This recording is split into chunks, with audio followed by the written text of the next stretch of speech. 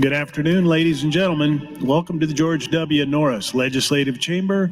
The afternoon session is about to reconvene. Senators, please record your presence. Roll call.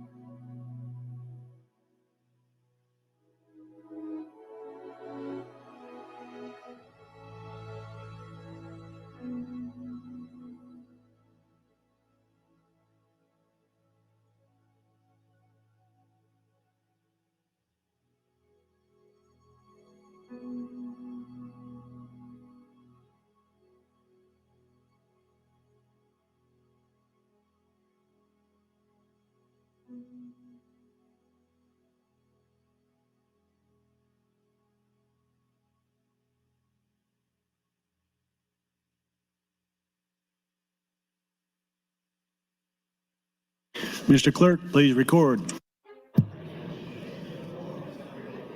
There's a quorum present, Mr. President. Thank you, Mr. Clerk. Do you have any items for the record? I have no items at this time.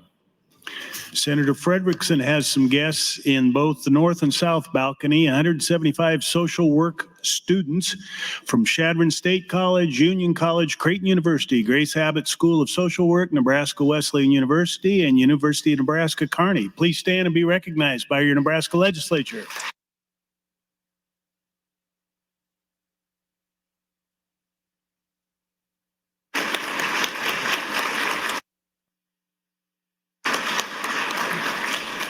All guests in the balcony are welcome. Pursuant to Rule 1, Section 11, the presiding officer has the discretion to empty the galleries in cases of a disturbance or disorderly conduct. While we don't anticipate exercising that authority, I'd like to remind you that those observing the legislature that there will be no outbursts, including clapping, heckling, or cheering.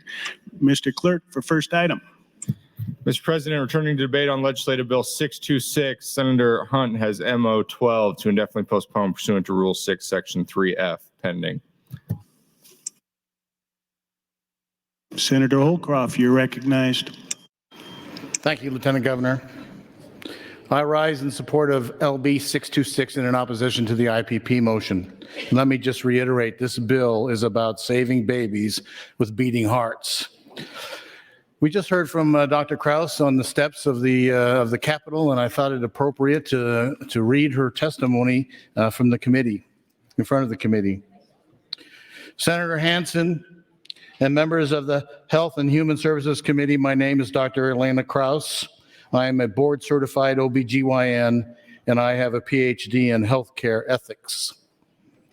Beyond this, I completed 3 additional years of training in obstetric, ultrasound, and the diagnosis and management of maternal and fetal health conditions to become a maternal fetal medicine specialist.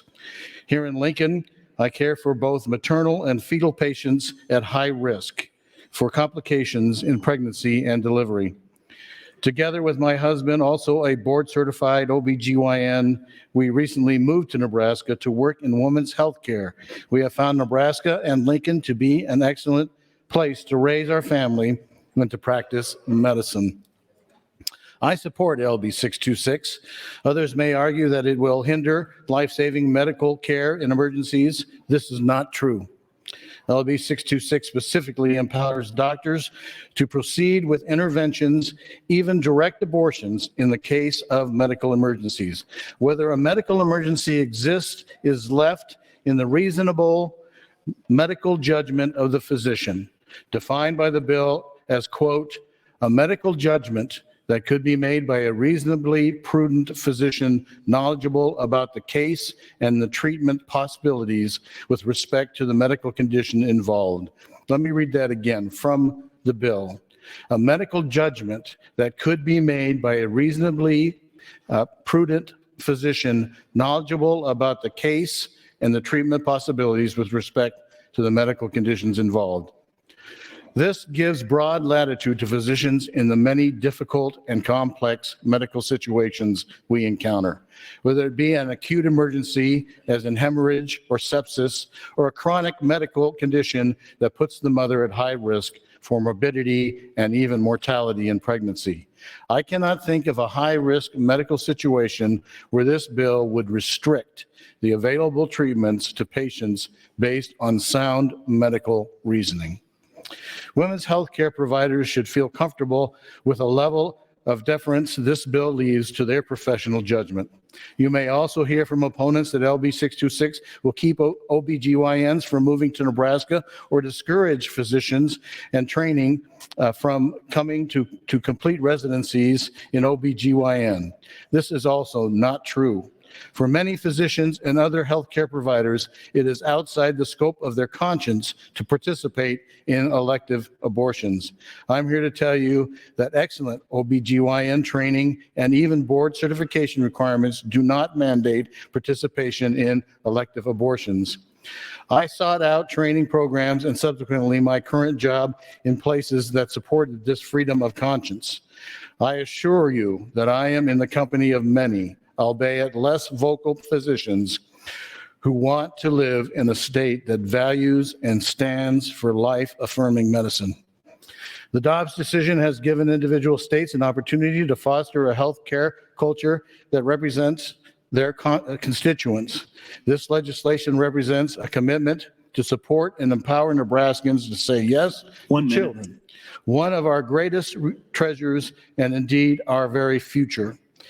It furthermore enables women and their healthcare providers to make individual decisions when challenged with pregnancy complications. My training has prepared me to provide excellent pregnancy care for both maternal and fetal patients, and LB 626 in no way compromises my ability to do that. I encourage you to vote it into law. With that, I'll yield the remainder of my time to Senator Hansen. Thank you, Senator. Senator Hansen, you have 24 seconds. I'll try to say something really astounding and fantastic in 20 seconds, but I don't think I can because I talk too much. So with that, I'll yield the rest of my time back to the chair. Thank you. Thank you very much. Senator Lippincott, you're recognized to speak. Thank you, sir. I grew up on a farm about 100 miles to the west of here and went to the University of Nebraska, graduated, and then I got married. And shortly after that, I joined the Air Force and got to do a dream of my life. I got to fly and become a pilot in the United States Air Force. I was on top of the world, and it was all about me. And then one day, my wife says, guess what? We're going to be a family. And we had a little boy not long after that, and then we had our second little boy 22 months later. And sometimes it takes a little time for knowledge to go from your head down to your heart and become something that's experiential. And I realized at the birth of both my sons, and I happened to be there the day each of them were born, that we truly are made in the image of God in this sense that we have the ability to create.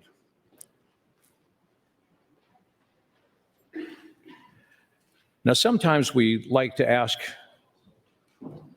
what is it that we are made in the image of God? What's that mean? Well, we're a trichotomous being. We've got a body, soul, and spirit. Our soul has an intellect, will, and emotion. So in that respect, we are like God, unlike anything else in creation. And sometimes when we see a beautiful sunrise, beautiful sunset, you want to share it with somebody that you love. And so that's the reason why God made us. It's not because he was lacking, he was lonely, but he wanted to share his love with his creation. And so he did. Now I'll shift gears a little bit. After my time in the Air Force, I then flew for Delta Airlines, and Delta's a big company. In fact, our pilot domicile in Atlanta, Georgia, 5,000 pilots. It's the largest pilot domicile of any airline in the world.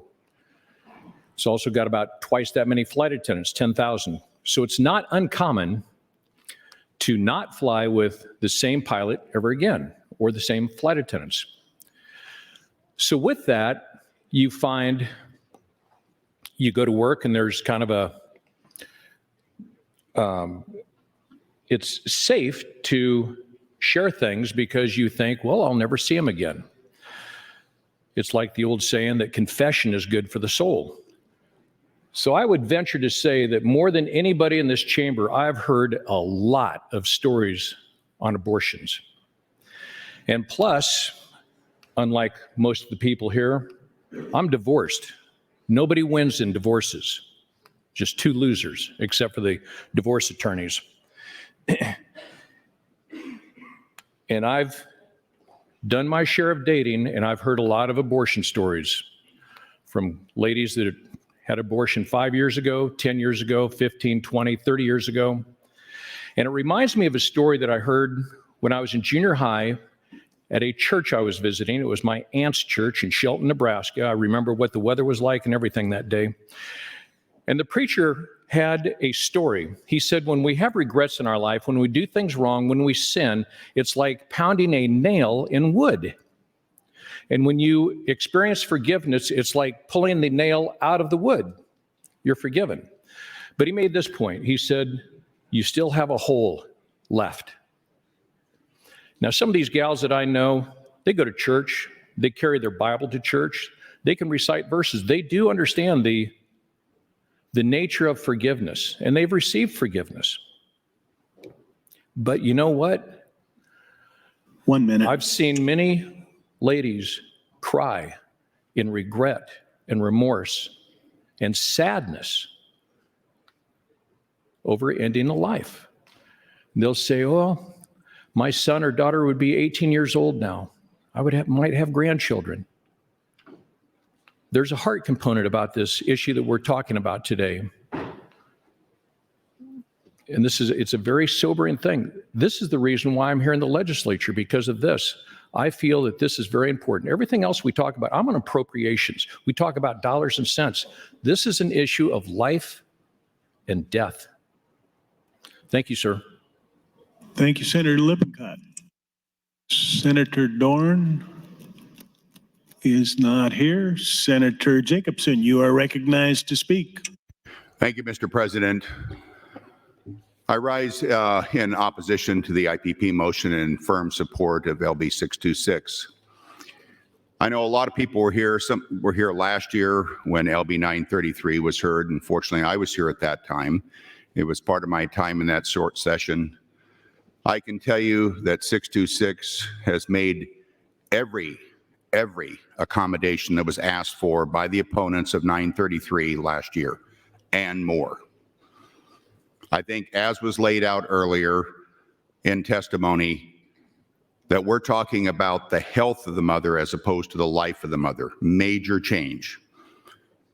We can sit here and we can talk about how people are afraid to deliver babies now. Well, are those same people, then are surgeons afraid to go into the operating room and operate? Because every time they do, they run a risk of malpractice or something going wrong. It's part of the process.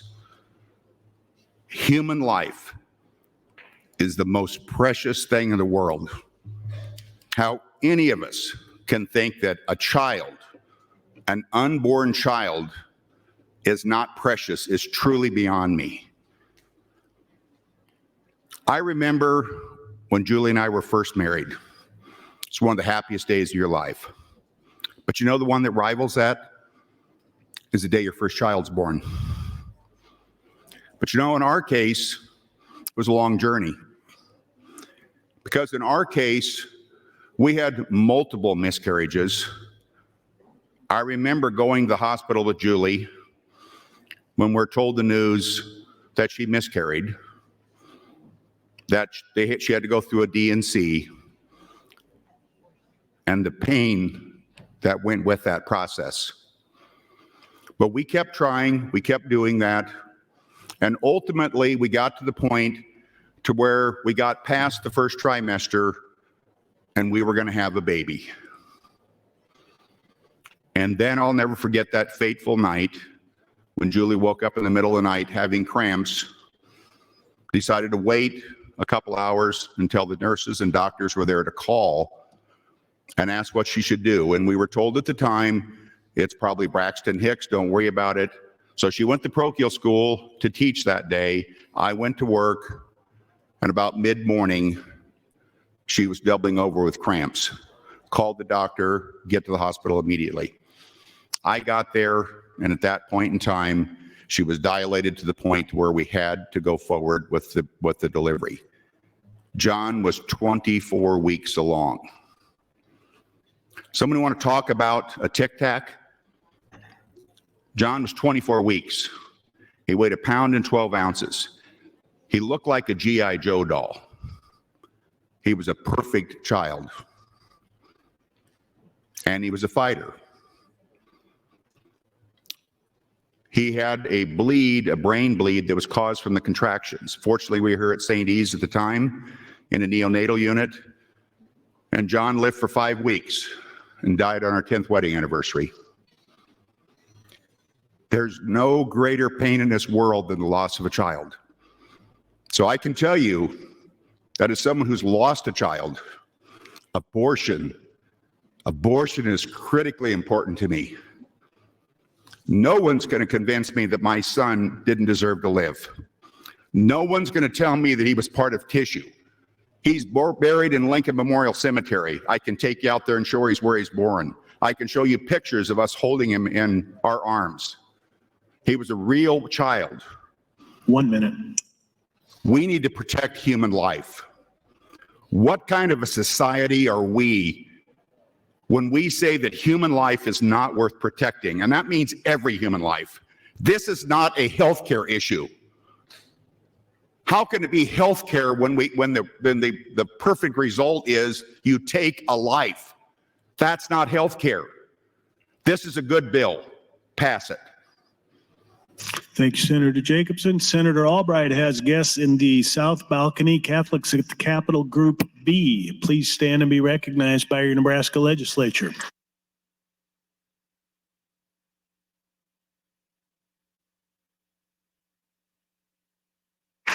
Senator Slama, you're recognized to speak.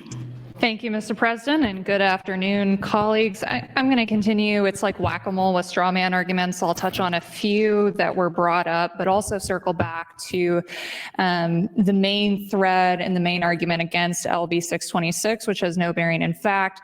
In the LB 626 somehow creates criminal or civil penalties for doctors giving abortions in the state of Nebraska under this bill. It doesn't. First off, I want to make note, since I have worked pretty heavily to fight human trafficking in the state of Nebraska, the note that this bill would somehow empower traffickers to interfere in the care of unborn children, interfere in the care of women, just simply has no basis in fact. I'm grateful Senator Blood distributed section 28902 of our statutes, and it outlines if you're over the age of 18, if you're seeking an abortion due to a sexual assault, what the steps are for the healthcare provider. Because it is a point of, I think, confusion amongst the opponents of what happens if somebody comes into an office and they say, I've been sexually assaulted, I'd like to end the pregnancy. Well, under 28902, if the victim is of age, 18 years of age or older, if you start with section 2A, the doctor shall provide the victim with information detailing the reporting options available. Under section subdivision 2B of this section, asks the victim either to provide written consent to report such actual or attempted sexual assault as provided in subsection 1 of this section. If the victim provides such written consent, the healthcare provider shall make the report required by subsection 1 of this section and submit to law enforcement a sexual assault evidence collection kit if one has been obtained, or to sign a written acknowledgement that such actual or attempted sexual assault will not be reported except as provided in subdivision 2C or subsection 3 of this section, but that the healthcare provider will submit to law enforcement a sexual assault evidence collection kit if one has been obtained using an anonymous reporting protocol. A healthcare provider may use the anonymous reporting protocol developed by the Attorney General under section 84-218 or may use a different anonymous reporting protocol. Here's the thing. There are all these arguments being made that if somebody comes in and says they're sexually assaulted, that we'll have to have a full investigation, we'll have to find the perpetrator, bring them to justice, when already under section 28902, we have the anonymous reporting mechanism clearly lined out. There's nothing that says that if a woman is seeking an abortion because of a sexual assault under the exception in LB 626, that they would have to be reported. There's nothing that's saying a human trafficking victim is going to have to name their accuser in order to seek an abortion. So when we're making claims that human traffickers are getting the tools they need by pushing this bill, it's simply not true, especially if you look at the four corners of the bill. I'm going to get my other memo here. And that brings me back to the baseline legal argument that this bill somehow creates criminal and civil penalties for doctors. When, if you look at the language reference 28336 passed by LB 38 in 1977, we defined accepted medical procedures as discussed in this bill. We defined it as procedures of the type and performed in a manner and in a facility which is equipped with surgical, anesthetic, resuscitation, and laboratory equipment sufficient to meet the standards. Thank you, Mr. President. Standards of medical care which physicians in the same neighborhood or in similar communities engaged in the same or similar lines of work would ordinarily exercise and devote to the benefit of patients. If you are fulfilling those things, if you are operating under that standard that doctors are already operating under and have very clearly already been operating under since 1977 and since 2009, you're in the clear, you're fine, nothing changes for you. It's only when you're in violation of that standard that you're already following that you could find yourself in trouble. And as Dr. Krause mentioned today already, that's a pretty high bar to hit.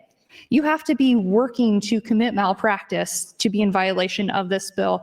And to close, I'll offer a quick quote from Mother Teresa, since she was already invoked on the floor by opponents of this bill. It is a poverty to decide that a That's your child must time. die so Senator that you may Slomo? live as you wish. That's your time. Thank you. Senator Frederickson, you're recognized to speak. Thank you, Mr. President. Good afternoon, colleagues. Good afternoon, Nebraskans. I continue to listen closely to the debate on this bill and on this issue, and I'm just kind of appreciative and acknowledging that this is a, as I said earlier, this is a very emotional bill, and it's a very difficult bill to discuss, and it's a long day. So I'm just kind of acknowledging that for all of us in the room, and also everyone who's observing this as well. I asked this question earlier, and I've been thinking a lot about this as I'm listening to arguments for the bill, and I'm open to being corrected if this is incorrect, but my sense is from the proponents of this bill is that the goal is to eliminate abortion in Nebraska. And I'm not sure I understand how this does that. And I say that because, as I said earlier, we have data that shows that when there are abortion bans or restrictions, abortion still happens. And it happens at similar rates where abortion is legal. So I think we're living in a bit of a fantasy world by thinking LB 626 is passed and signed into law and abortion just goes away in our state. And so if the goal is to eliminate abortion in our state, this isn't the path to do that. That hasn't happened anywhere. Abortion still exists, and it will still exist. I think one of the most beautiful things about our country is freedom of religion. And I've heard multiple people on the mic today invoke religion as a catalyst for legislation. America is not a theocracy, and nor should it be.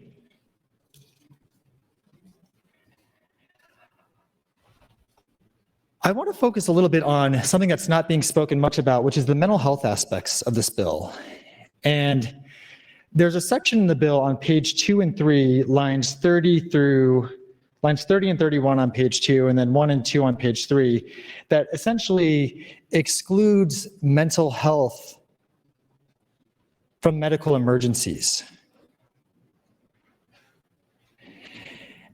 And I'm kind of curious to sort of understand a little bit more of the function of that, because as I read that, to me, as a mental health provider, that seems like a particularly cruel part of this legislation.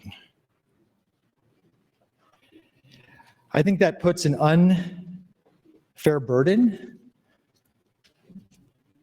on folks who struggle with mental illness. And this is a pretty sensitive topic because we've spent a lot of time working to try to underscore the importance of psychiatric parity with medical health. But the reality is, if an individual is receiving treatment for a mental illness, and perhaps that treatment plan includes medication, a psychotropic medication, there are things that a person has to consider when it comes to interactions. There might be risks for fetal anomalies with certain psychotropic medications and mood stabilizers. Thank you, Mr. President.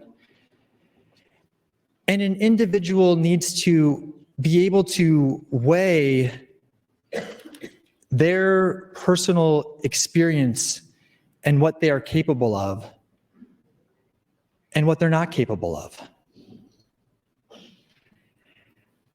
And so to exclude any consideration of a psychiatric emergency And I have an amendment to strike that part of the bill, frankly, but I don't think we'll ever get to that.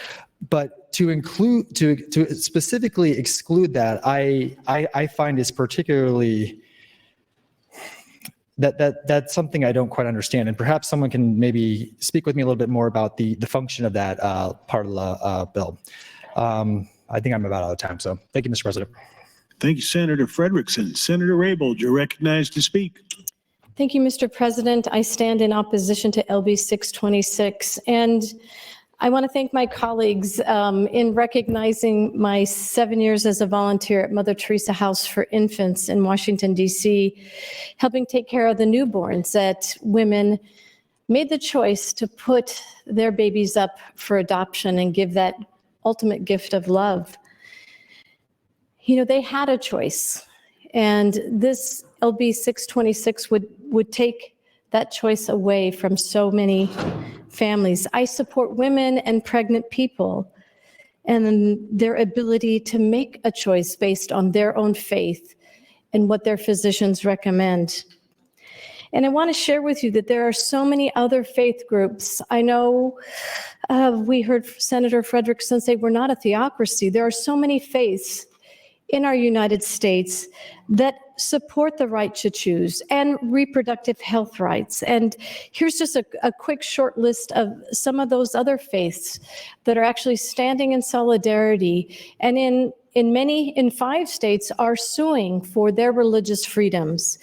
It's the American Baptist Church, American Ethical Union, American Friends, the Quaker, American Jewish Congress, Christian Church, Episcopal Church, Lutheran Women's Caucus, Moravian Church in America, Northern Province, Presbyterian Church, Reorganized Church of Jesus Christ of Latter-day Saints, Union of American Hebrew Congregations, Unitarian Universalist Association, United Church of Christ, United Methodist Church, United Synagogue of America, Women's Caucus Church of the Brethren, YWCA, Religious Coalition for Reproductive Choice, and Catholics for Free Choice, Evangelicals for Free Choice. You know, when we talk about being a pro-life state, I think we really have to rethink that terminology. You know, how can we be a pro-life state when the majority of Nebraskans want to keep abortion safe and legal? Holland Institute did a study in March. 60% of Nebraskans want to keep abortion safe and legal. And in Nebraska, it's up to 20 weeks, which is the same as our neighbor to the south, Kansas. They allow abortion to be safe and legal up to 20 weeks.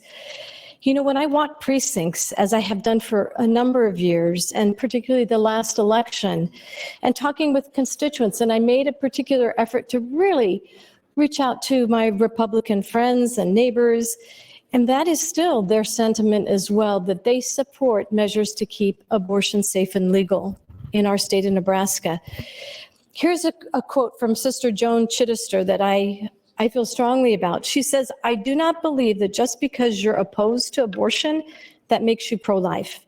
In fact, I think that in many cases, your morality is deeply lacking if all you want is a child born, but not a child fed, not a child educated, not a child housed. And why do I think that you don't? Because you don't want any tax dollars to go there. That's not pro-life, that's pro-birth. We need a much broader conversation on what the morality of pro-life is." So I go on, like, how can we be a pro-life state when our adoption rates are the lowest since 2003? How can we be a pro-life state when we have over 6,000 children in foster care? How can we be a pro-life state when the majority of Nebraskans support the death penalty?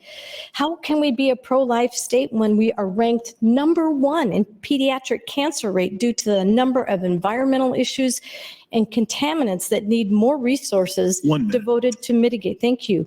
We certainly can't ignore this matter. How can we be a pro-life state when we have seen nursing home after nursing home close, particularly in our communities?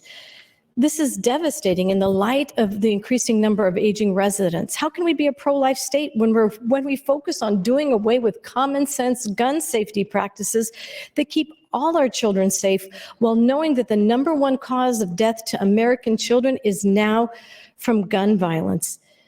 And oh, by the way, gun-related incarcerations are the leading cause of overcrowding in our county jails and penitentiary. How can we be a pro-life state when we're ranked number 1 or number 2 in the number of Nebraskans we incarcerate with no programming, no treatment that will help thousands turn their lives around when they re-enter our communities?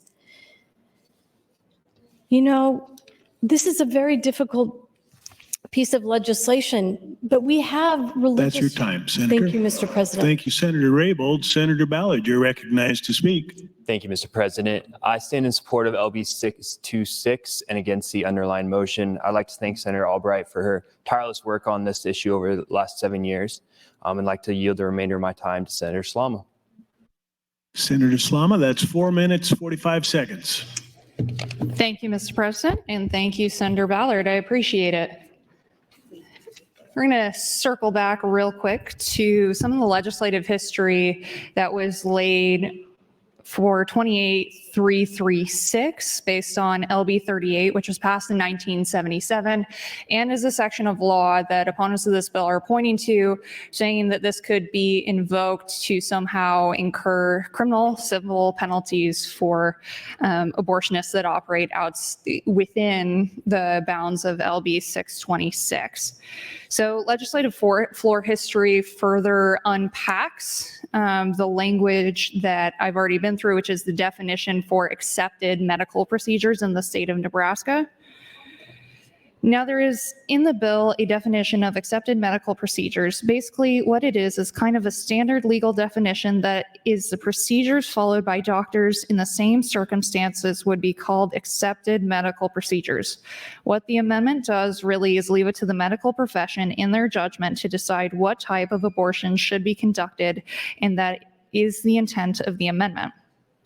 Another quote from that floor debate is what it does is it leaves discretion with the doctor as the best medical practices to follow, and that for criminal violation to occur, the doctor would have to intentionally, I think intent is in there, but it would have to go against accepted medical practice, do something that is out of the ordinary. So the two quotes I gave seem to be the entire extent of the legislative history. There's no real gray area here. It's very clearly defined what accepted medical procedures are in the state of Nebraska. And there's an emphasis on procedures of the type and performed in a manner and in a facility which is equipped with the surgical, anesthetic, resuscitation, and laboratory equipment sufficient to meet the standards of medical care which physicians in the same neighborhood or in similar communities engaged in the same or similar lines of work would ordinarily exercise and devote to the benefit of their patients. So if you're operating and using your professional medical judgment, just as you have been since 1977 in the state of Nebraska, you are absolutely fine. LB 626 doesn't change it. Senator Albright has done a wonderful job of explaining that, and I'm grateful for the chance to add a little bit of color on the legislative history on that front. Now, moving forward, something that Senator Hansen did a wonderful job of fleshing out was taking Senator Kavanaugh to task and asking, well, when is it acceptable for the government to step in and say you shouldn't have an abortion? And her argument was after birth, worked around to the point of viability. And I'd like to give an example. I think everybody here is familiar with Dr. Carhart, pretty well known in the state of Nebraska, and his clinics for abortion and reproductive excellence. And he has a late-term abortion center in Colorado. Colorado's one of the states that allows abortion unrestricted. So they have sorry, this is difficult for me to read.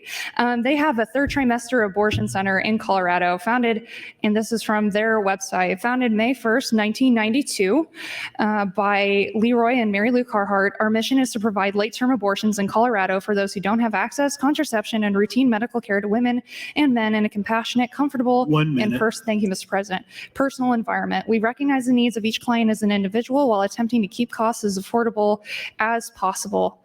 We provide assistance to women in Colorado with late-term abortions, third trimester abortions, abortions after 27 weeks, maternal indication abortions, fetal indication abortions, and birth control. Senator Jacobson's son was 24 weeks old when he was born. This center specializes in abortions after 27 weeks. Thank you, Mr. President. Thank you, Senator Slama. Senator Bostoman, you're recognized to speak. Thank you, Mr. President. I stand opposed to the motion to IPP and support LB 626. I'll yield the rest of my time to Senator Hansen. Senator Hansen, that's 4 minutes, 51 seconds. Thank you, Mr. President. So I hate to keep kind of maybe picking on the same person, but I was hoping to ask some of these questions of other opponents of the bill, such as Senator Hunt or Senator Day, but I can't seem to get them on the floor to ask them certain questions. So I'm going to ask Senator Rabel the question, if she would yield to a question, please. And Senator Kavanaugh is on the floor, though. I won't let people know that she isn't, so. Senator Rabel, will you yield to a question? Yes, I will. Okay, the question I was kind of alluding to before about the idea of choice and the woman's ability to decide what she feels is best for her body at certain times during the pregnancy. And so along those certain lines, is it okay for a pregnant woman to drink alcohol excessively or smoke a pack of cigarettes a day since it's her body when she's pregnant? Well, you know, I want to be really clear that I don't think it's my place at all to make health decisions or give any type of medical advice that I am really not qualified to give. All I can tell you is that I've had 2 amazing pregnancies, and I, like many women, chose to give up alcohol, give up coffee, and try to eat as many healthy things as my healthcare provider recommended that I should do. And that is why prenatal care is so important. Okay, thank you. If I can expound on that a little bit, I brought up a good point. I'm not going to talk about you personally, but I'm going to use a hypothetical. If this was your daughter, right? You already gave good examples of why you stopped doing certain things while you're pregnant. Sure. So I won't touch on that, but along those same lines, if it was your daughter, per se, and you saw her drinking alcohol and you saw her smoking cigarettes when she's 15 weeks pregnant, or you found out she's 12 weeks pregnant or 30 weeks pregnant, would you recommend she stop?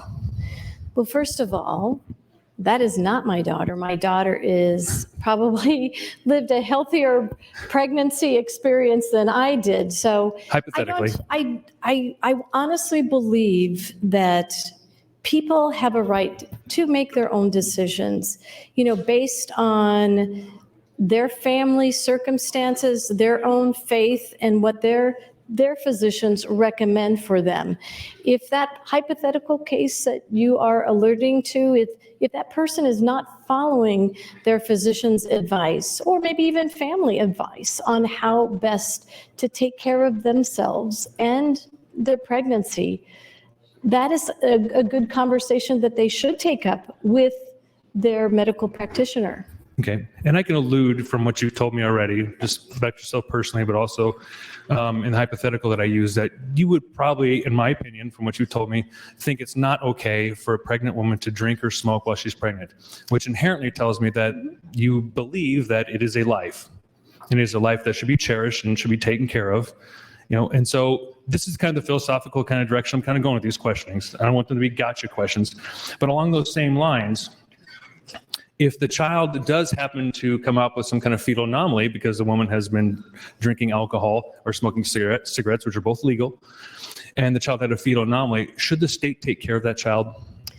Well, first of all, I want to say that I am a pro-choice Catholic, and I do believe that life begins at conception. And as I've stated before, I represent a very diverse district of people of many faiths and many different philosophies and lifestyles. 1 minute. So I don't ever attempt to judge them or predispose what the right lifestyle is for them. Sure, I'm not asking you to judge anybody. I'm just trying to get a feel for where, because we're hearing a lot of arguments about why we should have choice, about why we should terminate pregnancies at certain times or not at certain times. And so I'm just trying to get a feel of the opposition. It seems like the supporters of this bill are pretty united in their idea, such as yours, that life begins at conception. But we, I think, inherently want to protect that life, whether it's for some people based on their faith, or whether some people it's based on the Constitution, because each life has the right to life, liberty, and the pursuit of happiness. And anytime we're going to terminate a life, they should have the ability to a trial by jury of their peers. They should go through the judicial system. But if we don't ever provide that, then the idea that you think it's a life, but yet we have the right to terminate it without those constitutional precepts, I think it kind of doesn't make a lot of sense to me. And Well, so we that's do why I have- ask these questions. I'm trying to get a feel for where you're coming from. Well, we do have That's your time, religious Senators. freedoms. Thank you, Mr. President. Thank you, Senators. Senator Albright, you're recognized to speak. Thank you, Mr. President. I'd like to take a little bit more time to thank some of these professionals that came to speak at the HHS hearings that we had on this particular bill. One of them was not at the actual hearing, but he was at our press conference earlier this year. And his remarks meant so much to many of us. He definitely spoke from the heart. These remarks were from Dr. Robert Planbeck, Nebraska OBGYN, at the press conference, which introduced LB 626. Says, I'm Dr. Robert Planbeck, an obstetrician gynecologist living in Lincoln, Nebraska. I've specialized in obstetrics and gynecology for 35 years. When I provide care for a pregnant woman, I'm responsible for caring for two patients, the mother and her unborn child. There is no question, biologically or medically, that these are two separate human beings. As every physician learns in medical school, the mother and her unborn child have their own heartbeats, their own genetic makeup, and their own medical needs. They are separate individual humans and both deserve compassionate and professional medical care. Every human life, both the mother and her unborn child, is sacred. I have treated and cared for thousands of pregnant women and their babies, including complicated and sometimes life-threatening health situations, and I see nothing in this bill that prevents me or any other doctor from providing appropriate and necessary medical care to a pregnant woman, or from terminating a pregnancy in the rare and tragic instance when the mother's life is at stake. As an OBGYN, helping women through a wide range of challenging and sometimes distressing medical and surgical health problems throughout their lives is a responsibility that I take very seriously. One of the greatest responsibilities and privileges as an OBGYN is witnessing the miracle of life as the child takes its first breath, and as I lay the baby in the mother's arms and see the tears in the parents' eyes as they hold their baby for the first time. It is such a marvel. It's such a marvel and always touches me deeply.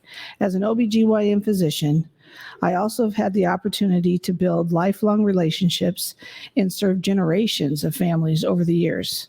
I genuinely care about these families I serve, and I care about this community and our state. As a medical professional and as a lifelong citizen of our beloved state of Nebraska, I believe this bill will not interfere with my ability or any physician's ability to properly provide care for a woman or her unborn child. Thank you, Mr. President. I'll yield the time back. Thank you, Senator Albright. Senator Boslin, you're recognized to speak. Thank you, Mr. President. I stand in support of LB 626. For starters, these are babies with a beating heart. They are lives with potential, not potential lives. I will first start off by saying to my colleagues, I think we can all agree on some level how sad it is that any person could think that this is their best or only option. I am a former prosecutor. I had the opportunity to listen to Senator Dungan earlier. My light did not go on as quickly as one might have thought in order to respond to that, but I would like to point out some of the arguments that he made and the counter arguments to those. If I've misquoted him, I'm sure he'll point that out. He argued on the legal consequences, specifically the four corners that would direct prosecutors to charge doctors with an illegal, having performed an abortion illegally.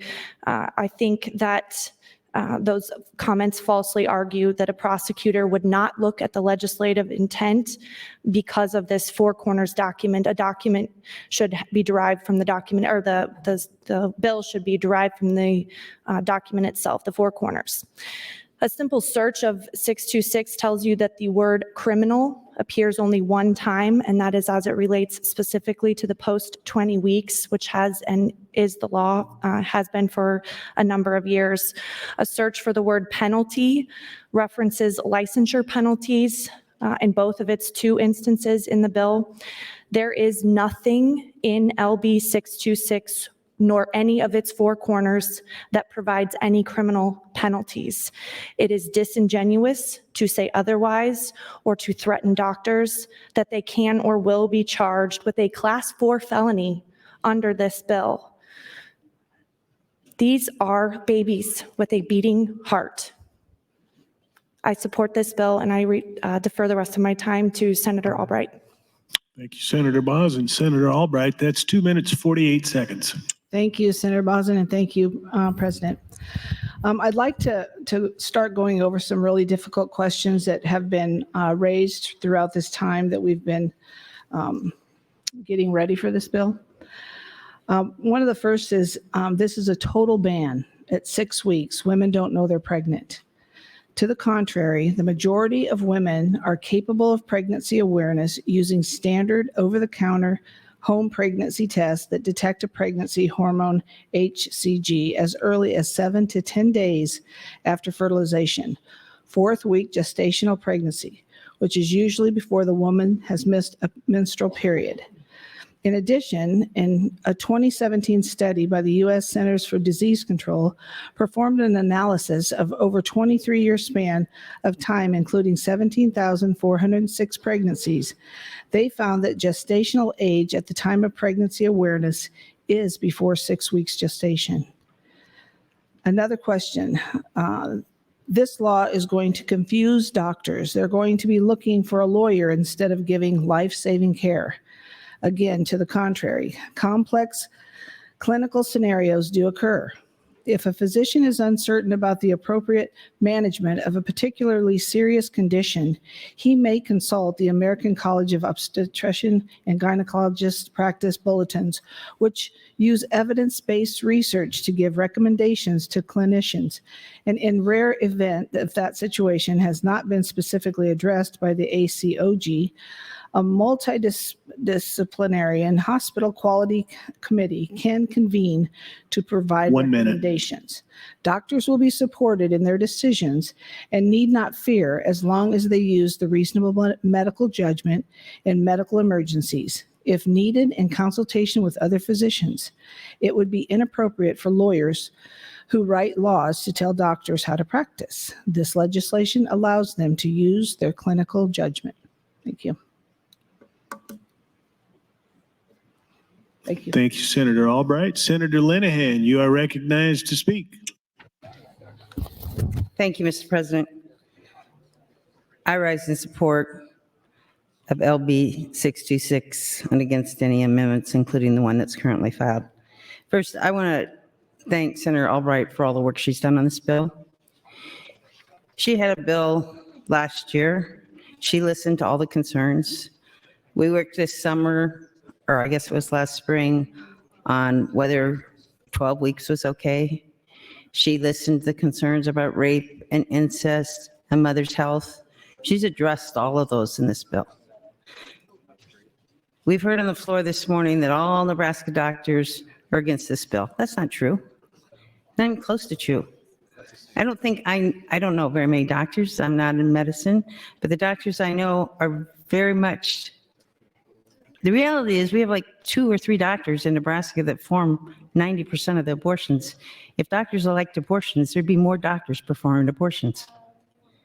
This is not something that 99% of the doctors in Nebraska do. Now, why is that, you think? Because they don't believe in it. Now, if they have to, it's emergencies and ectopic pregnancy, yes, they will take care of the health of the patient. But this is not like something everybody just does. And it was said that Nebraska women aren't for it. That's not true. The sponsor of the bill happens to be a woman. I'm a woman. Senator Salam is a woman. Senator Boston's a woman. There's several women that aren't here right now that are for this bill. It's just that the misinformation that was spread early on this bill is disturbing. And I don't know of one person who's standing up against this bill that agreed that 12 weeks was okay last summer when we talked about whether we should have a special session. People who are leading the fight on this today didn't like 12 weeks. And as Julie just pointed out, we can't seem to find a time that's okay. So is it okay that you can go to Colorado and get an abortion when the baby's viable? Senator Albright and the groups that she's worked with have moved further on this than the opposition. The opposition, from what I can tell, hasn't moved at all. You're not trying to find compromise, because in reality, you want, I know you don't like to hear this, Senator Frederickson, I think he brought up a good point, and he has an amendment, and I think we should look at it. And I bet if he talks to Senator Albright, she would agree to that amendment. So I'm going to not forget that.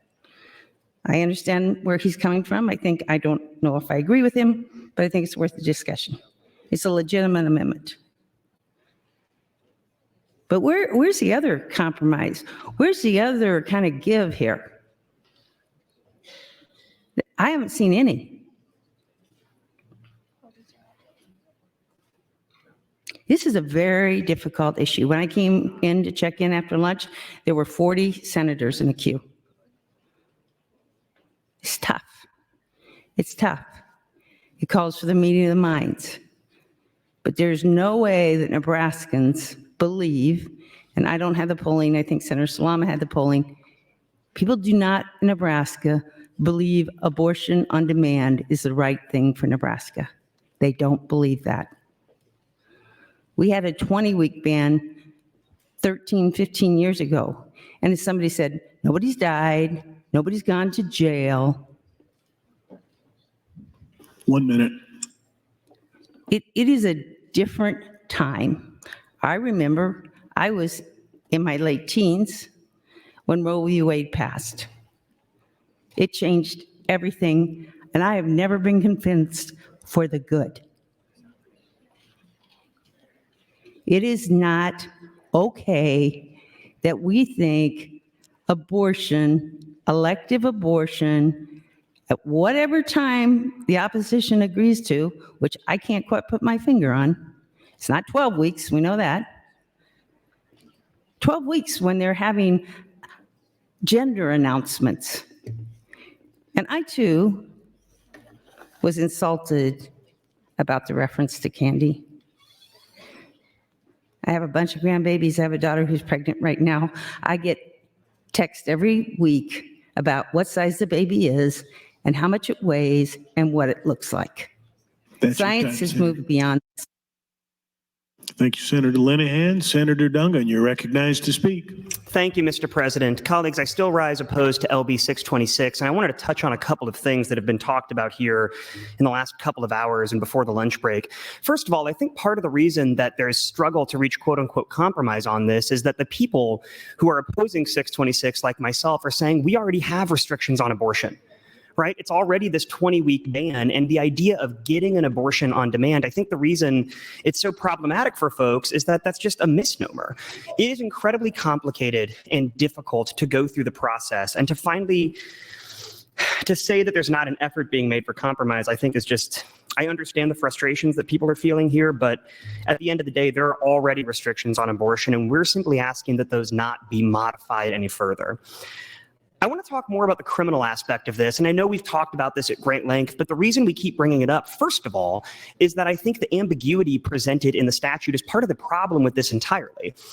The idea that this could bring criminal penalties is not novel. It is not new. We didn't just bring that up all of a sudden. It's something that was discussed previously. It's been discussed with this iteration of the law, and if the proponents of this bill wanted to make it clear that criminal penalties were not an option, they could have included either language specifically saying you cannot be held criminally liable for a violation of the so-called Nebraska Heartbeat Act, or they could have put in a repealer in here for all of the other abortion statutes that remain on the books that treat them as criminal penalties.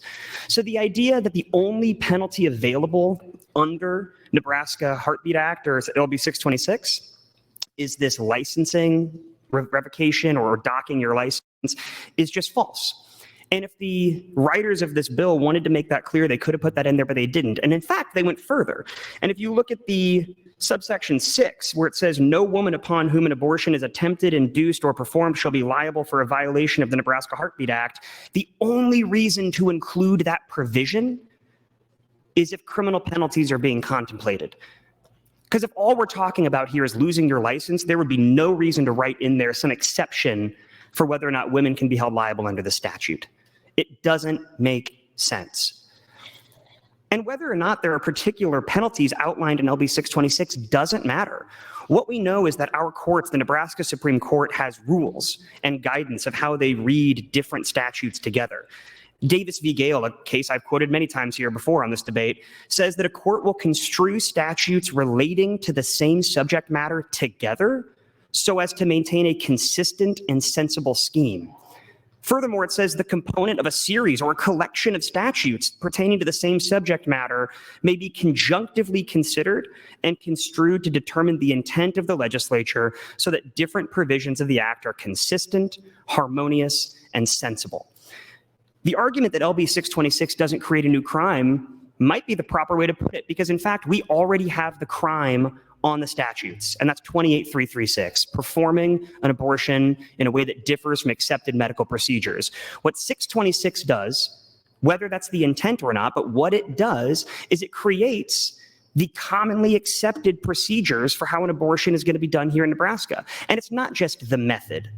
It's the manner in which it's going to be conducted. It's the timing, it's the effort, it's the obligations, it's the way they have to document things. And so we are absolutely creating a framework within LB 626 that a lack of adherence to would result, or could result, and likely will result, in the possibility of criminal penalties.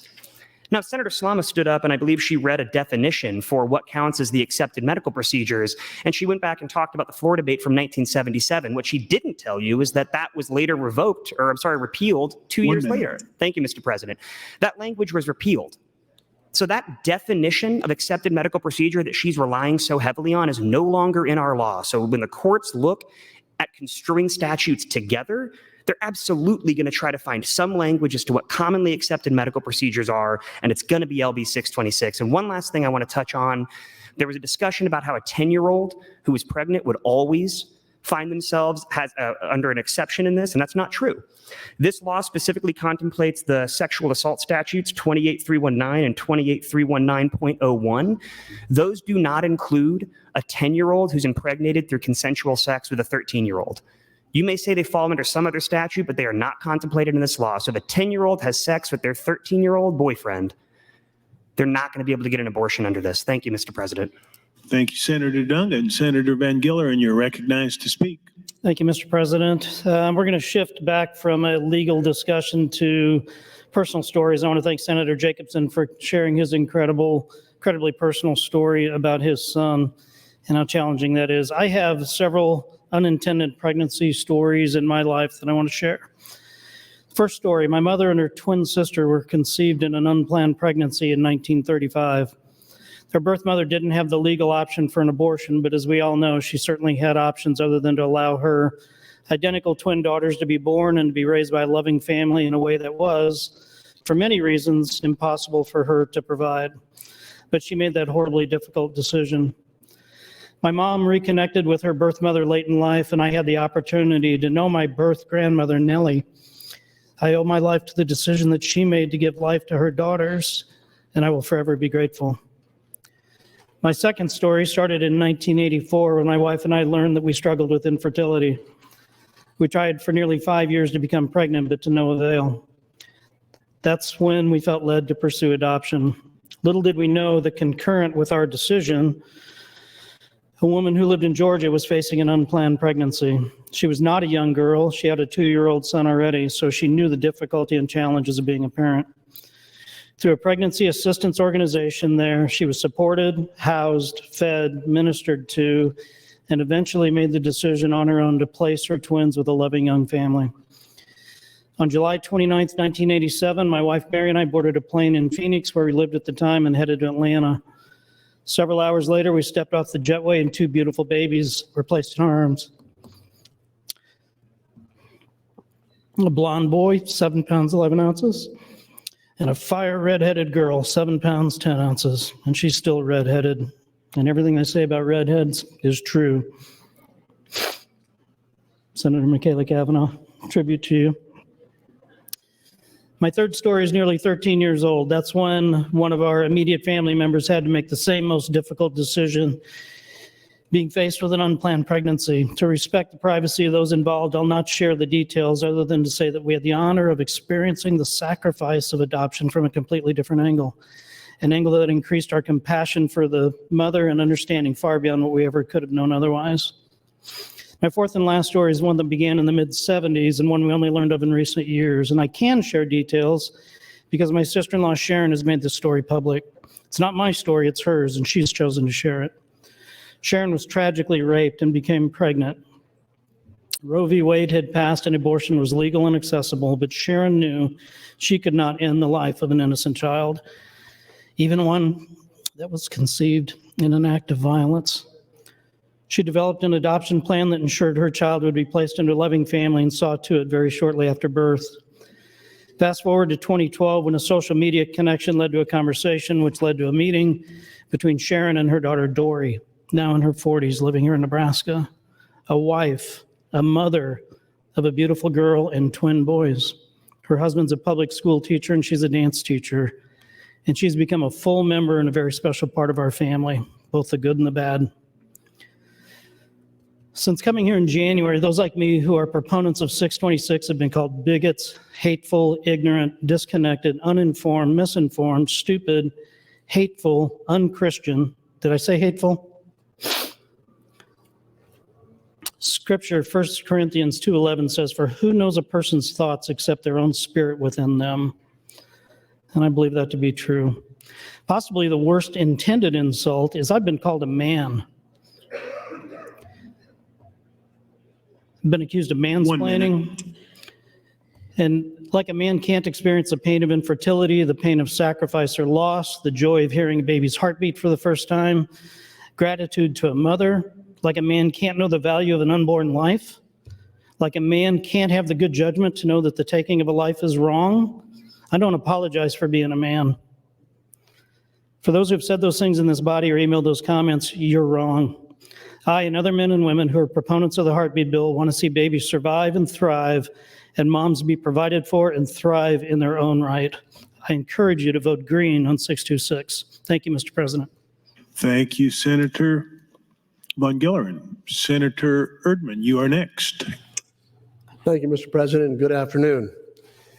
I've been in appropriations quite a bit today. Didn't get to hear a lot of the debate, but I did hear some of it.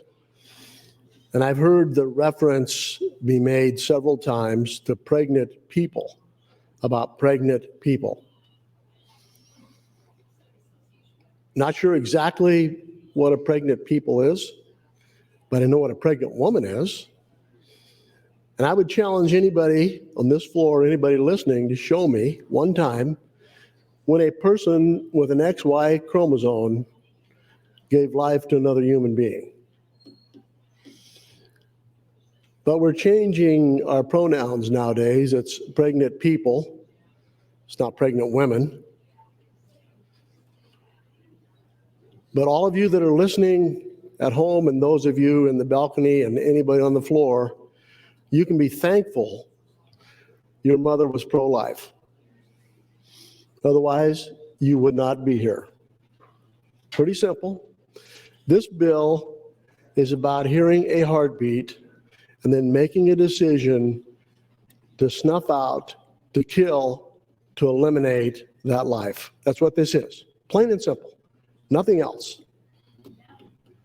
If you hear a heartbeat, that's a life. And if you stop the heart from beating, in my opinion, that's murder. It's not health care. It's murder. I don't know any other way to say it more simple so that no one can miss it. No one. It's a heartbeat. It's a life.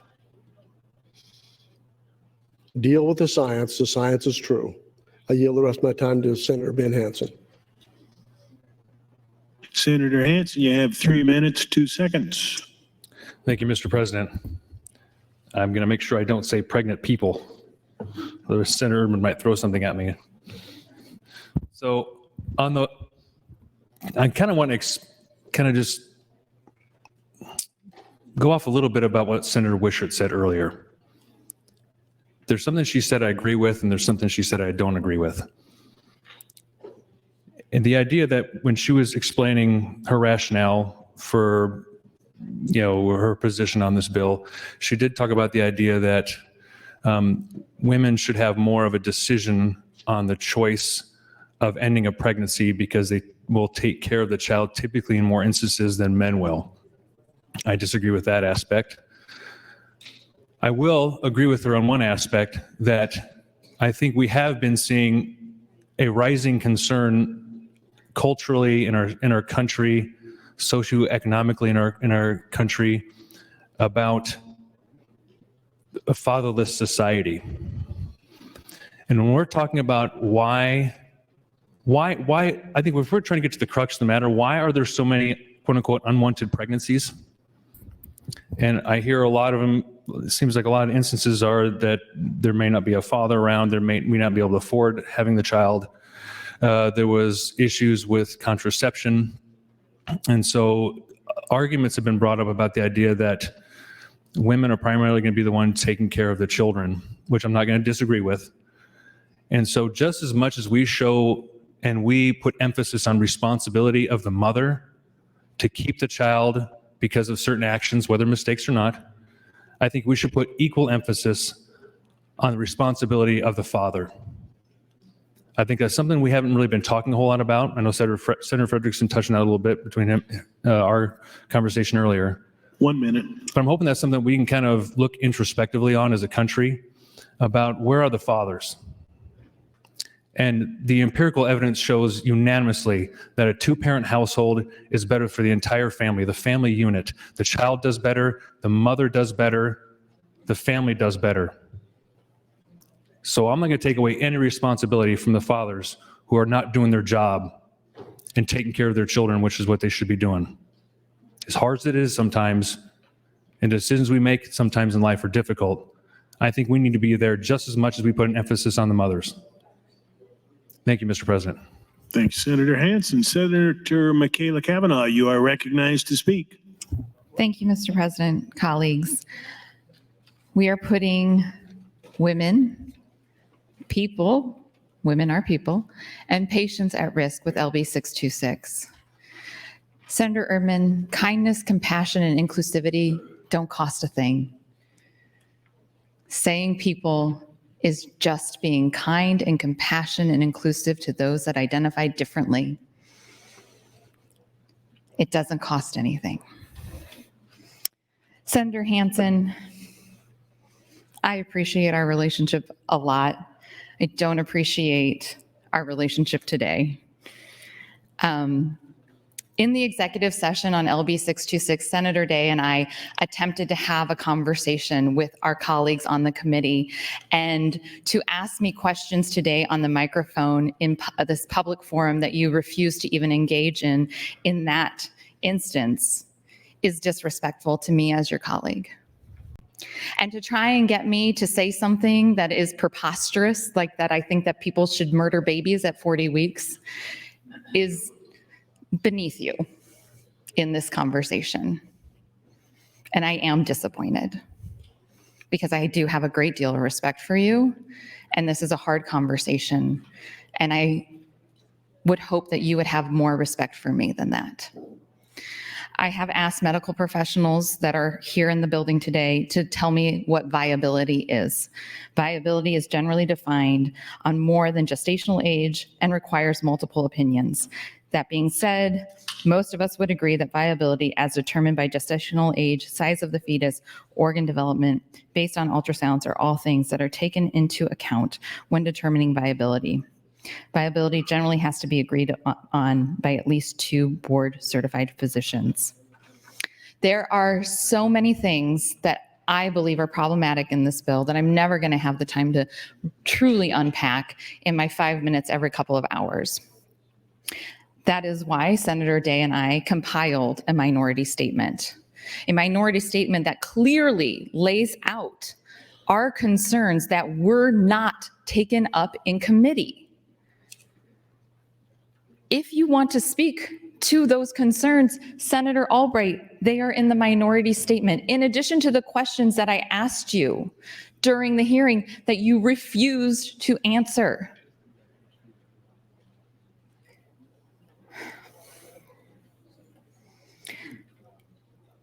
A child, the loss of a child is a tragedy. The loss of Senator Jacobson and his wife's child is a tragedy. And it is personal. It is personal, just like it is personal for all of us. This is a personal bill, which is part of the problem. We are legislating something that is deeply rooted in each of us in a different way. And it is personal for each of us in a different way, whether it is personal for us for our personal experience or personal for us because of our religious beliefs. It is deeply personal. And it should be treated seriously. And the conversation should be serious. And those are gotcha questions. And they are not helpful or productive to the conversation.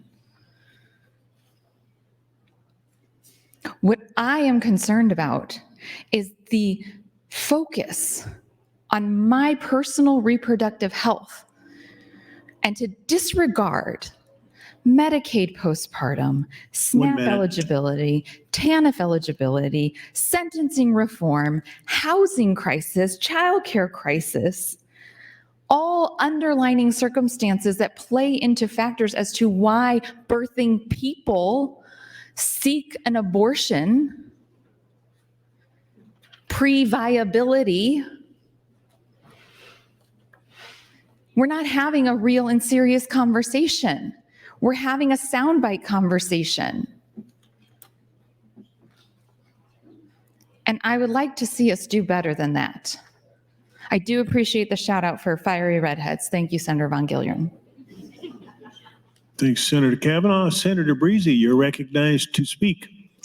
Thank you, Mr. President. I rise again in support of LB 626. My comments will be brief. You know, this clearly is a contentious issue. Passion's pretty high on both sides. But for me, it's clear cut. It's about protecting innocent life with a heartbeat. And this bill represents a reasonable place to land. It accommodates the concerns of a lot of folks here. The bill specifically excludes ectopic pregnancies. It excludes in vitro fertilization. It creates exceptions for medical emergencies, sexual assault, and incest. And in assessing whether something is a medical emergency, the language refers to the medical judgment that could be made by a reasonably prudent physician, not would, but could. That gives the medical community extremely wide latitude in that area. So yes, as Senator Holdcroft told us a little while ago, this is quite friendly to the medical community. LB 626 is reasonable legislation that most importantly protects innocent life. I support it. I would urge your support. And with that, I would yield the balance of my time to Senator Hansen. Thank you. Senator Hansen, you have 3 minutes, 40 seconds. Thank you, Senator Breezy. Thank you, Mr. President. So let me describe a little bit about how the legislative process works, in case for those who are listening or in the stands who may not understand the process about how this becomes a bill. So we have a committee. We have the HHS committee, which this bill went to. We have a hearing on it. And then after the hearing, we have an executive session. So during the executive session, it gives a chance for senators to discuss their feelings on a bill. It gives a chance to their ability to introduce an amendment if they so choose. At any time, a senator can sit there and say, I want to add this to a bill. I think maybe that's something we should look at doing as a committee amendment. And then we can take it to a vote. None of that happened during the executive session. People voiced their opinions. I just don't think they like what they heard.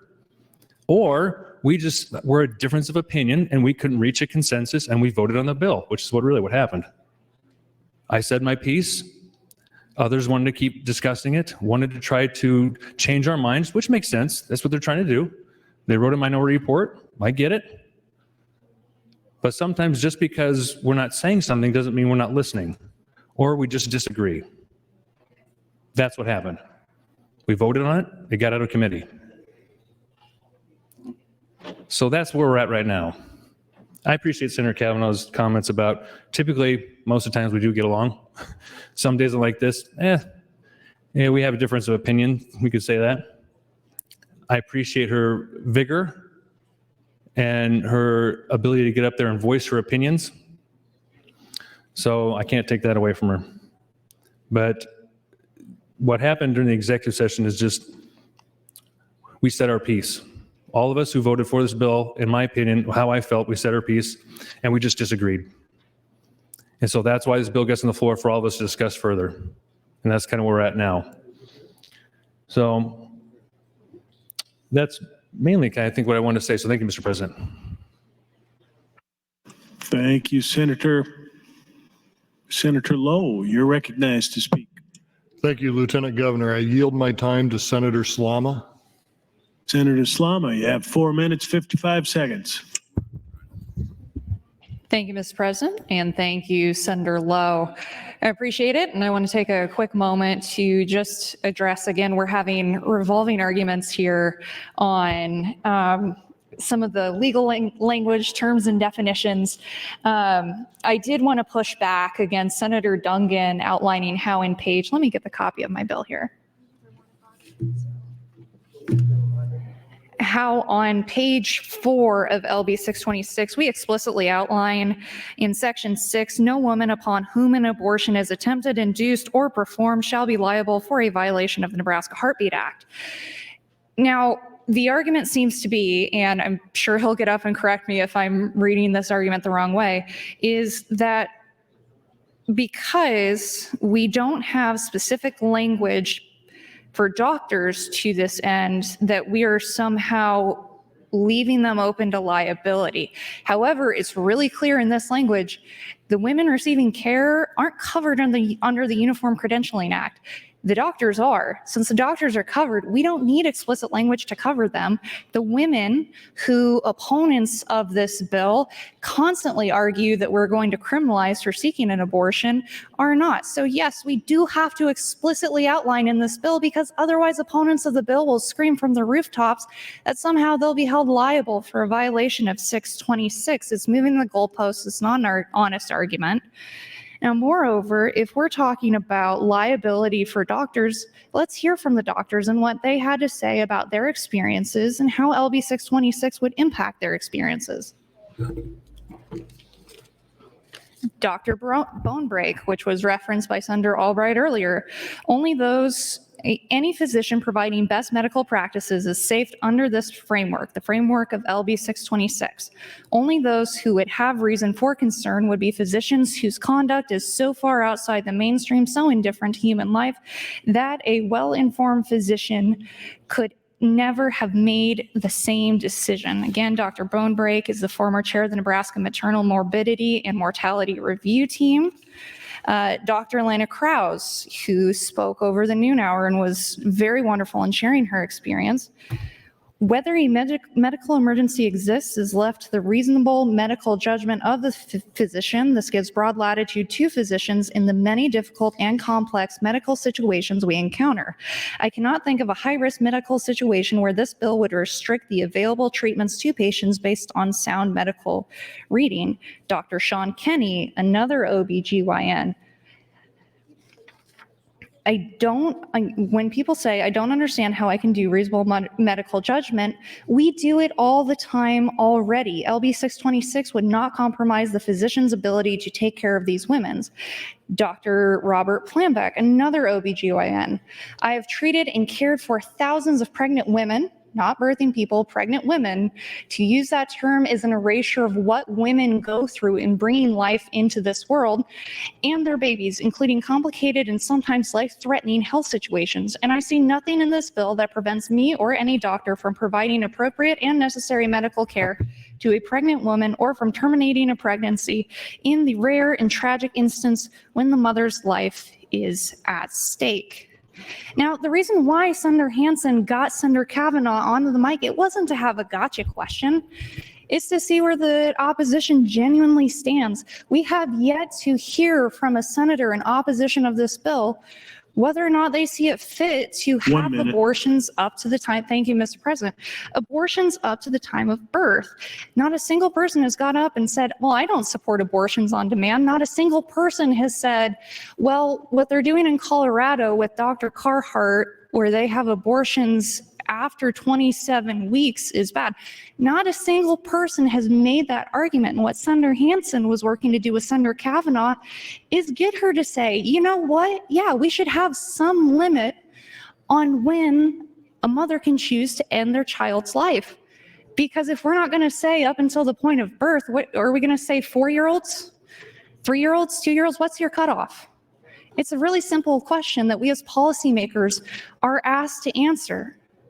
So we're discussing 6 weeks right now. What's your number? Thank you, Mr. President. Thank you, Senator Slama. Senator Hunt, you are recognized to speak. Thank you, Mr. President. I'll put one thing out there. Talking about this abortion till birth, got you question stuff, that doesn't happen. And if any of you listen to any of the doctors who have been trying to talk to you, you would know this. What we are talking about today is you trying to limit access to abortion care. You want to ban abortion care, and that actually makes you the extremist. Moving it to 6 weeks before most women even know that they're pregnant. They don't even know that they're pregnant at the time. And you're trying to deflect from the topic at hand. And if you have further questions about how abortion care actually works, how pregnancy actually works, you can talk to one of the doctors out in the rotunda who's been here trying to reach you to give you these medical facts. Colleagues, today is day 60, and so today we've learned that we can go 60 days without passing a bill. And maybe next year that's what happens. Maybe next year for our short 60-day session, we'll be in the same exact place because I've got gas.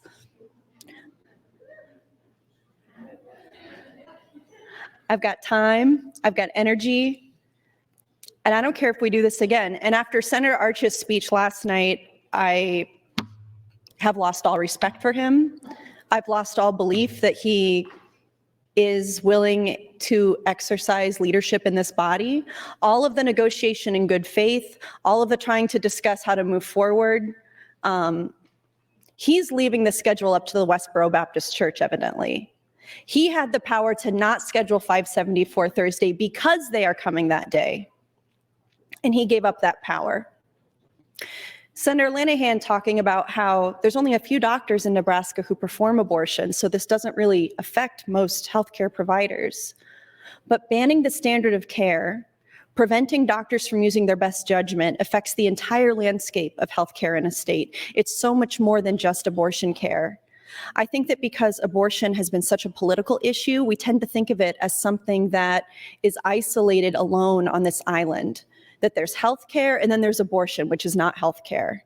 But the truth is that abortion care is integrated into every part of women's health care, from miscarriage management to helping somebody become pregnant, contraception, people who have been struggling with infertility, managing a complicated pregnancy, people who are facing other medical issues and they need this kind of care integrated into their treatment. I mean, really all of these things. And especially when we're dealing with complicated pregnancies, doctors often have to send their patients to neurologists, pulmonologists, cardiologists, radiologists, all kinds of other doctors. So all of this care is integrated. And it's like Jenga. If you take one thing out of the tower of the healthcare infrastructure that we have in Nebraska, the whole thing becomes weaker and we can lose people. People will die because you're removing access to healthcare from them. So doctors are consulting with the entire house of medicine to help their highest risk patients have the most successful pregnancy outcomes possible. And they too understand how the system is currently failing pregnant people at all levels. And not only that, but in a state where we are criminalizing care, where politicians are inserting themselves in the doctor-patient relationship, what's next? Every year we have some kind of abortion ban. Every year we block more access to care. So what's next, guys? Senator Albright, what do you want to introduce next year? They just keep coming one after another. It's our imperative to stand up and make sure that people understand that our healthcare providers went to medical school to help people, to One take minute. care of us, and that this is a way that they are taking care of the people of Nebraska. I trust doctors, I trust healthcare providers, I trust Nebraskans. And I don't think any of us in here, I mean, it goes without saying, blah, blah, blah. We say this every single time we get up on the mic. None of you know what you're talking about. The obvious refusal by you to acknowledge that a 6-week fetus does not have a heartbeat tells you that you're not interested in learning information. You're not interested in being corrected with anything that might conflict with your religious views. You are not qualified to make this decision, and people will die and be harmed because of it. Thank you, Mr. President. Thank you, Senator Hunt. Senator John Kavanaugh, you are recognized to speak. Thank you, Mr. President. Well, I will again rise in support of the IPP and opposed to LB 626 for all the reasons that I've stated, things Senator Hunt just stated. But I can kind of try to answer what I think Senator Dungan's point was. This bill, LB 626, has language that mirrors the language that was in a bill passed a few years ago banning other later term abortions.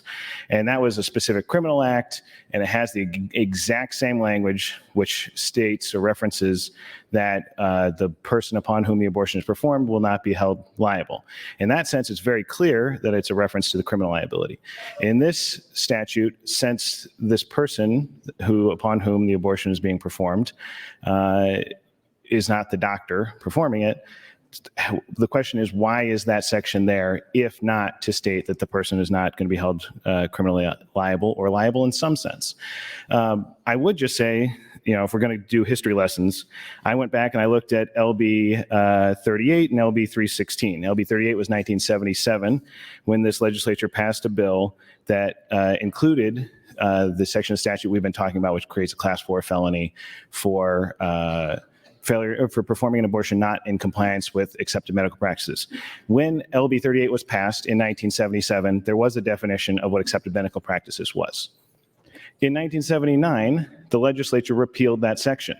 That definition is no longer in the statutes. That means we cannot rely upon that definition when determining what that section of the statute means. We need to look to the rest of the statute. And what Senator Dungan correctly pointed out is when the courts look to the statute, they will read the entirety of the statute together and interpret it in a way that makes a consistent logical sense and views it as one thing. And so when you have a definition of accepted medical practices for abortions in one section of the statute, and you have a crime for not following accepted medical practices when you perform an abortion, the courts are going to read those two things together logically. It is logical for them to read the definition of accepted medical practices that's currently in the statute in conjunction with the crime for failure to comply with accepted medical statutes. That's the concern that's been raised repeatedly by myself, by Senator Dungan, by others. It was raised in this testimony. One of the testifiers at the hearing raised that exact question. But the other part that was in that statute in LB 38 in 1977 was the definition of what an abortion is, and it included a definition that said an abortion shall mean an act, procedure, device, or prescription administered or prescribed for a pregnant woman by any person, including the pregnant woman herself. That also was repealed in 1979. So at that point in time, the legislature had chosen to criminalize the conduct of the woman when she received an abortion. That's not currently the case under these statutes. However, as a concern I raised earlier, just because people cannot be charged under this section of statute does not mean they are not charged under other sections of statute as well, which is what we saw this last year in Madison County, where a young woman was charged with several other crimes. None of them were receiving the abortion itself. And so that's one of the concerns that we have here when we raise this concern. This is not a theoretical concern. This is based upon what is happening in this state and other states when we seek to continue to criminalize healthcare. When someone receives that care 1 minute. Thank you, Mr. President. Even when we have expressly said they shouldn't be charged with a crime under it, they're still being charged with crimes. And so when we're having this conversation about whether or not this bill creates criminal exposure for doctors, it is under the language of this bill and the statute as it is currently constructed, not the statute as it was constructed in 1977 or 78 and repealed in 1979. So that is what we're talking about, and that's why we continue to go back to this conversation. Thank you, Mr. President. Thank you, Senator Kavanaugh. Senator Ibaugh has guests in the South Balcony, 11th and 12th graders from Elwood Public Schools. Please stand and be recognized by your Nebraska Legislature.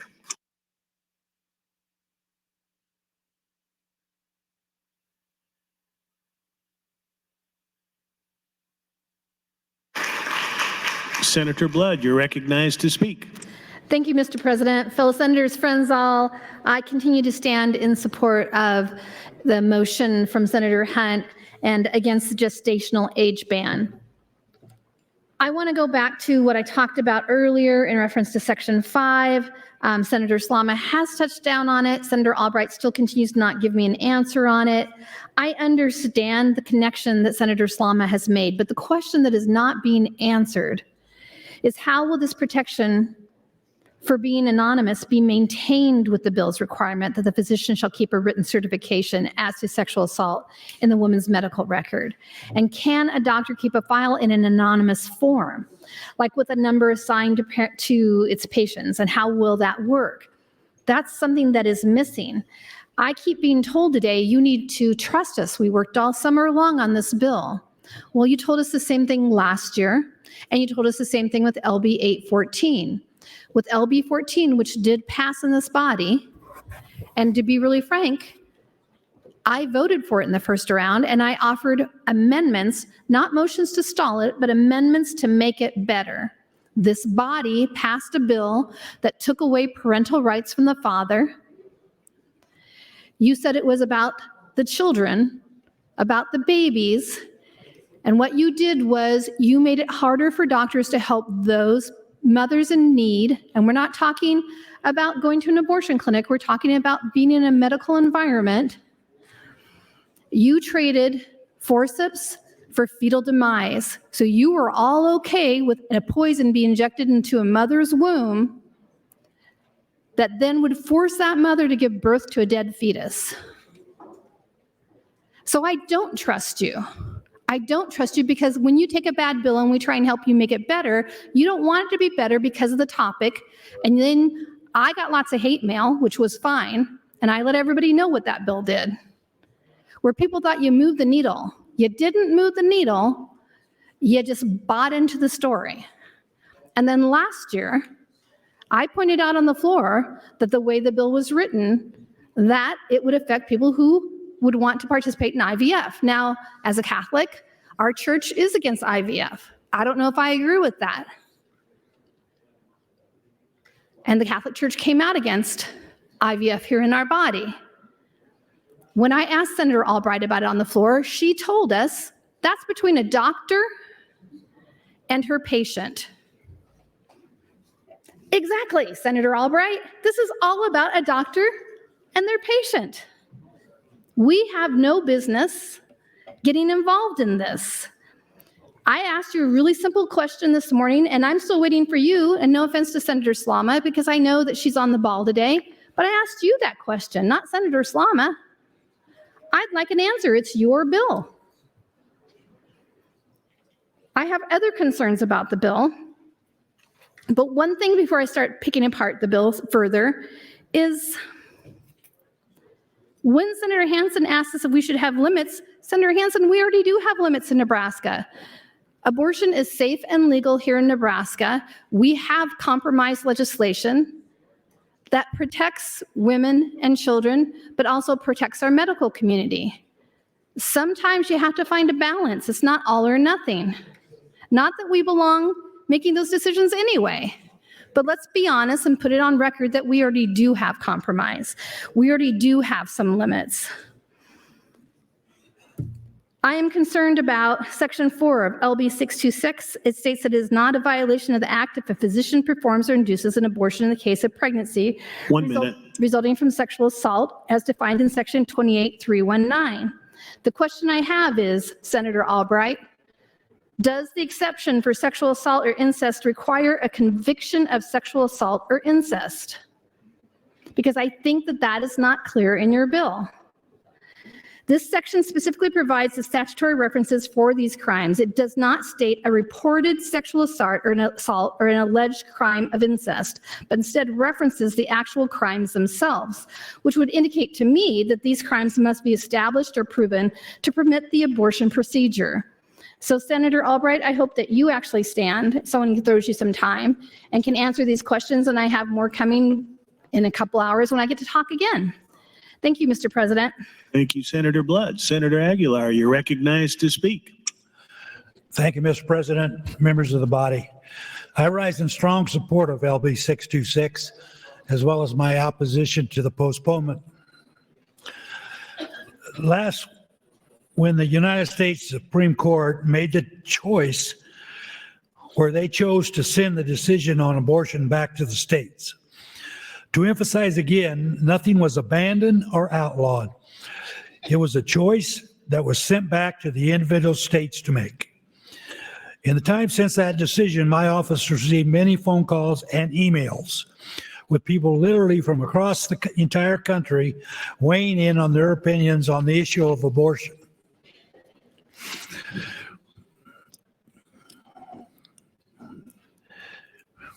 Some said that this will lead us down a path of limiting the rights of other marginalized groups, such as racial minorities and the LGBTQ community. Nothing could be farther from the truth. This is a choice to defend life, period. Never forget that this is a singular issue we are fighting for, no matter how many times others try to distract or misrepresent our efforts. Everyone deserves the rights of all types of medical care is a phrase that is often gets used. Shouldn't that right be extended to the unborn as well? Another phrase that unfortunately gets misused is government is protecting our most vulnerable. In my mind, there is no group that qualifies more as our most vulnerable than the unborn. Who will stand up for them and protect their rights? Who will be their voice? I, for one. Thank you, Mr. President. And I yield the balance of my time to Senator Slama. Thanks, Senator Aguilar. Senator Slama, you have 3 minutes. Senator Aguilar, thank you. It's good to have you back. It is great to have Senator Aguilar back. Sorry, I just had a moment there. I do want to respond to Senator Blood's references, and I have my notes in front of me. I know the answers in advance, and I know Senator Albright knows the answers in advance. I can't just yield her time, so I'll ask her a couple of questions. Would Senator Albright yield to a question? Senator Albright, will you yield to some questions? Yes, I will. Thank you, Senator Albright. Senator Blood mentioned that she was concerned that under the rape exception, it might require a police report to be filed, or even that the rapist be convicted before the rape exception is ever used. Under LB 626, is there any truth to that? No, there's not. Can you tell me a little bit more as to why? It's very clear that the abuser and others cannot get access to any of the records. There's no way that that they would be held liable unless the woman presses charges. The woman gets her options when she goes in to talk to the doctor about being raped. Thank you very much, Senator Albright. So we're not requiring any kind of formal police report or conviction under this exception at all, just clarify. No, we are not. Wonderful. Thank you, Senator Albright. I appreciate you answering those questions, addressing Senator Blood's concerns, because evidently it matters to her, who's the one saying the responses. I would like to take a moment to personally address a few of the things that Senator Blood brought up in her own turn, in that this is somehow a gestational age ban. If you're applying that as a negative term, Nebraska already has a gestational age ban in place. It's a 20 weeks. We're talking about bringing it to 6 weeks. By bringing that up as a derogatory term, you infer that you don't support any gestational age ban. So that gets back to the question of, 1 minute. do you support any restrictions on abortion whatsoever? And it is the role of the Nebraska Legislature to determine when, because I think an overwhelming majority of Nebraskans, this has been backed by poll after poll, say that abortion on demand up until the point of birth is inappropriate. Moreover, just to very briefly respond to Senator Dungan's mention of sexual assault, under 28.319, a 10-year-old cannot consent to sexual activity. It's 28.319 subsection 1. State versus Dady was the case on point there that said that a 10-year-old cannot consent to sexual activity. It would be a violation of 28.319. A 10-year-old getting pregnant would absolutely fall under the rape and incest exception for LB 626. Thank you, Mr. President. Thank you, Senator Slama. Senator Hardin, you're recognized to speak. Thank you, Mr. President. Senator Blood referenced the need for balance as we approach 626, inferring that 626 is out of balance.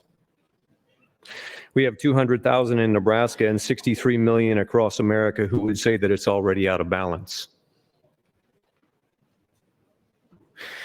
There is some science behind embryonic heartbeats. The Lozier Institute talks about the fact that there is a functional beating heart in every human being by 6 weeks of gestation. The heart is the embryo's first functioning organ, which starts to develop as early as 16 days after fertilization. The first heartbeat occurs approximately 22 to 23 days after fertilization, which is the 6th week of gestation in pregnancy. The heart forms very early in embryogenesis because the embryo's survival requires circulation of oxygen-carrying blood, a fact that is validated by all embryology textbooks. Like this one, The Developing Human, which is a leading embryology textbook used in medical schools across the U.S. And it says, by the end of the 3rd week, the blood is circulating and the heart begins to beat on the 21st or 22nd day. The cardiovascular system is the first organ system to reach a functional state. The embryonic heartbeat can be detected using Doppler ultrasonography during the 4th week, approximately 6 weeks after the last normal menstrual period.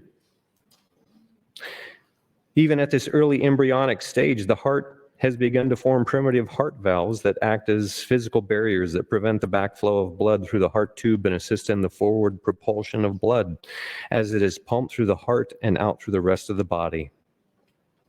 Anyone who denies that an unborn child is alive and has a beating heart at 6 weeks is blatantly ignoring the science.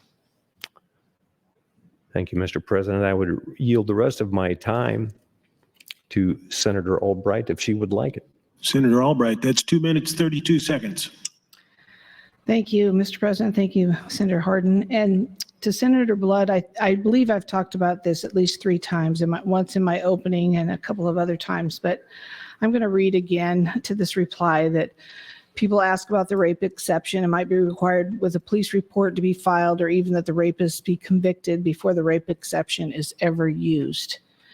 LB 626 in Section 5 says what procedure the physician must follow to perform an abortion under the rape exception. They must write it down that the abortion is because of rape. So write it down, and then they have to, that's all that they have to require. That's all that's required of the healthcare provider under Nebraska Revised State Statute 28902, and put it in her private medical file. That's it. All Section 28902 requires when the rape victim is 18 or older, and therefore all of LB 626 requires, is that the doctor give the woman her options. That's it. No police report is required, no arrest is required, and no conviction is required. An abortion can proceed under LB 626, Section 5.2. Thank you, Mr. President. Thanks, Senator Albright. Senator Dover has guests in the North Balcony, 5th, 6th, and 7th graders from Christ Lutheran School in Norfolk. Please stand and be recognized by your Nebraska Legislature.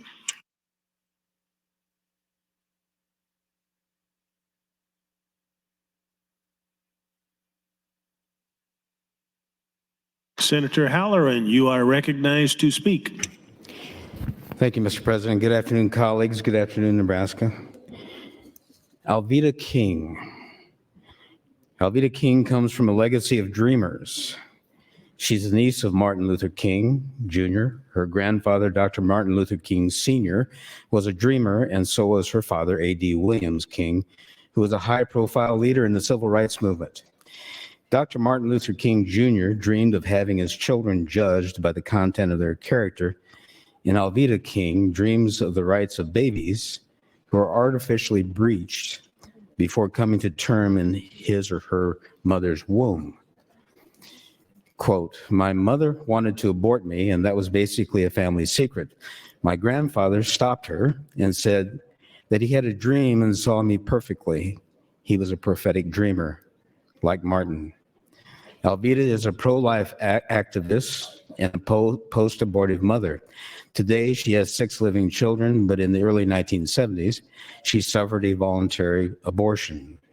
Soon after Roe versus Wade in 1973, Alveda became pregnant, and at age 22, she walked into a Planned Parenthood clinic and underwent an abortion.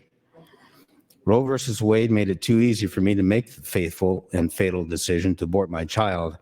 The doctor advised that the procedure would hurt no more than having a tooth removed, she said. However, the procedure damaged her cervix and forced her to miscarry another baby months later. The physical toll on her body and the emotional strain of the abortions led to the demise of her first marriage. Over the next few years, Alveda experienced medical problems and had trouble bonding with her children who were born after the abortions. Quote, "My children have all suffered from knowing that they have a brother or sister that their mother chose to abort. Often they ask if I ever thought about aborting them," she said. As a result of her abortion, Alveda suffered from eating disorders, depression, nightmares, sexual dysfunctions, and a host of other issues, and the guilt made her very ill. I prayed often for deliverance from the pain caused by my decision to abort my baby. I suffered the threat of cervical and breast cancer and experienced the pain of empty arms after the baby was gone. And Alveda divorced 2 more times in her life, but she says when she met Jesus in 1983, he opened her eyes to the reality of what she had done and forgave her for destroying her babies. God rescued me from a cycle of death, and the only thing that kept me from losing it and knowing I will one day see my babies in heaven, she said. Alveda was an unlikely woman to become a pro-life activist.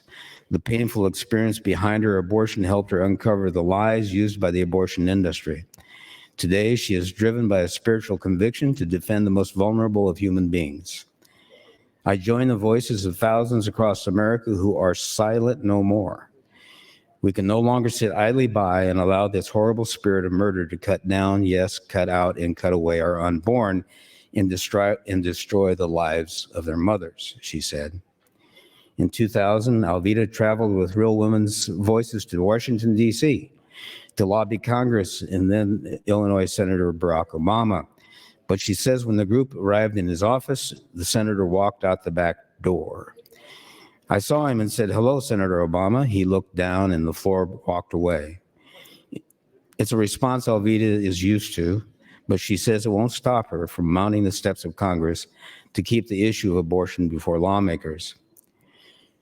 She also urges women around the country to go to their pastors and speak out. Tell them abortion is bad for children, it's destroying families. 1 minute.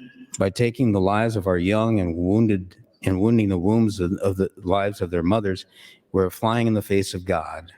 We cannot play God. If we continue down the path of destruction, we will be met at the gates by our doom. This is the day to choose life. We must live and allow our babies to live. We must end the pain of post-abortion trauma.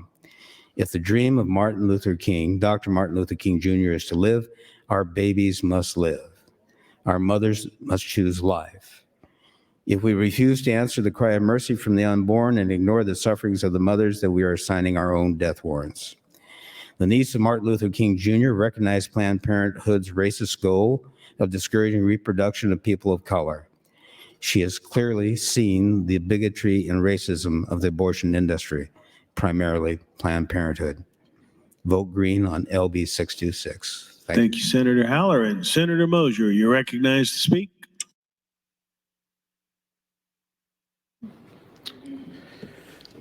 Thank you, Mr. President.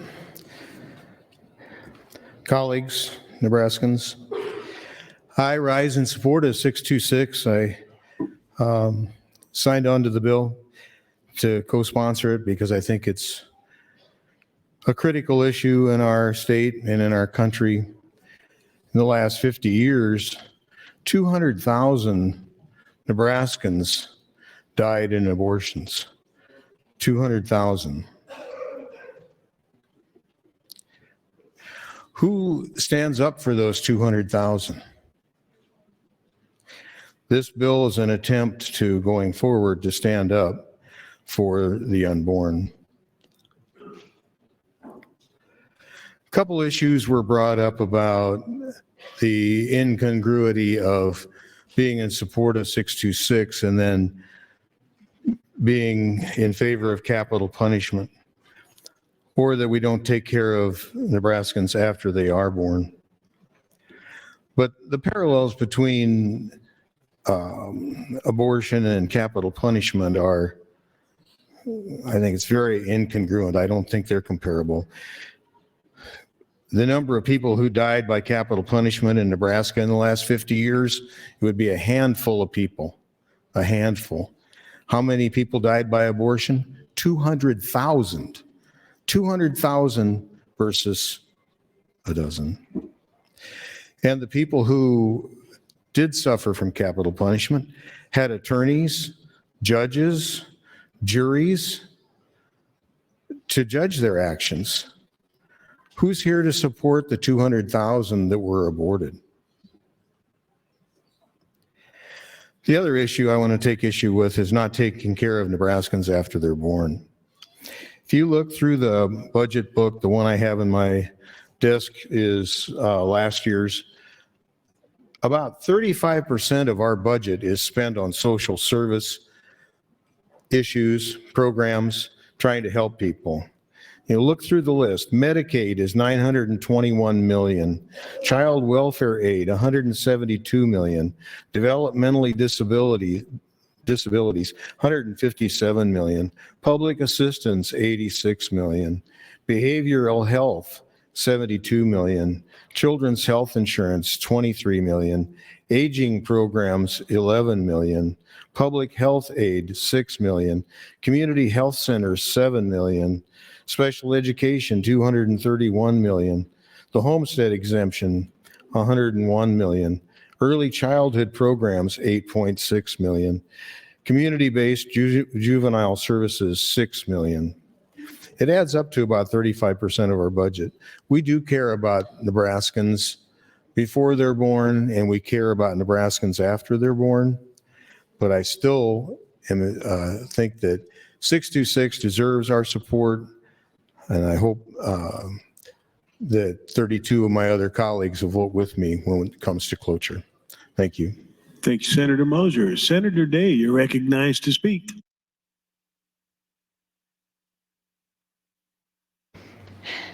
Thank you, Mr. President. A couple things have happened since the last time I was on the mic. The first thing, we've been talking a lot about the exceptions to this bill, and I think there's a few people that are hanging their hats on these exceptions. And the first thing that I'm going to say is we know absolutely, verifiably, because of bills in other states, that the life of the mother exception and the exception for rape do not function that way. They are unworkable. And are we seriously insinuating that because there is no requirement in the bill for a police report to get an abortion, that will not be a consequence of this piece of legislation. If a person is required to report that they were raped in order to get an abortion, it will inevitably, in some cases, maybe not all, lead to more accusations of rape, including what some senators have even mentioned as a problem for them, the potential for false accusations of rape. Additionally, doctors are mandatory reporters when it's a minor. So if a child comes in 10, 14, 18 years old and says, I was raped, I need an abortion, that doctor is legally required to report it to law enforcement.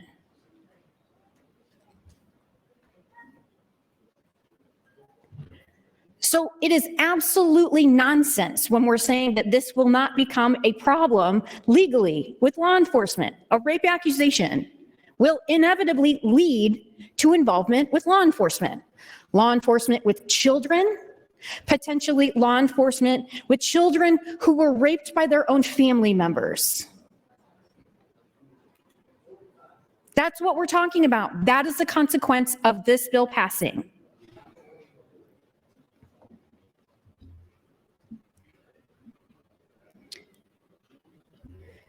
Examples from other states.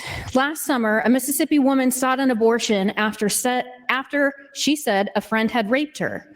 Her state prohibits most abortions but allows them for rape victims. Yet she could not find a doctor to provide one. In September, an Indiana woman learned that a fetal defect meant her baby would die shortly after birth, if not sooner. Her state's abortion ban included an exception for such cases, which I will mention as a side note, LB 626 does not create an exception for a fetal anomaly. So if it is a non-viable pregnancy, if the baby is going to die, you are required to carry it until you spontaneously go into labor. And that baby suffers until it dies. Her state's abortion ban included an exception for such cases, which 626 does not, but she was referred to Illinois or Michigan. An Ohio woman carrying triplets faced a high risk of dangerous complications, including delivering too early.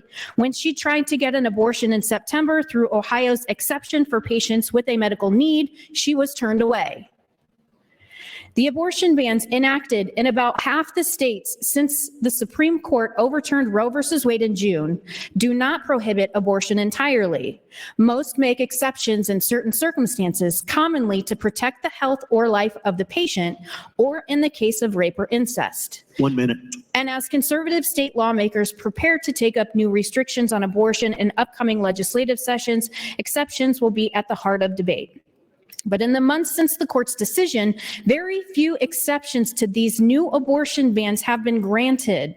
A New York Times review of available state data and interviews with dozens of physicians, advocates, and lawmakers revealed. The last thing, I only have a few seconds left, is in addition to the fact that we know the exceptions in this bill are unworkable and will not function as exceptions, it is disingenuous to represent that the medical community supports this type of legislation. Every major medical organization is opposed to this. The Nebraska Medical Association testified in opposition. Someone from ACOG testified in opposition. The AAP is in opposition. The APA is in opposition. Doctors agree they do not support restrictions on abortion. Thank you, Mr. President. Thank you, Senator Day. Senator DeBoer, you are recognized to speak. Thank you, Mr. President. The government should not be involved. Period. The government shouldn't be involved. That's my position. There are a number of competing ideas and interests we're balancing here, so the proponents have asked, what is the compromise? I think 20 weeks is the right balance. That's the right compromise. Look, I don't like abortion, but I don't want the government to get even more involved. I don't want the government to be more involved than what it already is in that question in Nebraska. And most Nebraskans are probably at where I'm at on this. It should be between the woman and her doctor and her God. So for me, I'll agree that abortion isn't just healthcare, but it isn't the same as killing babies either. It's abortion. It's its own thing. To me, it's serious. But at 6 weeks, it isn't the same as killing a baby. And when that changes, well, that isn't an easy thing to get to the bottom of for me. Which is why it shouldn't be us who decides it for everyone else. It should be a mother, her doctor, her spiritual leader. When we talk about when does life begin, you don't actually mean life because a blade of grass or a chicken is alive. You mean something like personhood or something like that. When we talk about that, what we're having is not a scientific debate, but a philosophical and theological one, and that is why we get lawsuits around the country in states where these sorts of laws have been passed, where religious leaders are filing these lawsuits saying that these bills, these laws violate their religious freedom. Science can test hypotheses, but it cannot draw conclusions from the results of those tests.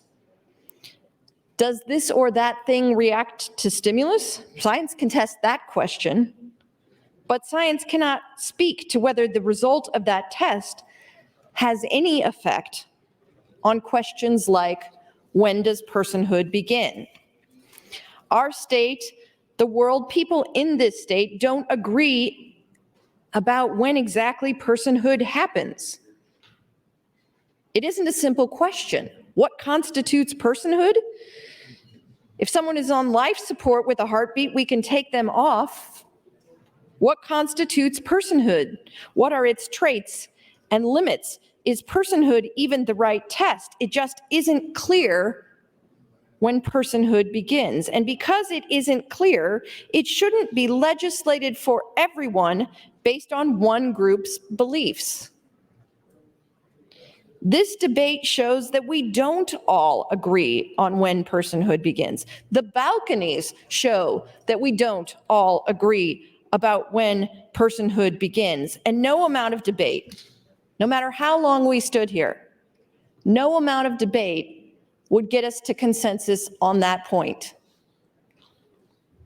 I believe that.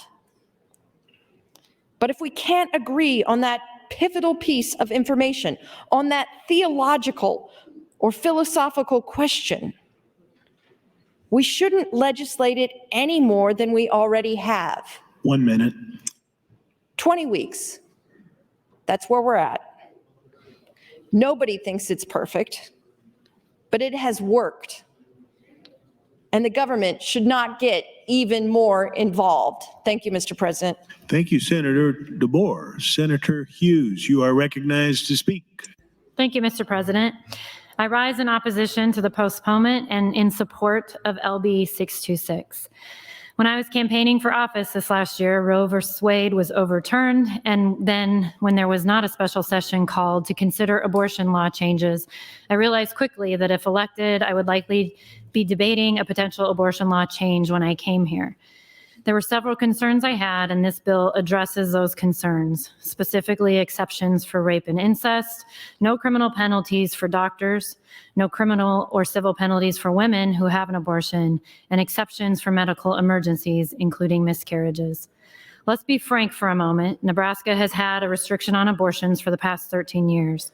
Our current restriction, even with its criminal penalties for doctors who violate the law, which LB 626 does not have resulted in no doctors being prosecuted. Opponents of this bill state that no OBGYNs will stay in Nebraska if we pass this bill. Let's look at the statistics for a second, which makes it pretty clear that most of our OBGYNs do not perform abortions for any reason. According to the Nebraska Statistical Reports on Abortion for 2021 from the Nebraska Department of Health and Human Services, there were 5 physicians who performed abortions in our state that year. Of the 5 physicians, 3 of them together only performed a combined total of 15 abortions. The other two performed a combined total of 2,345 abortions, or 99.4% of the state's total. The total of 2,360 abortions in 2021 is larger than the population of the third largest town in the 24th district with which I represent. Since the Dobbs case last year that overturned Roe versus Wade, states across the country have revisited their abortion laws.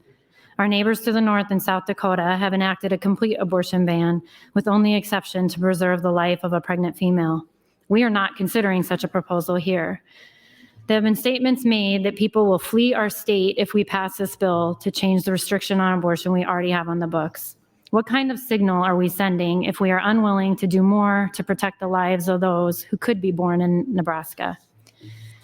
I'm also going to read a little bit of one of the testifiers on this, Dr. Sean Kenny from Nebraska. I've known their family. Our kids went to preschool together. Part of his testimony, he is a board-certified maternal fetal medicine specialist and OBGYN. He's been practicing maternal fetal medicine in Lincoln for the last 25 years. He cares for people as far out as Grant, Nebraska, and as far north as Valentine. He was born in Nebraska, grew up in Nebraska, and raised his kids in Nebraska. And part of his testimony was, when people talk about ruptured membranes, previable the risk of infection to the mother, it's clear that when someone just has ruptured membranes with no evidence of infection, there's really no urgency to get someone delivered because there's no risk to mother. Now, once the infection is detected, we change our mind and go ahead and deliver someone. And so once infection is detected, they go ahead. If you have a fever, if a patient has a fever, you call and you come back and you take the precautions, they take the temperature, and regardless of gestational age, we will go ahead and deliver them. And so the chance of someone getting sick in those situations is low. Everyone talks about that, but that's what we do. He had a patient in the hospital at that time, same thing. She was infected. They delivered her because she wanted to save the baby. He said, I'm very pro-life and it hurts my feelings to lose that baby, but I saved the mother. She's pregnant now again, and hopefully this time we'll have a better outcome. So when people say, well, I just don't know if I can do that, we do it all the time. And when people say, I don't understand how I can do reasonable medical judgment, we do it all the time. Right now we're doing it because we're worried even about malpractice suits. LB 626 would not compromise the physician's ability to take care of these women. We will do whatever it takes to take care of women and provide life-saving care. If the mother dies, the baby dies. So there's never a choice to only pick the baby. We'll do chemotherapy if we need to do chemotherapy, and that will help the mother, but that will also help the baby if the baby survives. And so it's just not an issue. I support this bill. It recognizes the doctors that specialize in treating people, and the babies will survive. And I ask you to support it. Those are the words of Dr. Sean Kenny. Thank you, Mr. President. Thank you, Senator Hughes. Senator Merman, you're recognized to speak. Thank you, Mr. Lieutenant Governor. And I stand up again in support of LB 626 and against all the amendments. I'm glad that fetal anomaly was mentioned just a little while ago. I do have experience in my immediate family with a couple of what would you could define as fetal anomalies over my lifetime. Our second daughter, it's no secret here in the body, that was born with a disorder called Rett syndrome. And when she was born, we didn't know what the cause was or anything like that. The doctor strongly suspected that it was some kind of a genetic mutation, but they didn't know that for sure. And when she was about 13 years old, around 1999, I believe, they did figure out that it is a mutation on the X chromosome. They know exactly where it happens. At that time, of course, when my wife was pregnant with Whitney, there was no way to diagnose her condition in utero, but since then, in about the last 10 years, it is possible to diagnose Rett syndrome with in utero. So a percentage of girls with Rett syndrome now are actually aborted. And I think that's a tragedy. Whitney is easy to take care of. She's smiling and happy, over 90% of the time. She will look at you with loving eyes, and most professionals think that it's an apraxis. She actually understands a lot more than what she can respond to. By the way, she can't talk or use her hands very well or walk, so it's very difficult for her to respond. But I bring this up only because I think if abortion is allowed, it's a slippery slope. If we allow abortion for certain things, and like I said earlier, a human life in utero is still a human life, so I'm against all abortions. But if that is allowed, if abortion is allowed, it becomes a slippery slope, and pretty soon will be, or eventually it can be like China's doing, that or has done, abort simply because of the sex of the baby. So just another example, something that's happened in my immediate family. Our oldest daughter then, our other daughter, in other words, our first grandchild, they lived in Papillion at the time, but she was diagnosed, or the baby was diagnosed in utero with a deadly condition. And the doctors did say that the baby would live until most likely till about 5.5 months pregnant, and would die at that time. And it's possible that the baby could have survived till birth, but it would die at birth or soon after birth. So Kelsey, our oldest daughter, did decide to go ahead and keep the pregnancy. We have heard of doctors that have been wrong. Of course, they were right, and this time she carried the baby until about 5.5 months. And Ellie is buried in Papillion now. But I'm one of the older people in this body, and but I do feel young until I look in the mirror, and then I realize I'm not that young. But I'm going to quote from Psalms 127, 3-5. Lo, children are the heritage of the Lord, and the fruit of the womb is his reward. As arrows are in the hand of a mighty man, so are children of the youth. Happy is the man that hath his quiver full of them. So I'm just encouraging all women and all families to appreciate the children that God has blessed them with, and keep those pregnancies and keep those children. Like Senator Moser said, if it's just impossible to take care of them, That's your time. we do that at the state level. Thank you. Thank you, Senator Merman. Senator McDonald, you're recognized to speak. Thank you, Mr. President. Good afternoon, colleagues. I'm in favor of LB 626, the heartbeat bill. When I ran in 2016, of course, you go door to door, and a number of questions are asked of you on a number of different subjects, and you talk with people, and I think 90% of the people, if they had time, wanted to talk about something. And then there was a percent of those people that really wanted to share some things that would just really pull at your heartstrings. And during that 16 campaign for approximately close to a year, I had two women share with me their experience. And one was more of a family member, the other one was extremely personal. And having that discussion about being pro-life from conception to natural death and in between, we did agree on some things. And of course, we disagreed also. But the tragedy of it, the pain of it, and for one of these women, it was many years ago prior to having the discussion with me. And I really appreciated them sharing with me. Again, we didn't agree totally on my position, but they did help me. And at that point, again, my position was still pro-life from conception to natural death and in between. And I think sometimes we forget that in between. I think sometimes we forget that end of life, but that's also to be discussed. Senator Albright, I've been in appropriations in and out. A number of us have appropriations committee today, and so I apologize if you've already been asked this question, but I think it's important for us to talk about some of the testimony, and one of it was Dr. Sean Kinney's testimony.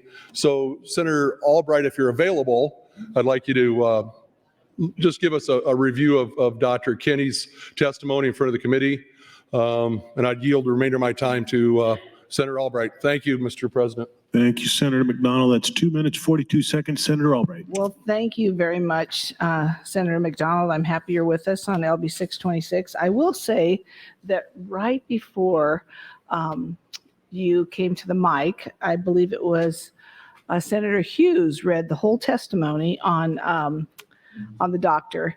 And it's basically the doctors are saying when it comes to medical emergencies, they're going to use their own medical judgment.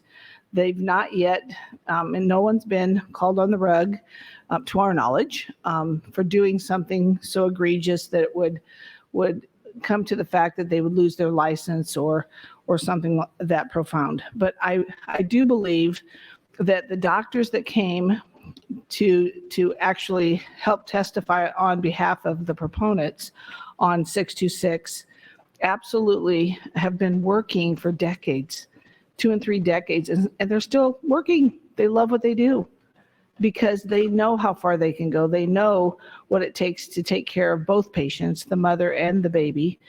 We're talking about some amazing professionals that know what it takes. We've been at this at our 20-week for 13 years. Senator Flood carried that bill back in his time. And it's so important to know that we're not out looking for problems in our hospitals and with our doctors. This bill is talking about elective abortions that are done outside of these hospitals by abortionists. I don't believe we have abortionists in our hospitals. I do believe that there will be a different standard of care written up for what we're talking about here today, because they are going to have to start taking care of the rape victims. But remember this, it's less than 1% for rape and incest in the state of Nebraska. Now, will people just come in and say that they are? It will still go on their record, and they will be given their options. But at this time, we should have no concerns for any criminal penalties for our doctors doing their job. Thank you, Mr. President. Thanks, Senator Albright. Senator Conrad, you are recognized to speak. Thank you, Mr. President. And just to put a finer point on it, I'm glad I came in the queue after Senator Albright. Colleagues, just note that Senator Albright noted during re-referencing that this does set a new standard of care. She saw fit, because she was terrified of that statement, to walk it back earlier in the debate. And at her last time at the mic just a few moments ago, she talked about how this new bill will establish a new standard of care. So there you have it. And it kind of makes the points in regards to the criminal penalties. The point that I wanted to make initially was that I have deep admiration and respect for each of my colleagues, including those with deeply held religious beliefs that inform their decision-making on this topic. However, just be honest about it. If your religious beliefs drive your position on this topic, be honest about it. Don't wrap it up in junk science or junk medicine. Don't quote push polls. Don't quote poorly designed sources to make your point. Don't cherry pick testimony from pro-life activists who I'm sure, no doubt, are caring, compassionate doctors, but who are not speaking for the majority of Nebraskans doctors who practice in this area. Look at the committee statement. Pro-life activists and some individuals and some religious entities are the ones who came to support this measure. The people opposing this measure include the Nebraska Medical Association, the Nebraska Coalition to End Sexual and Domestic Violence, the American College of Obstetricians and Gynecologists, experts and doctors in maternal and fetal medicine that practice in Nebraska, a host of family physicians, the Nebraska Nurses Association, mental health professionals, and a host of individuals. That tells you all that you need to know. Absolutely, religious activists have a right to petition their government and seek change. Absolutely, people have a right to have their religious beliefs inform their personal decision-making. But you do not have a right, solely based on your religious beliefs, to put women and Nebraska doctors at risk, because it flies in the face of what the appropriate role of government is. And that is not to shame, that is not to judge, that is not to criminalize women and doctors, which this measure does. It's time for Nebraska legislators to stop playing doctor and to start playing legislator. And to be clear, this isn't a philosophical exercise. We aren't coming up with hypothetical situations. We are looking at well-documented, well-established cases from across the country in our sister states that have passed identical near abortion bans that have harrowing impacts for families, for moms, for doctors.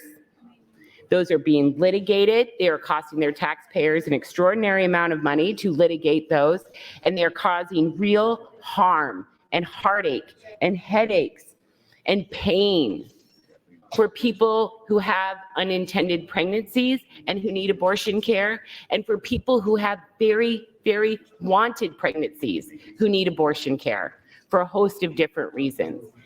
And we've heard a lot about those very formative early moments, which I know were important to me and my husband when I became a mom, when we became parents, and we got little glimpses into our child's development.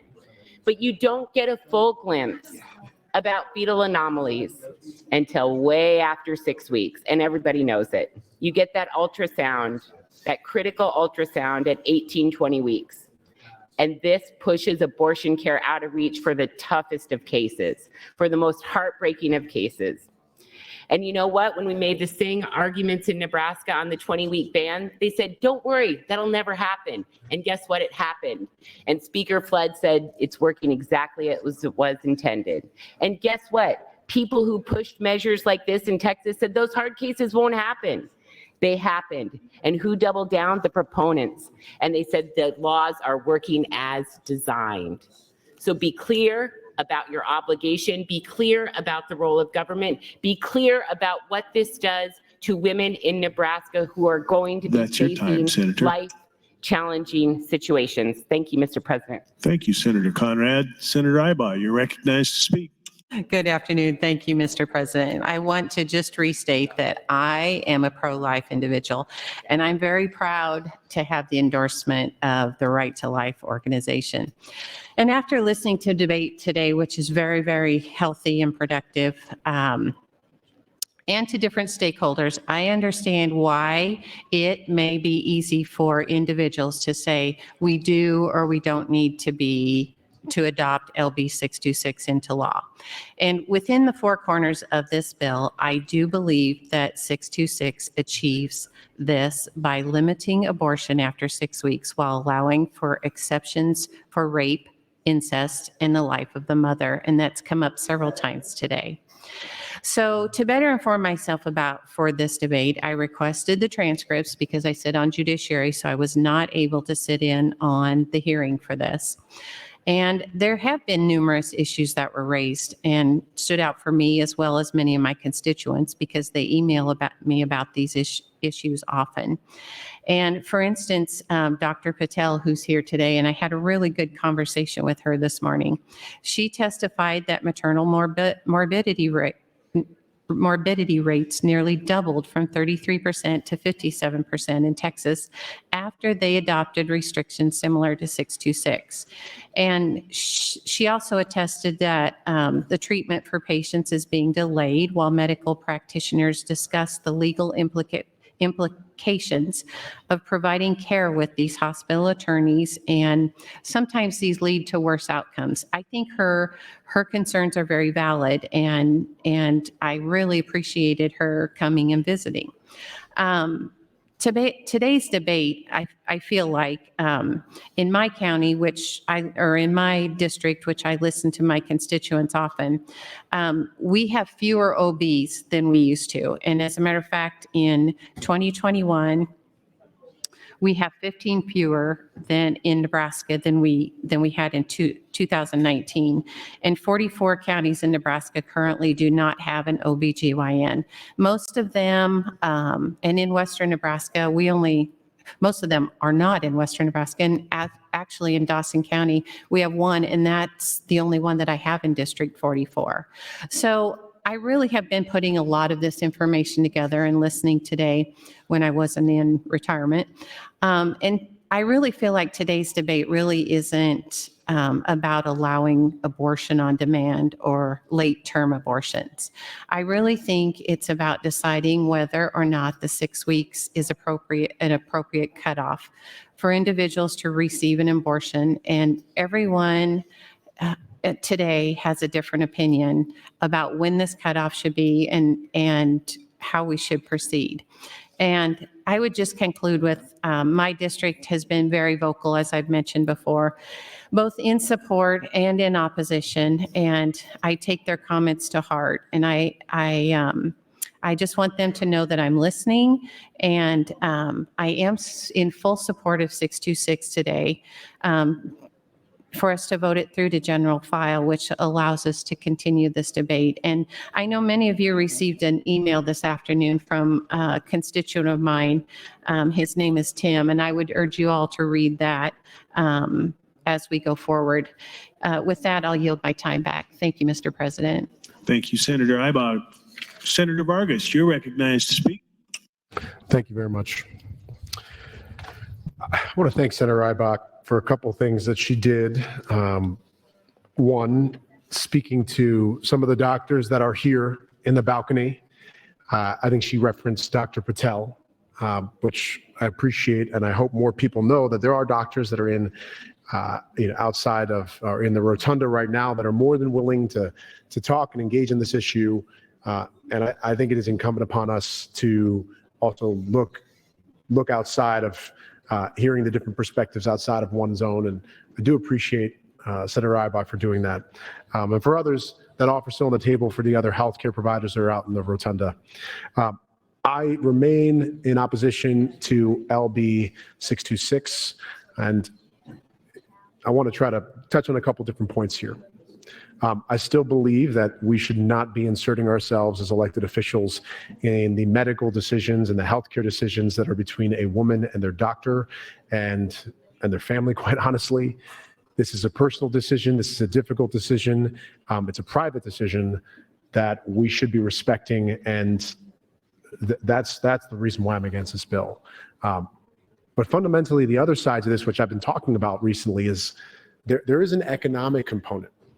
And I know it's difficult to sort of say that. We're talking about healthcare access, but we're always talking about not just whether or not a bill is right and wrong, but what are the impacts that a bill is going to, what is this going to do to our state?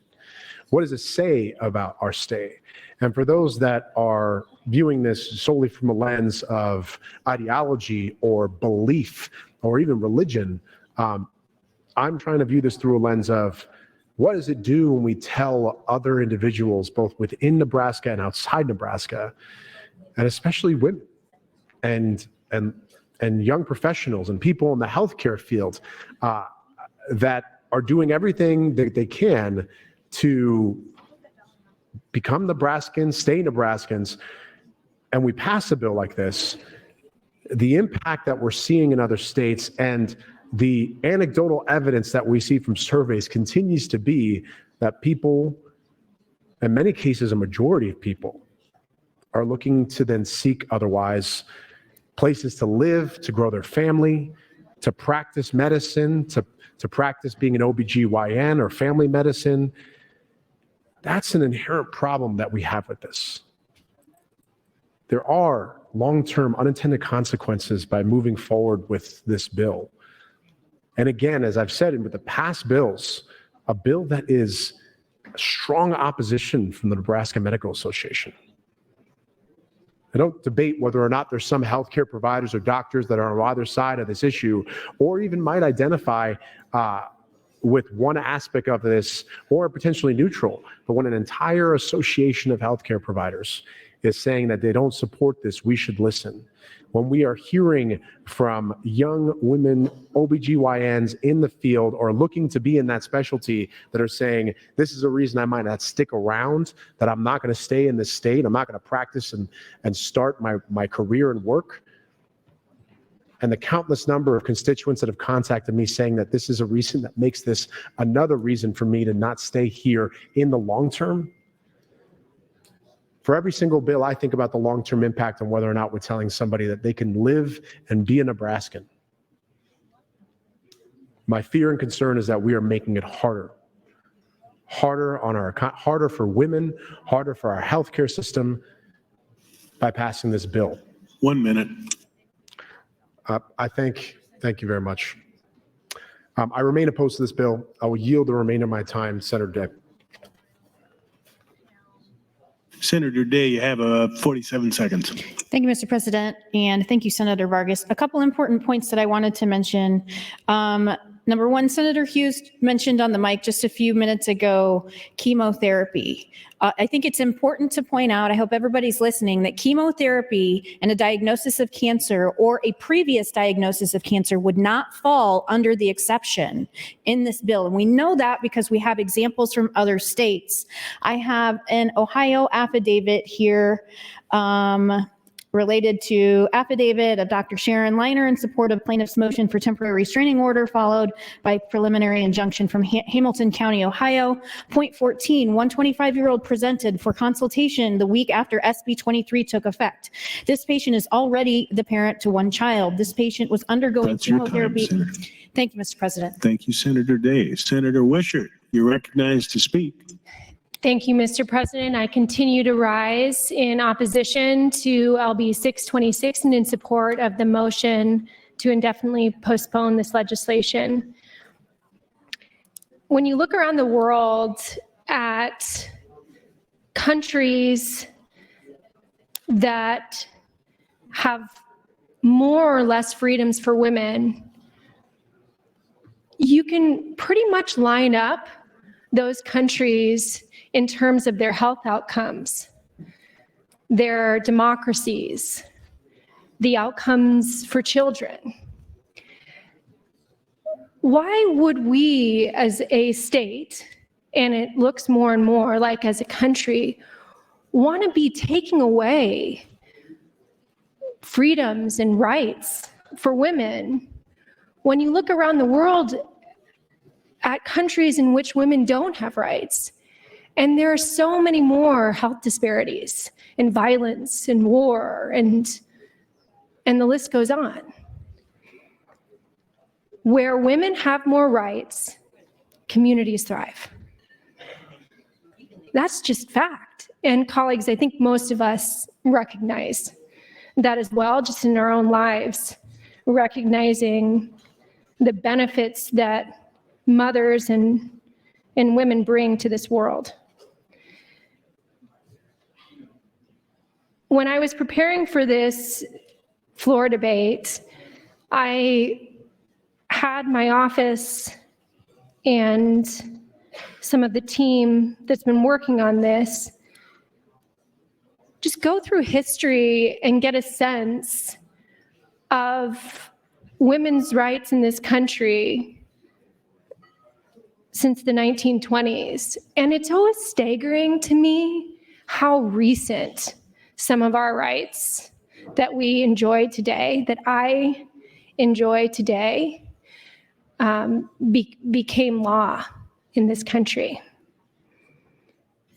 For example, it was just 10 years ago where we lifted the ban on women serving in the military. Before 1974, it was legal for financial institutions to refuse loans to unmarried women. 1974. I was born 11 years after that. That is not that long ago, colleagues. Senator DeBoer was born at that time.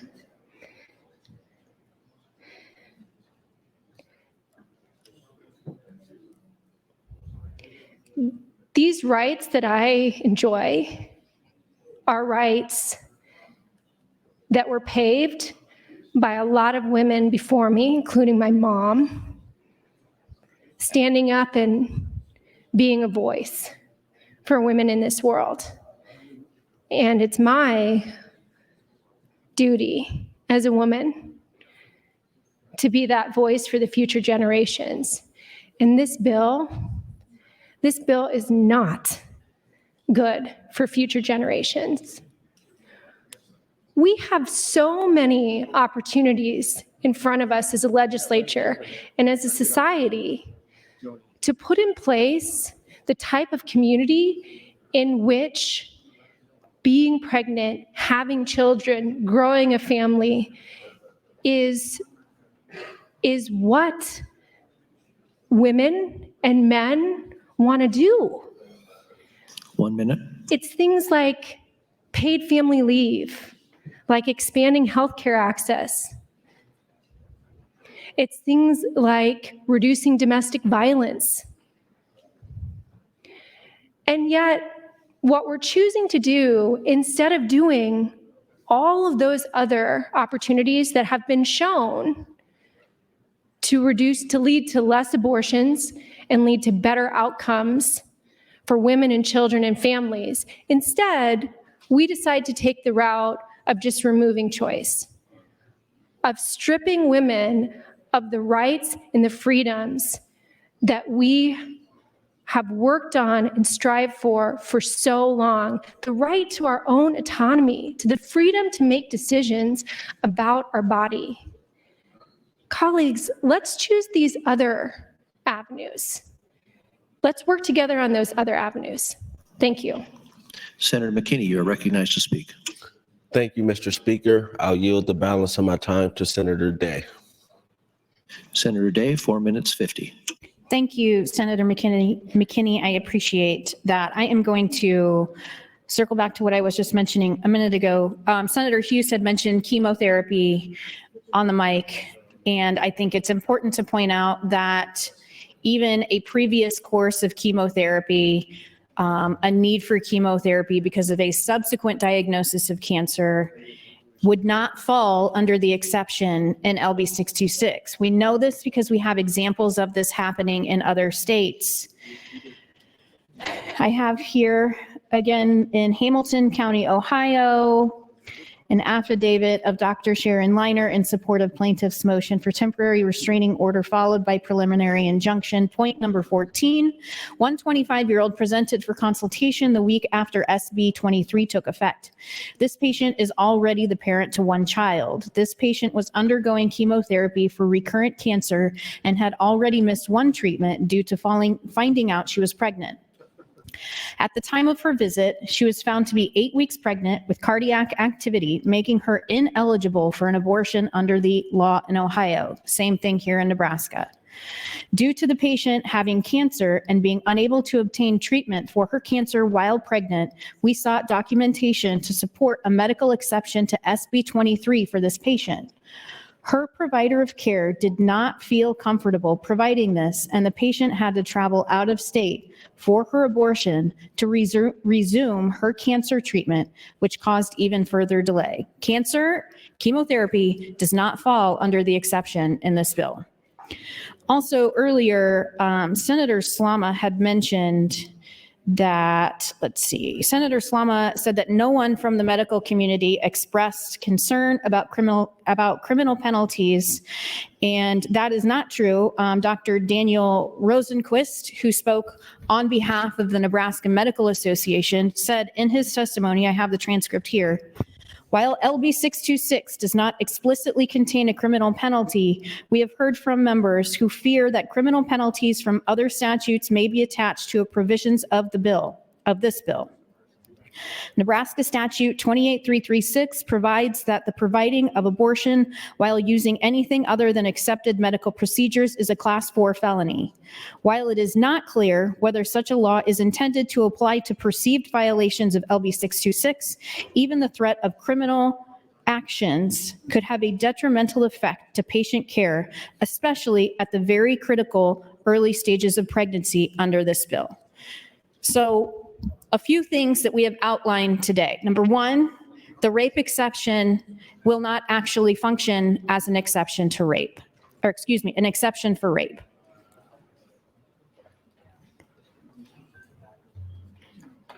It's unworkable and will cause multiple legal problems and involvement with law enforcement in the lives of patients. Doctors are mandatory reporters, as are we all, for minors.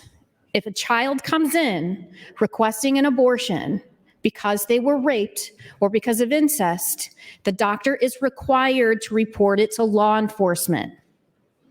So yes, law enforcement and the justice system will be involved because of this bill. Number two. 1 minute. Every major medical organization opposes this piece of legislation and let pieces of legislation like this. It is disingenuous to stand up on the mic and use testimony from a few outliers in the medical community as validation that doctors support this legislation. Someone from the Nebraska Medical Association, as I just mentioned, Dr. Daniel Rosenquist, on behalf of them, testified in opposition. Someone from ACOG testified in opposition. The American Psychological Association opposes further restrictions on abortion. The American Academy of Pediatrics opposes further restrictions on abortion. All major medical associations oppose LB 626. The exceptions will not function as exceptions. You should know that if you're voting green Time, on Senator. this bill. Thank you. Senator Dover, you are recognized to speak.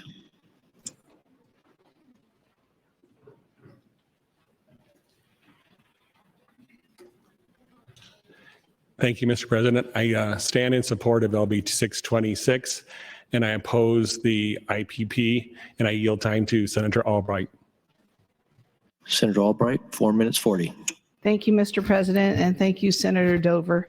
I do understand that there have been some people off the floor. That would be our Appropriations Committee. They have much work to be completed in the next few days.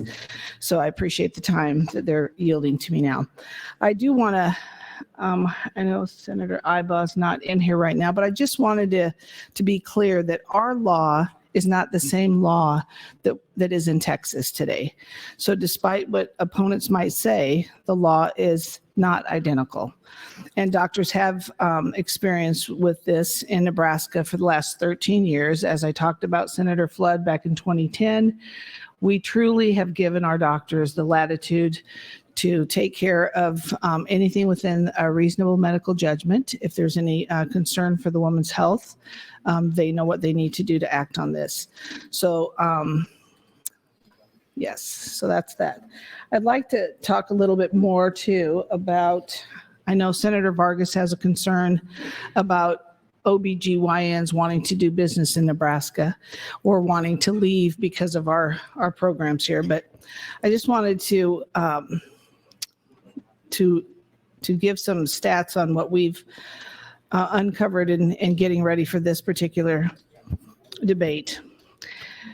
The Accreditation Council for the Graduate Medical Education, which is the ACGME, is responsible for accrediting medical training programs for physicians in the United States. The ACGME has stated clearly that the medical schools and residency programs in states that restrict abortion will still be accredited to certify the OBGYN doctors.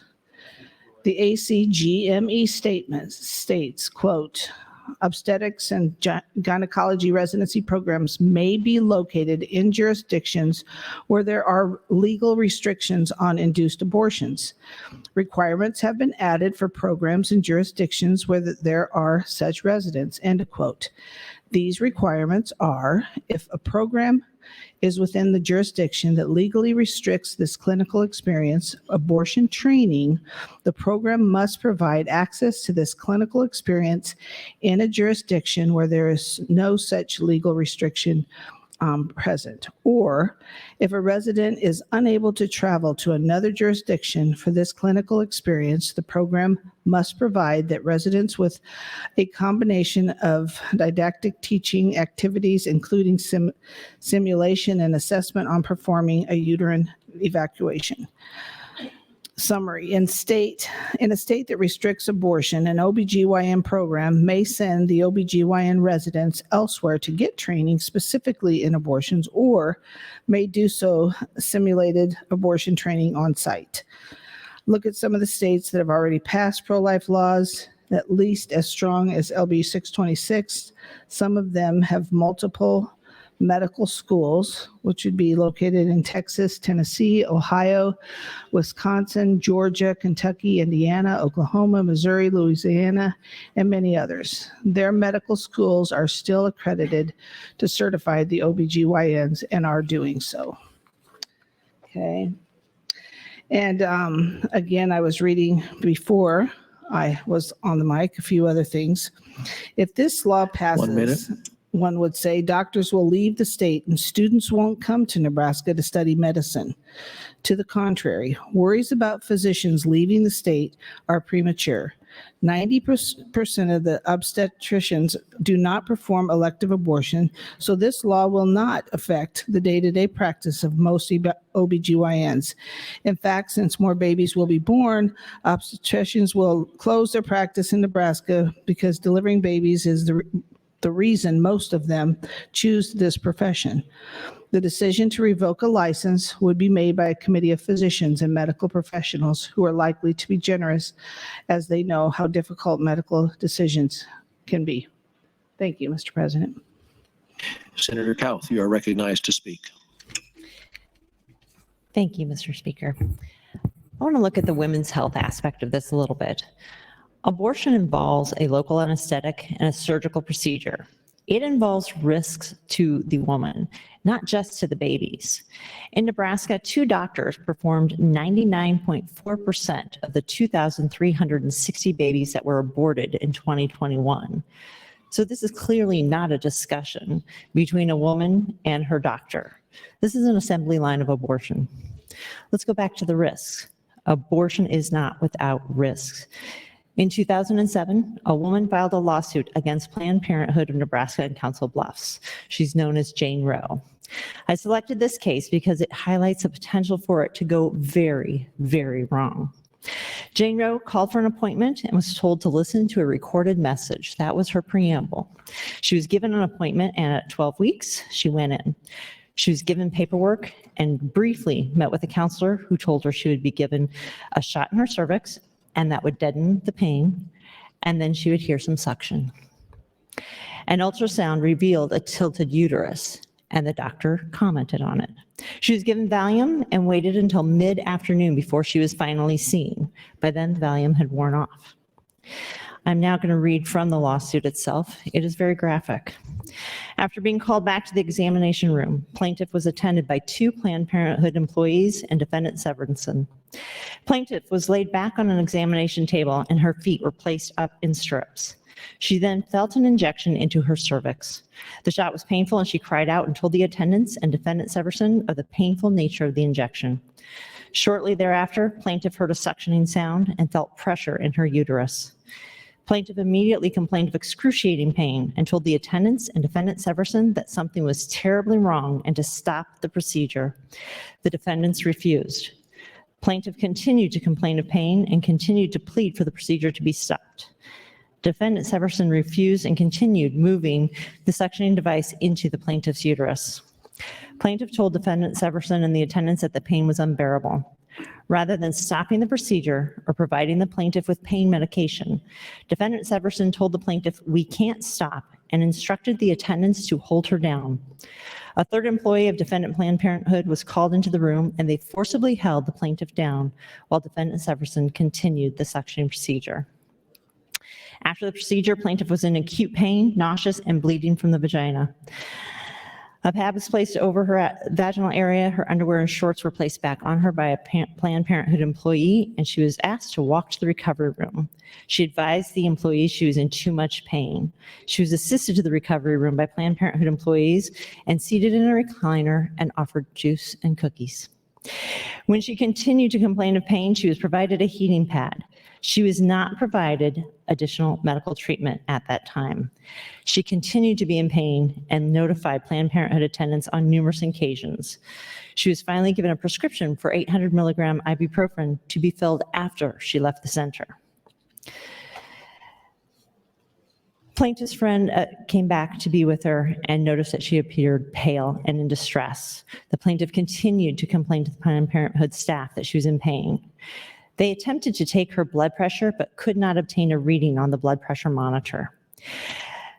Defendant Severson then came to the area. Plaintiff was seated and tried to obtain a radial pulse. He also could not do so. No other medical treatment was provided at that time. In attempting to get to the bathroom, plaintiff passed out, fell to the floor, and suffered a seizure-type event. She was on the floor 10 to 15 minutes, during which time Planned Parenthood's medical treatment, thank you. The gist of this is she went for a procedure that she was told was easy. It would just be a shot and some suctioning. She nearly died. She lost her uterus. She lost an ovary and a fallopian tube. She also lost 4 pints of blood. The argument that to carry a child is riskier than getting an abortion is not factual. Abortion is a surgical procedure. And the vast majority of these women are not getting abortions from their doctors who know them, who would have known that this woman had a tilted uterus. Those doctors know how to protect them. I think it's striking that we have doctors who protest this bill but won't do abortions. That is very, very telling. When we hear about the AMA being against this bill, please know only 25% of Nebraska doctors are members of this association. Using the AMA's political stance to rationalize abortion is misleading at best. Thank you, Mr. Speaker. Senator Decay, you're recognized. Thank you, Mr. President. First of all, I'll state that I am not in the medical field. I am not a religious scholar, but I am strong in my Christian faith. Earlier today, I received an email from a constituent after I testified on the floor, and I'll read that to you. It said, "Who made you God? When is it up to you to decide when life begins? The medical term is fetus, not baby. Why do you think you can force your nitwit religion on everyone?" I would ask if Senator Rabel would yield to a question. Senator Rabel, will you yield to a question? Thank you, Senator. Earlier, you testified that you protect all lives, and I greatly respect that. You also stated that you are a pro-choice Catholic and believes that life begins at conception. The question is, how can life start at conception, but at 6 weeks, that life could still be terminated? My question is, I would like to know what the definition of life is. Thank you, Senator. You know, I've said before that my faith is very important to me. And I know that there are other religions out there that do not believe that. So for example, with the Jewish faith, they believe that life starts when the child is born and that child takes their first breath. In the Muslim community, they believe that life does not start until the soul is possessed after 120 days. So when I talk about this, I talk about it with my faith, but all the other faiths of people, fellow Nebraskans that we represent. And so there is a disconnect on when people say life begins. Catholic Catholics say at conception. The Jewish faith, which were based on Judeo-Christian, is a very big part of Christianity and Catholicism from the Old Testament to the New Testament. They make it very clear that it starts at birth when the baby takes that breath. Muslim faith has a different opinion. And then I read the whole list of other faith-based organizations, from Lutherans to United Methodists to United Church of Christ, and so on. The list is long of other faiths that have a different belief system, that you and I represent members of these different churches that don't believe some of the same things that you believe or that I believe. But as Nebraskans, we honor in our Constitution religious freedoms and not to impose our own faith on that of another religion. Did I answer your question, sir? Absolutely. I appreciate your answer. Thank you. One thing that I've never done, never will, is try to push my religion on anybody in this body or anywhere else out in the street or any public venue. But I do believe, as is stated in the Bible, that God knows who the soul is before the child is ever conceived. And I'd like to keep that in mind with myself going forward, and that's where I'm coming from with all this. With that, I will yield the rest of my time to Senator Albright. Senator Albright, that's a minute, 15 seconds. Okay. Thank you, Senator Decay, and thank you, President. Again, I'm going to continue on with some of these questions that people have had. This law will increase suicides and maternal mortality. To the contrary, suicide and maternal mortality articles predicting worsening and restrictive states are making premature predictions because of the law. The laws have only been implemented since 2022, and there is a lag in the evaluation of the maternal mortality data. The most recent CDC numbers look at the years of 2017 through 2020. Prior to the overturn of Roe, abortion restrictions were minimal, governing facilities admitting privileges, informed consent, and parental consent, etc. There is not a plausible explanation for how minor laws governing abortion should impact suicide or maternal mortality. U.S. maternal mortality data is known to be incomplete, but comprehensive records linkage studies document a woman as twice as likely to die from any cause in the year following the abortion compared to childbirth, and 6 times likely to commit suicide. Many women who suffer anxiety and depression, substance abuse, high risk. That's your time, Senator. Thank you, Senator Albright. Senator Hansen, you are next in the queue.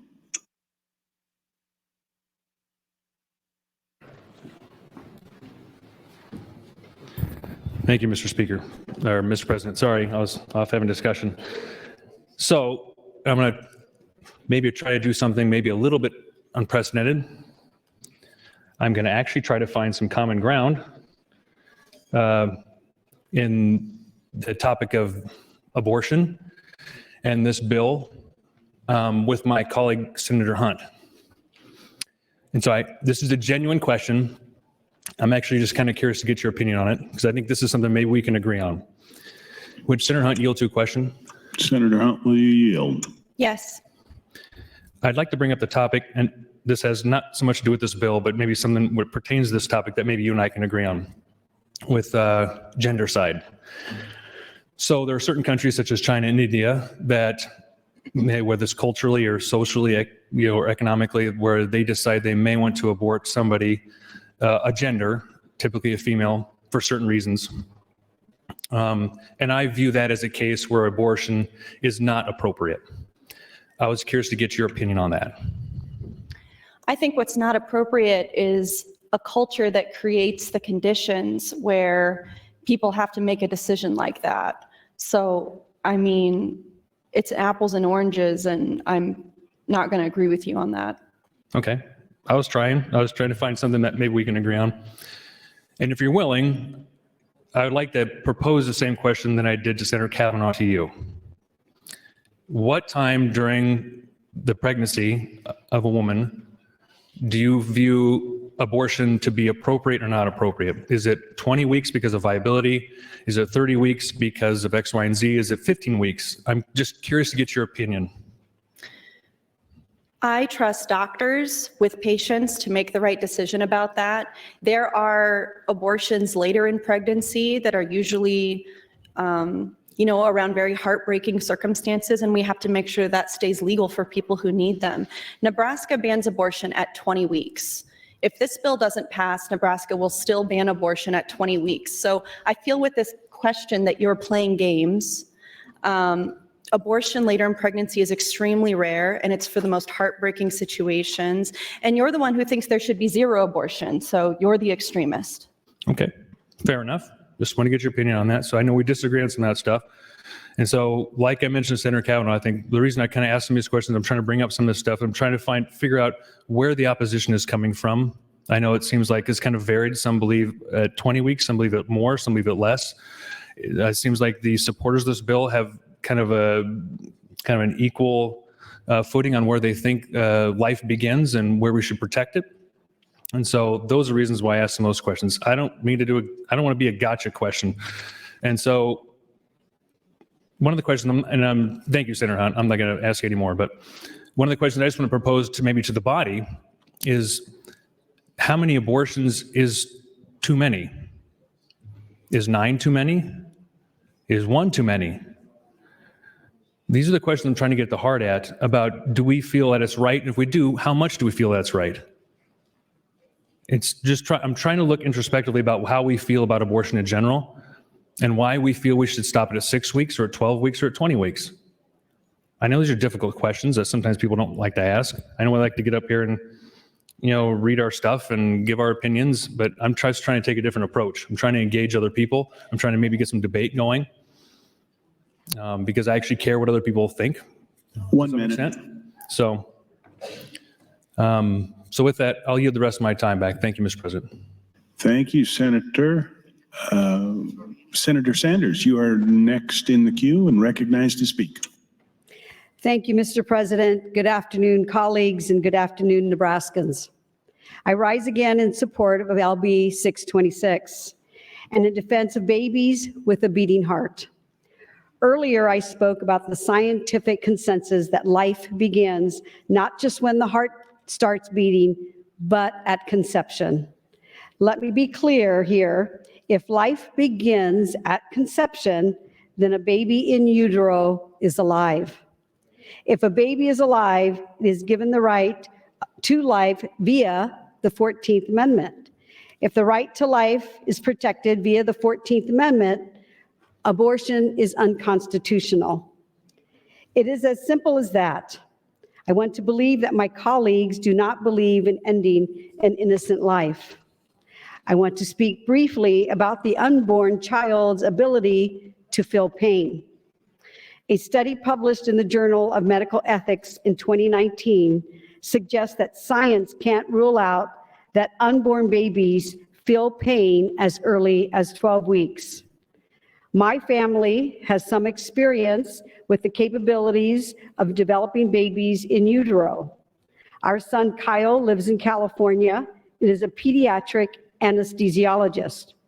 In fact, Kyle has regularly been the anesthesia provider for babies in utero during procedures.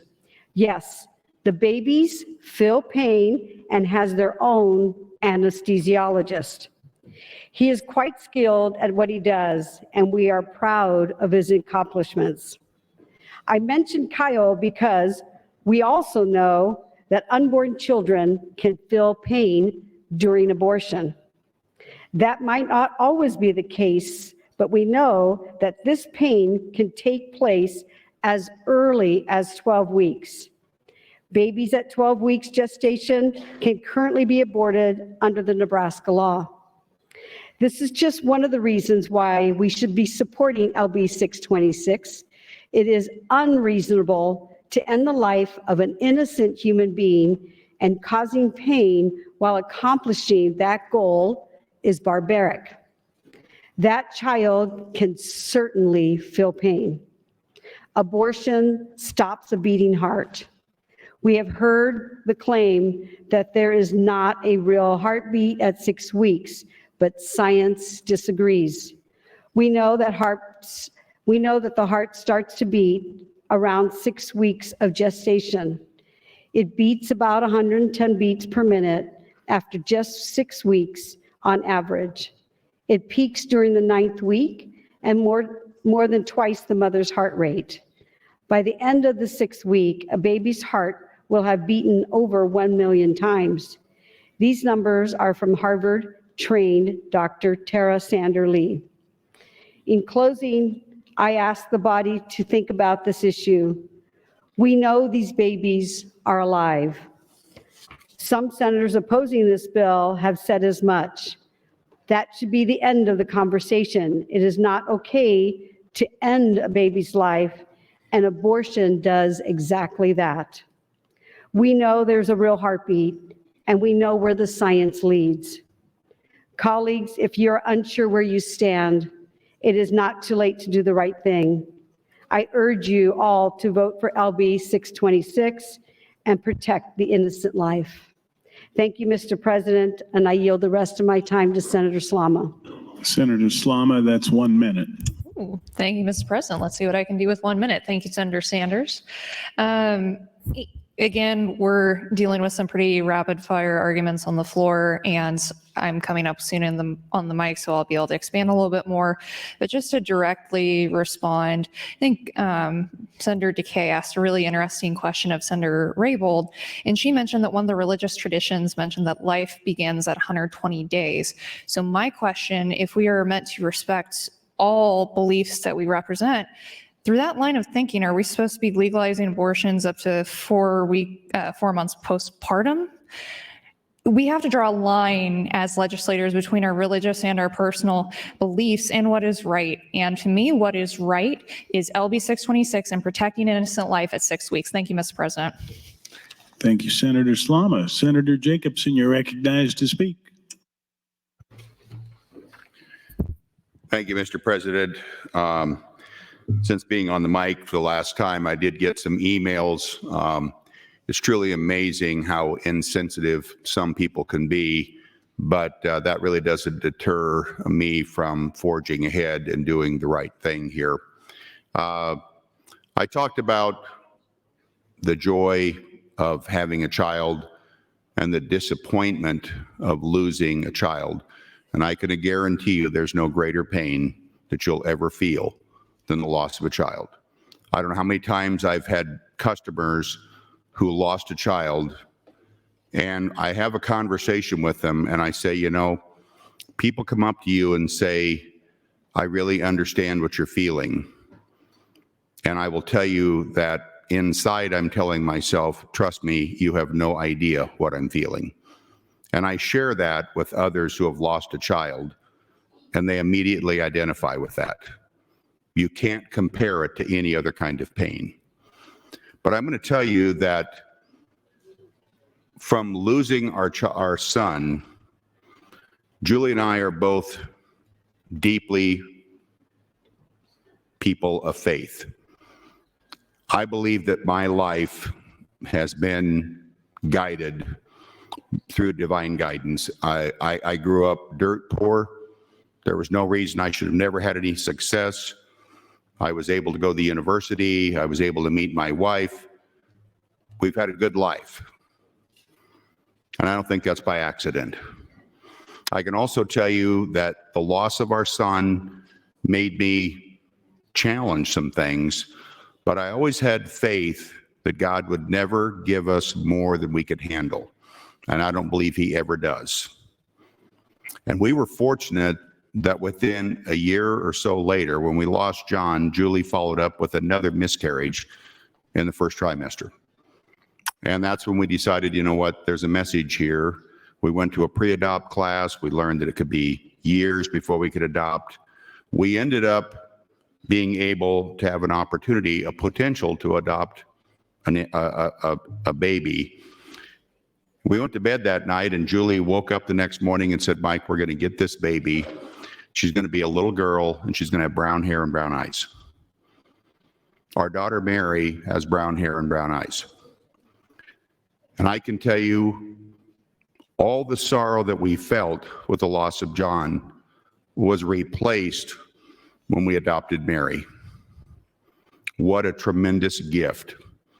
Her name is Mary because Mary is in the definition of Mary is gift from God. And truly she has been. A year later, we were able to adopt our son Joshua. There's no doubt that we were meant to be their parents. We thank God every day that their birth mothers chose life and gave us an opportunity to be parents. Mary got married a year ago in June. Her birth mother joined us at the parents' table at the reception. Her birth mother came up to me and said, "Mike, I never questioned my decision to place Mary for adoption. She's been an open adoption. We stayed in touch all through the years." And she said, "Everything's come full circle for me today. Being here to watch the child I gave birth to be married and become the wonderful woman that she is today." 1 minute. Thank you. I can tell you that that is unconditional love by someone who saw the bigger picture and saw that there was a purpose and great things can happen. I also got a text from an individual who I've known many, many years ago who had a daughter who was born with spina bifida. And she lived for 15 months, and he talked about those 15 months were some of the happiest years of their lives, or the happiest time of their lives because of the daughter and how proud they were of her. God does not give us more than we can handle. Thank you, Mr. President. Thank you, Senator Jacobson. Senator Frederickson, you're recognized, and this is your third opportunity on this motion. Thank you, Mr. President, and good afternoon, colleagues.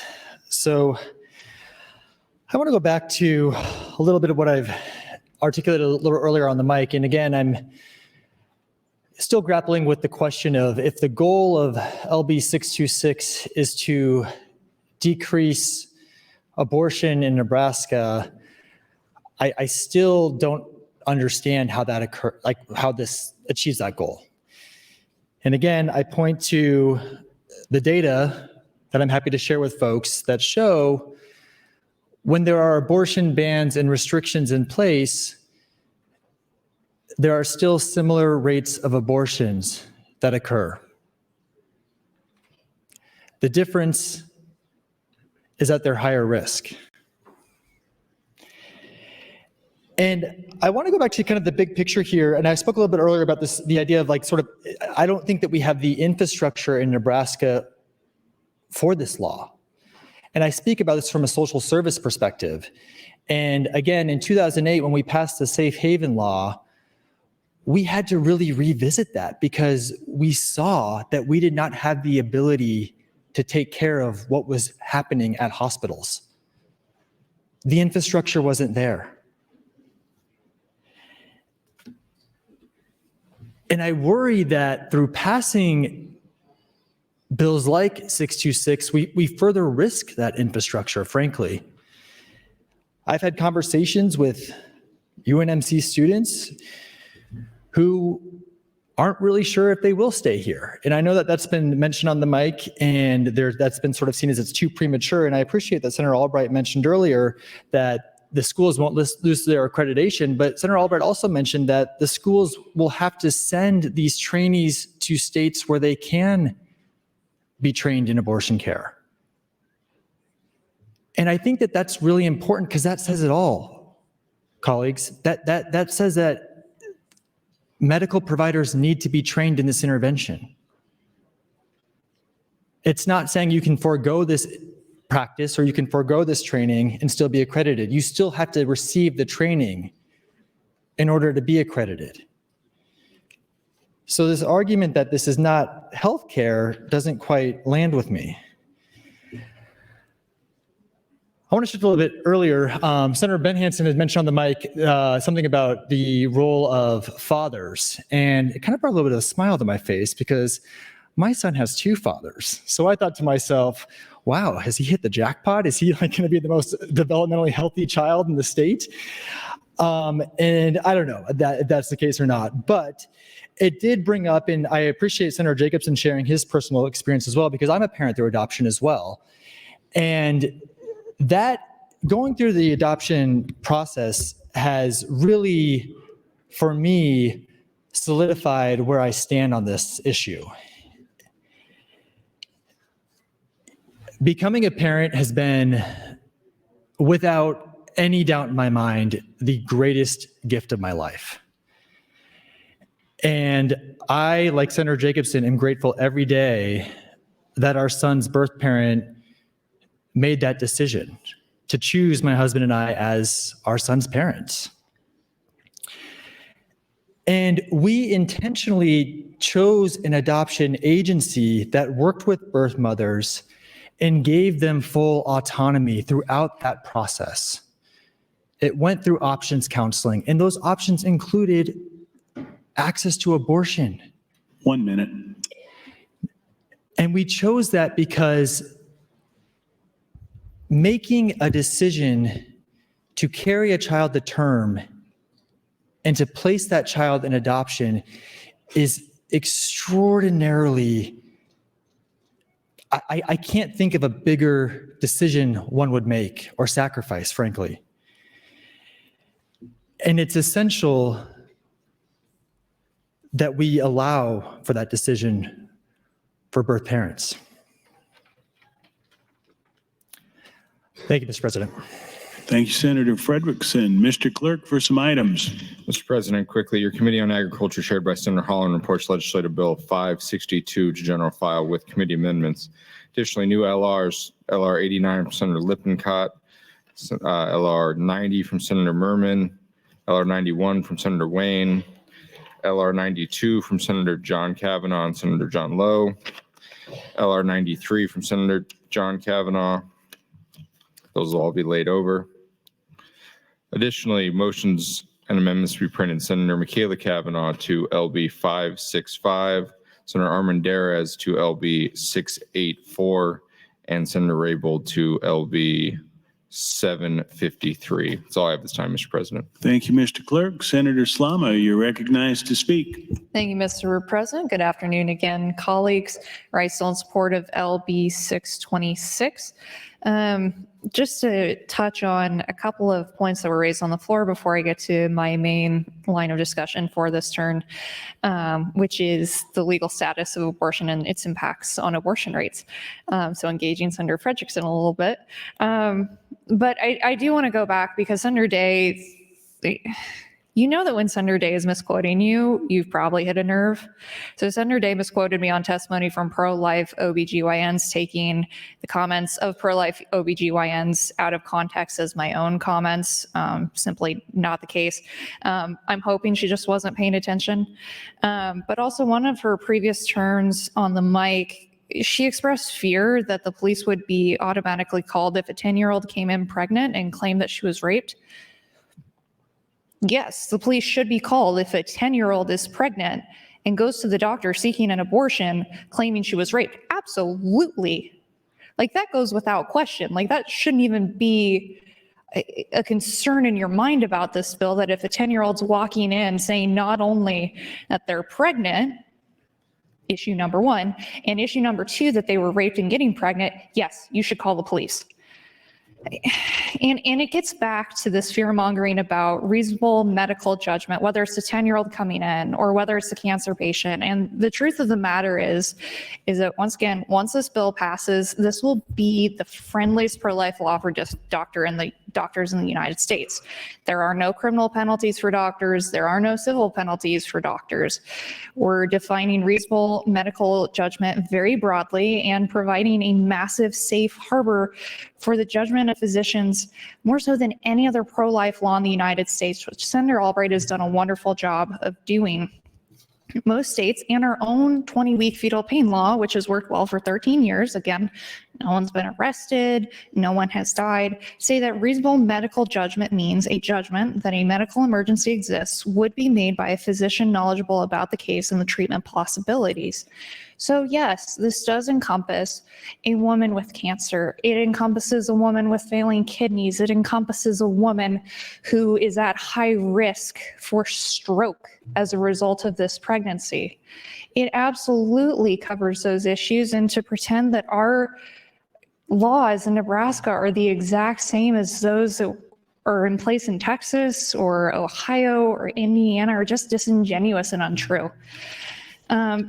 But to come back to another one of my colleagues, and Senator Frederickson and I get along really well, and I am delighted to not be his roommate, but just one row away, catty corner.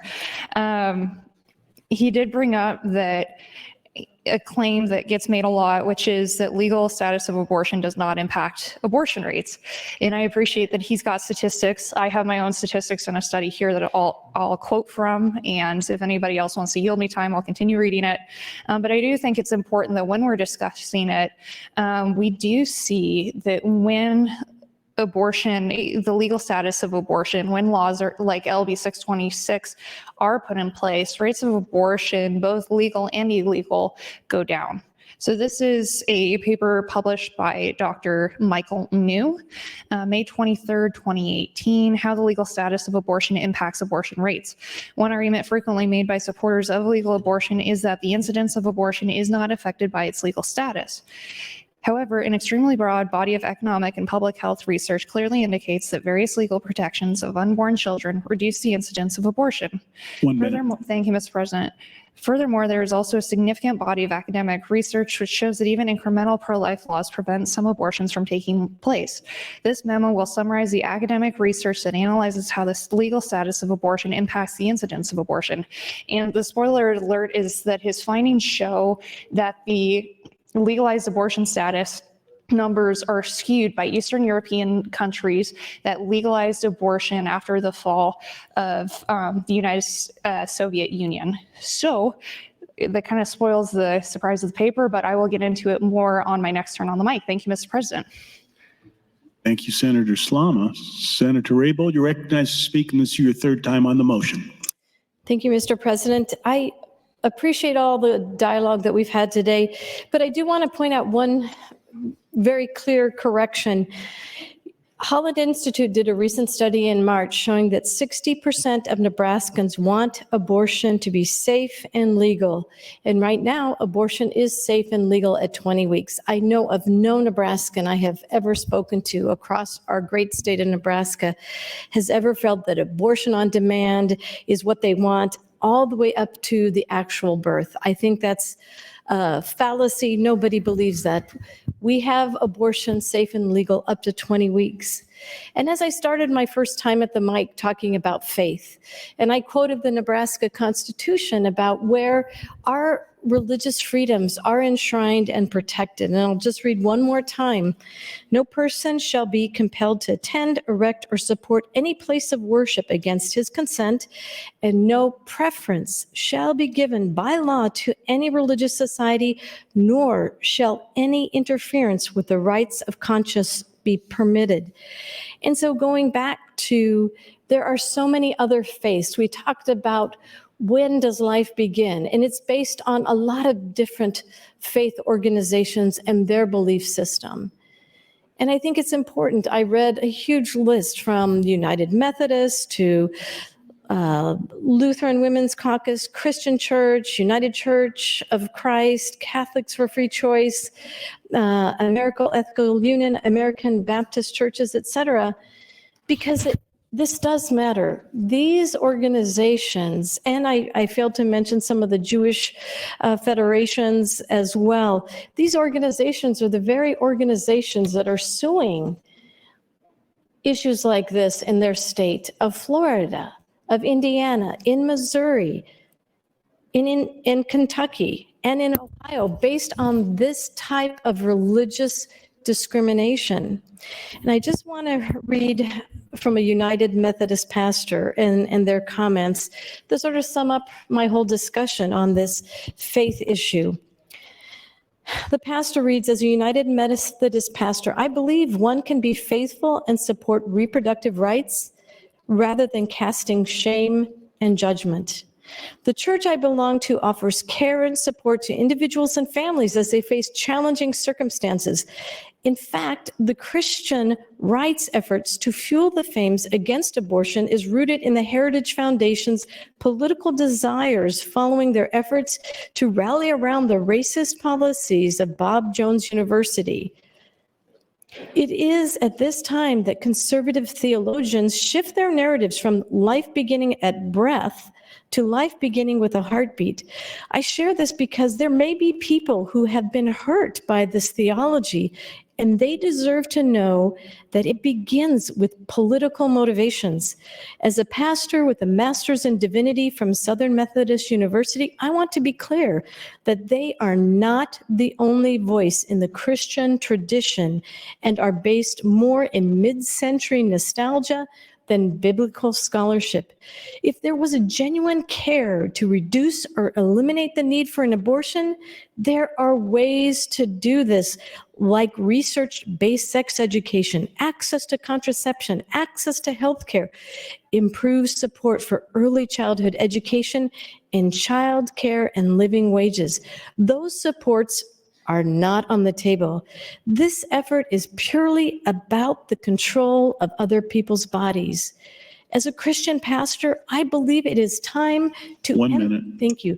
I believe it is time to end the practice of making the most vulnerable people in our community bear the blunt of a culture war. We see this in bills regarding compressive sex education. We see this in the opposition to discussions of race and equity and inclusion. Our state will continue to lose young professionals if we continue down this path. The law banning abortion will burden those in poverty and create trauma in those who need medical care. Placing obstacles between an individual or a family and the healthcare decisions they make with a medical profession is antithetical to the Christian tradition that professes to follow a healer. The Christian calling in this work is to expand access to healthcare, to expand care and support. And that's why I say it is not my place to make healthcare decisions for anyone else. I trust Nebraskans to do it based on their own family and their own faith. Thank you, Mr. President. Thank you, Senator Raybold. Senator Ballard, you're recognized to speak. Thank you, Mr. President. I stand in support of LB 626 and would like to yield the remainder of my time to Senator Slama to continue her thoughts. Senator Slama, that's 4 minutes, 51 seconds. Thank you, Mr. President. Good afternoon, colleagues. It's been too long. Just very quickly to respond to Senator Raybold's comments, while I appreciate her openness to accepting and embracing the traditions of different religions, we have to admit that embrace is not absolute. All we have to do is crack open the tenets of Sharia law to understand where we draw the line in the United States when it comes to embracing all religious traditions. Back to my paper, which will be really helpful to continue to read, How the Legal Status of Abortion Impacts Abortion Rates, published by Dr. Michael New, May 23rd, 2018. Part 1, the impact of broad legal protections for the unborn in both 2012 and 2016. The UK medical journal, The Lancet, released studies which presented abortion rate data from nearly every country in the world. Additionally, in March 2018, the Guttmacher Institute released a study entitled Abortion Worldwide 2017, Uneven Progress and Unequal Access. The three studies are similar. They collect and analyze abortion data from a wide range of countries. They all find that global abortion rates have declined since the early 1990s. Additionally, all three studies present data which demonstrate that abortion rates are declining faster in developed regions of the world than in developing countries. The cross-country comparisons in these studies typically receive considerable amount of media attention. The findings purportedly indicate that countries where abortion is legal have similar abortion rates to countries where abortion was legally restricted. In short, abortion rates appear to be unaffected by whether abortion is legal or illegal. These findings receive a great deal of uncritical coverage from mainstream media. Commentators and pundits frequently cite these studies to argue that pro-life laws are an ineffective strategy to prevent abortions from occurring. However, a closer look at these three studies indicates that there is far less than meets the eye. According to Guttmacher, only 7 developed countries have significant legal protections for the unborn. Conversely, 94 developing countries have significant restrictions on abortion. Most of the countries that restrict abortion are located in Africa, South America, Latin America, and the Middle East. These countries have much higher poverty rates and cannot be compared to industrialized democracies in North America and Europe.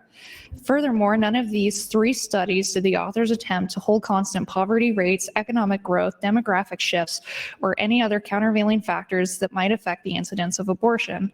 As such, these two Lancet studies and the 2018 Guttmacher study provide extremely little information about how the legal status of abortion actually impacts abortion rates.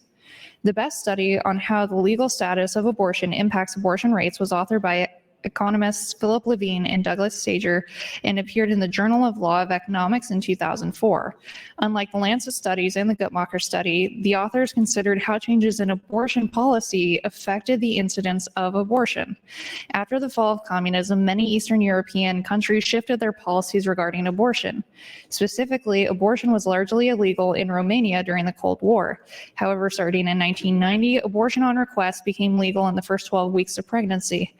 Albania and Bulgaria also liberalized their abortion laws in 1991 and 1989, respectively. Conversely, Poland, where abortion had been legal during the first 12 weeks of pregnancy, enacted significant legal protections for the unborn in 1993.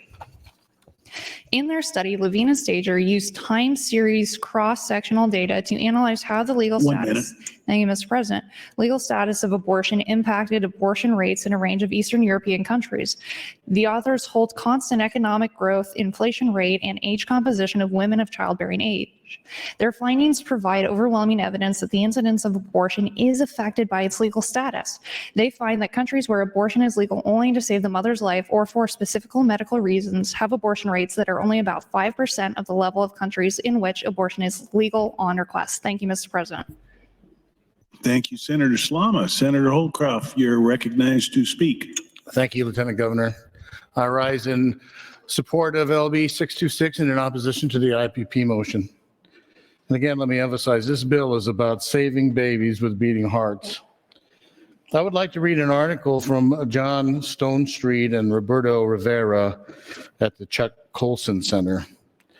64 years ago, a young Italian woman named Edie Bocelli, pregnant with her first child, was hospitalized with appendicitis. Her doctors advised her to abort the child because they said the baby would be born with some disability. A devout Catholic, Edie Botticelli refused, but the doctor prognosis was correct. Her son, Andrea, was born with congenital glaucoma and was completely blind by age 12. Despite being unable to see, Andrea was born with other gifts. One in particular stands out. His voice has been called the most beautiful in the world. According to Celine Dion, if God would have a singing voice, it must sound a lot like Andrea Bocelli. In fact, Bocelli's albums have sold over 90 million copies. His 1999 album, Sacred Arias, is the biggest selling album by a solo classic artist in history. And his 1996 single, Conte Portillo, translated With You I Shall Leave, is one of the biggest selling singles of all time, putting him on a list that includes Lady Gaga, Maroon 5, and Adele. Bocelli has sung for presidents, prime ministers, and popes. He was even named one of the world's 50 most beautiful people by People magazine. In 2010, Bocelli told his mother's story in video entitled Andrea Bocelli, His Unknown Story That Touches Hearts. Sitting in the piano, after describing his mother's decision to not abort him, he adds, "Maybe I'm a partisan, but I can say that it was the right choice." Bocelli told an Italian newspaper that he was inspired to share his story by a missionary in Haiti who works with children and women facing difficult pregnancies. Because of my personal convictions as a devout Catholic, said Bocelli, I am not only fighting against something, I am fighting for something, and I am for life. The video went viral. Bocelli said he hopes it will help comfort those who are in difficult situations and who sometimes just need to feel that they are not alone. In his way, Bocelli's story is reminiscent of the important work of pregnancy care centers, which also exist to remind women facing a difficult pregnancy that they are not alone. The comfort and support they provide helps women choose life, just as Bocelli's mother did. Bocelli's story reminds us of the part of a challenging pregnancy played in the story of our redemption. It's easy for us to forget that God gave Mary the option to say no. Her reply, may it be done according to thy will, are similar to the words that Eddie Bocelli and countless other women have echoed throughout the ages. With that, I will yield the rest of my time to Senator Albright. Thank you, Senator Holkoff. Senator Albright, that's 1 minute and 15 seconds. Boy, I just really like that gentleman. It's too bad we can't play music in here. We could make everybody mellow out. Not that we aren't already tonight. It's been a great day. Okay, so I'll read quickly. This, some people say this isn't a real heartbeat. There are just electronic pulses. To the contrary, there is a beating heart in every living human being at 6 weeks gestation. The heart is the first organ to form and function in the developing human embryo. The heart is a vital source of circulation and nutrients and oxygen-carrying blood once the nutritional requirements of the embryo can no longer be met by diffusion from the placenta alone. About 22 days after fertilization, 6 weeks gestation, the heart starts to beat, pumps blood rhythmically. The heart beats around 110 beats per minute at 6.5 weeks, or 6.2 weeks, increasing to approximately 159 beats per minute from 7.6 to 8 weeks, and peaking during the 9th week to twice the heart rate of the mothers at over 170 beats per minute. That's your time, Thank Senator you, Albright. sir. Mhm. Senator Lippincott, you are recognized to speak. Thank you, sir. I'd like to relate another little airline story if I could. I am for LB 626. One day I was deadheading from one place to another, from Salt Lake City to Atlanta, Georgia. Deadheading means you're in the back of the airplane, you're not flying, you're just moving the crew from one location to another. And I was sitting back in coach and building my nest back there, and along came a young lady to sit down beside me. She was traveling from Salt Lake to Atlanta and then on to some place in North Carolina, if I remember correctly. This was about 5 or 6 years ago. And so I'm dressed in my pilot uniform, so obviously she knows what I do for a living. And so we had some light chit chat for a few minutes. And she told me she lives in the Los Angeles area and she's in the film industry. And she's in the movies. And I asked her, well, what kind of movies? And she told me she's in the adult movie industry. Now, she was young. She was about 30 years old or so, about the same age as my two sons were at the time. So I had this kind of feeling of paternal instinct since she was the same age as my boys.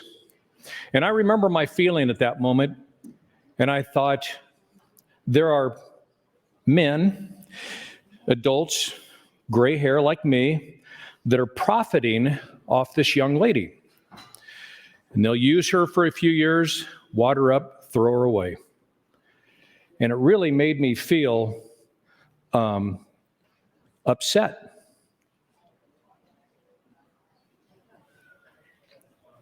We talk about choices.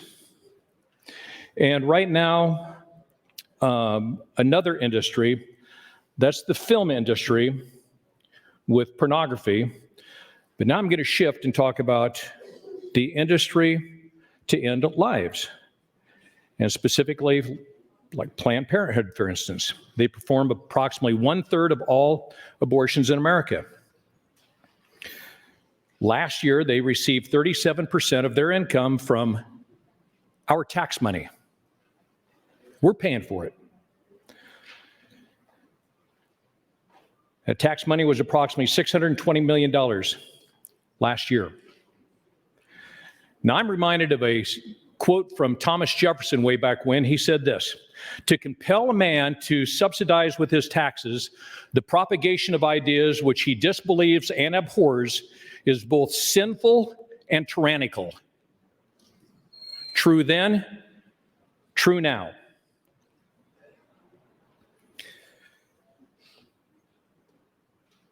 Right now, Planned Parenthood has 63% of their abortion clinics in Black and brown neighborhoods. Blacks make up approximately 12% of the population, and browns, Hispanics make up approximately 17% of our population, but 2/3 of all the Planned Parenthood clinics are in Black and brown neighborhoods. We don't hear any clamor about that. We should, but we don't.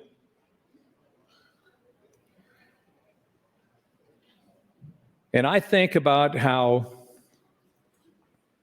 an industry that is using young ladies, and it makes me sad. 1 minute. One more time, Thomas Jefferson said, to compel a man to subsidize with his taxes the propagation of ideas which he disbelieves and abhors is both sinful and tyrannical.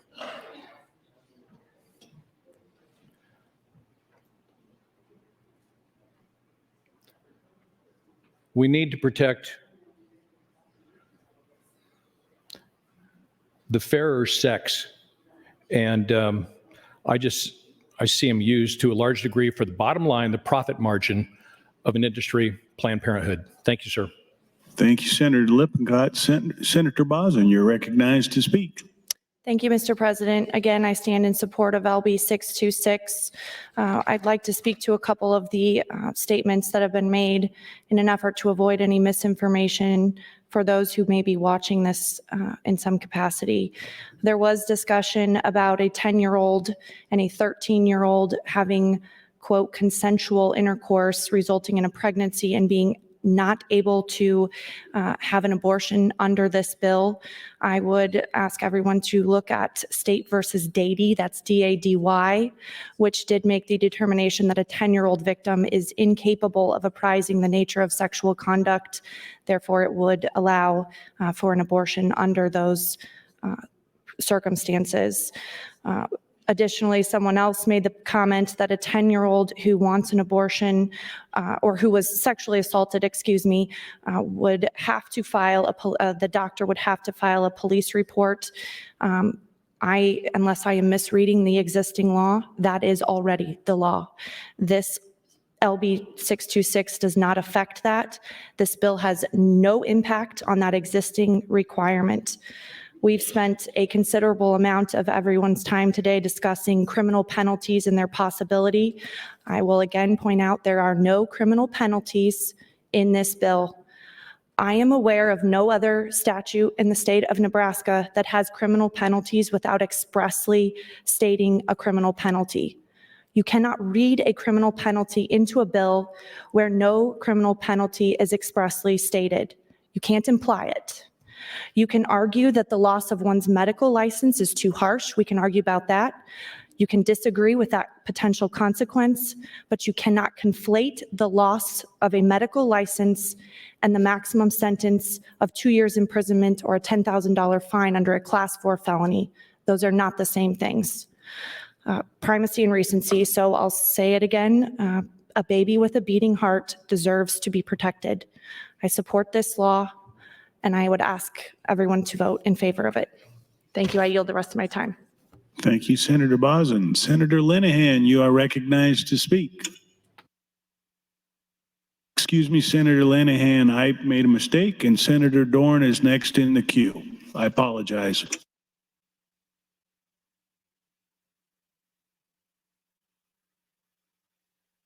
Senator Linehan, you're recognized to speak. Thank you.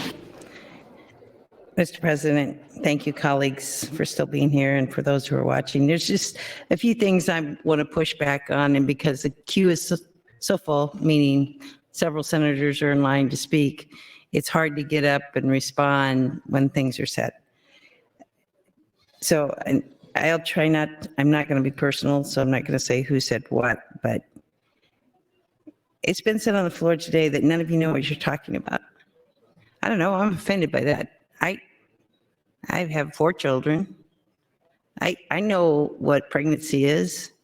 I know what abortion is, and I know what it is to go through a pregnancy. So I don't know how you can say, like, none of you know what you're talking about. I know what I'm talking about. We've had this whole conversation that, you know, when life begins, depending on what religion you believe. Life begins at the beginning. It's like everything else. It begins when it begins. And that is not what this bill is. It doesn't say that that there's no abortions. I have people on the outside who are like, why don't you all compromise? This is a compromise in the hearts of many in this body. Many in this body doesn't believe that we should have any abortions unless it's for saving a mother's life. So this bill is not, and you keep comparing it to states where they've outlawed abortion, period. That's not what this bill is. This bill is a compromise from Senator Albright's heart to try and do the best we can until we change more hearts. There's also somebody who made, I shouldn't characterize it, a remark that, oh, we've got nothing done, we've got no bills passed. We've gotten a lot done, and we will get all our bills passed. And Senator Arch, from my opinion, deserves a lot of credit for keeping this place, as much stress as we have, as much anger as there seems to be, keeping this place running. And yes, if some of us want to stay here till 10 o'clock every night, that's what the speaker will have us do. And to blame the speaker for somehow who's going to show up tomorrow, or who showed up yesterday, or who's here today, that is not, he has no time. It's just wrong. And unless you want to stand up and take some of the grief the speaker has to take every day, I would expect that we all, regardless of what party we are in, give him the respect he is due. It's a very tough job, and in my opinion, he's doing an excellent job. Finally, one of the things I've heard again and again today is it should be between the patient and their doctor, or put it the other way, it should be between the doctor and their patient. That has been said multiple times today. But here's the problem. That's not the reality of the situation. Again, I think it was Senator, and I will give her credit for this, Senator Hughes stood up. There were 5 doctors in Nebraska who performed abortions last year. 3 of them performed 15, which probably was medical situations where it was to save the life of the mother. Two doctors performed 2,345 abortions. Now, those doctors, that wasn't their patient. They didn't have a relationship with 2,345 patients. The way this works is you find out, because I was... 1 minute. You find out you're pregnant, you're scared, you make a call, you go to Planned Parenthood, they give you an abortion. There's no doctor-patient relationship, so please, I know this is emotional, and I know people have strong feelings on both sides, but let's drop the patient-doctor relationship. Thank you, Mr. President. Thank you, Senator. Senator Albright, you're recognized to speak. This is your 3rd time on the motion. Okay, thank you very much, Mr. President. At about this time, I know we'll probably go to dinner at about 5:30, come back at 6, probably have closure around 7. So I think it's appropriate that I start running through the bill for maybe people who are just tuning in to find out what this Heartbeat Act is all about. Section 1 names the act as the Nebraska Heartbeat Act. Section 2 provides that the act shall apply only to intrauterine pregnancies, those existing inside the uterus. Section 3 defines terms.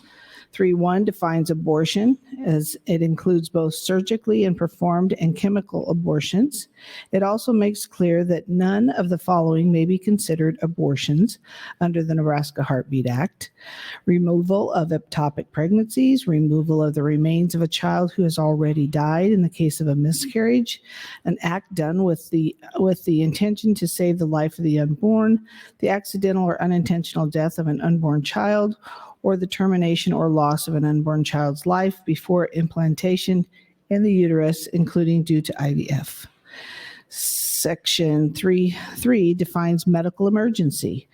Under this definition, medical emergency means any condition which, in reasonable medical judgment, so complicates the condition of the pregnant woman that it is necessary to terminate the pregnancy to save her life, or for which a delay in termination will create a serious risk for substantial impairment of a major bodily function.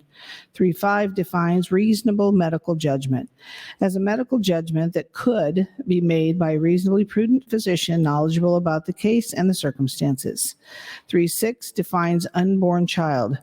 Remember that not every unborn child is protected by the Nebraska Heartbeat Act. Only those who are in the uterus and have a heartbeat, and where an exception is not present. Section 4 is the heart of the bill.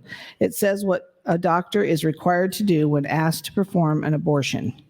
4.1 says that the doctor must estimate and record the child's gestational age, perform an ultrasound in accordance with the standard medical procedure, to listen for a heartbeat, and record the result of the ultrasound.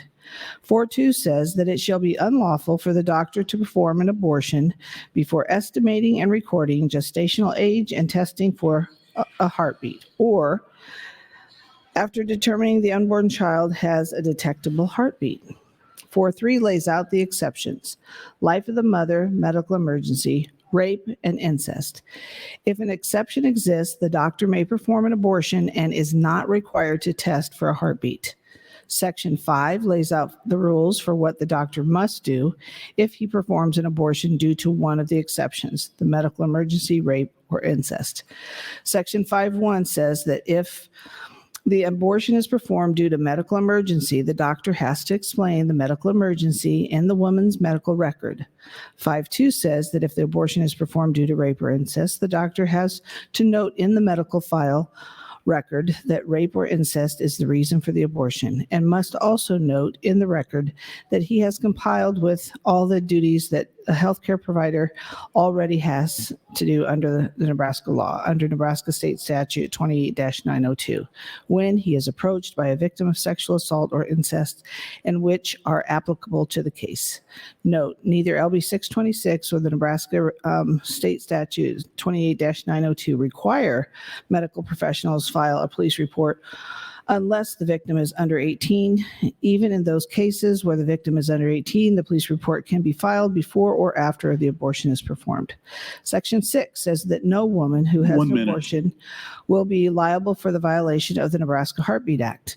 Section 7 through 13 lays out the process for what happens when a doctor is alleged to have violated the Nebraska Heartbeat Act, the same process that happens anytime a doctor is alleged to have committed any kind of unprofessional conduct under the already existing Uniform Credentialing Act. Sections 9, 10, and 11 specifically state that if it is found that the doctor or abortionist has performed an unlawful abortion in violation of the Nebraska Heartbeat Act, his license is to be subject to revocation. Section 14 is the severability clause, stating that if for some reason a court finds something in the act to be unconstitutional, the rest of the act shall not be affected. Section 15 is the repealer clause, stating that the old amended statutes shall be repealed and make way for the new amended statutes as outlined in this bill. And Section 16 is the emergency clause, stating that the bill shall take effect upon passage and approval. Thank you. That's your time, Senator. Thank you. Senator Dungan, you're recognized to speak. This is your third time on the motion.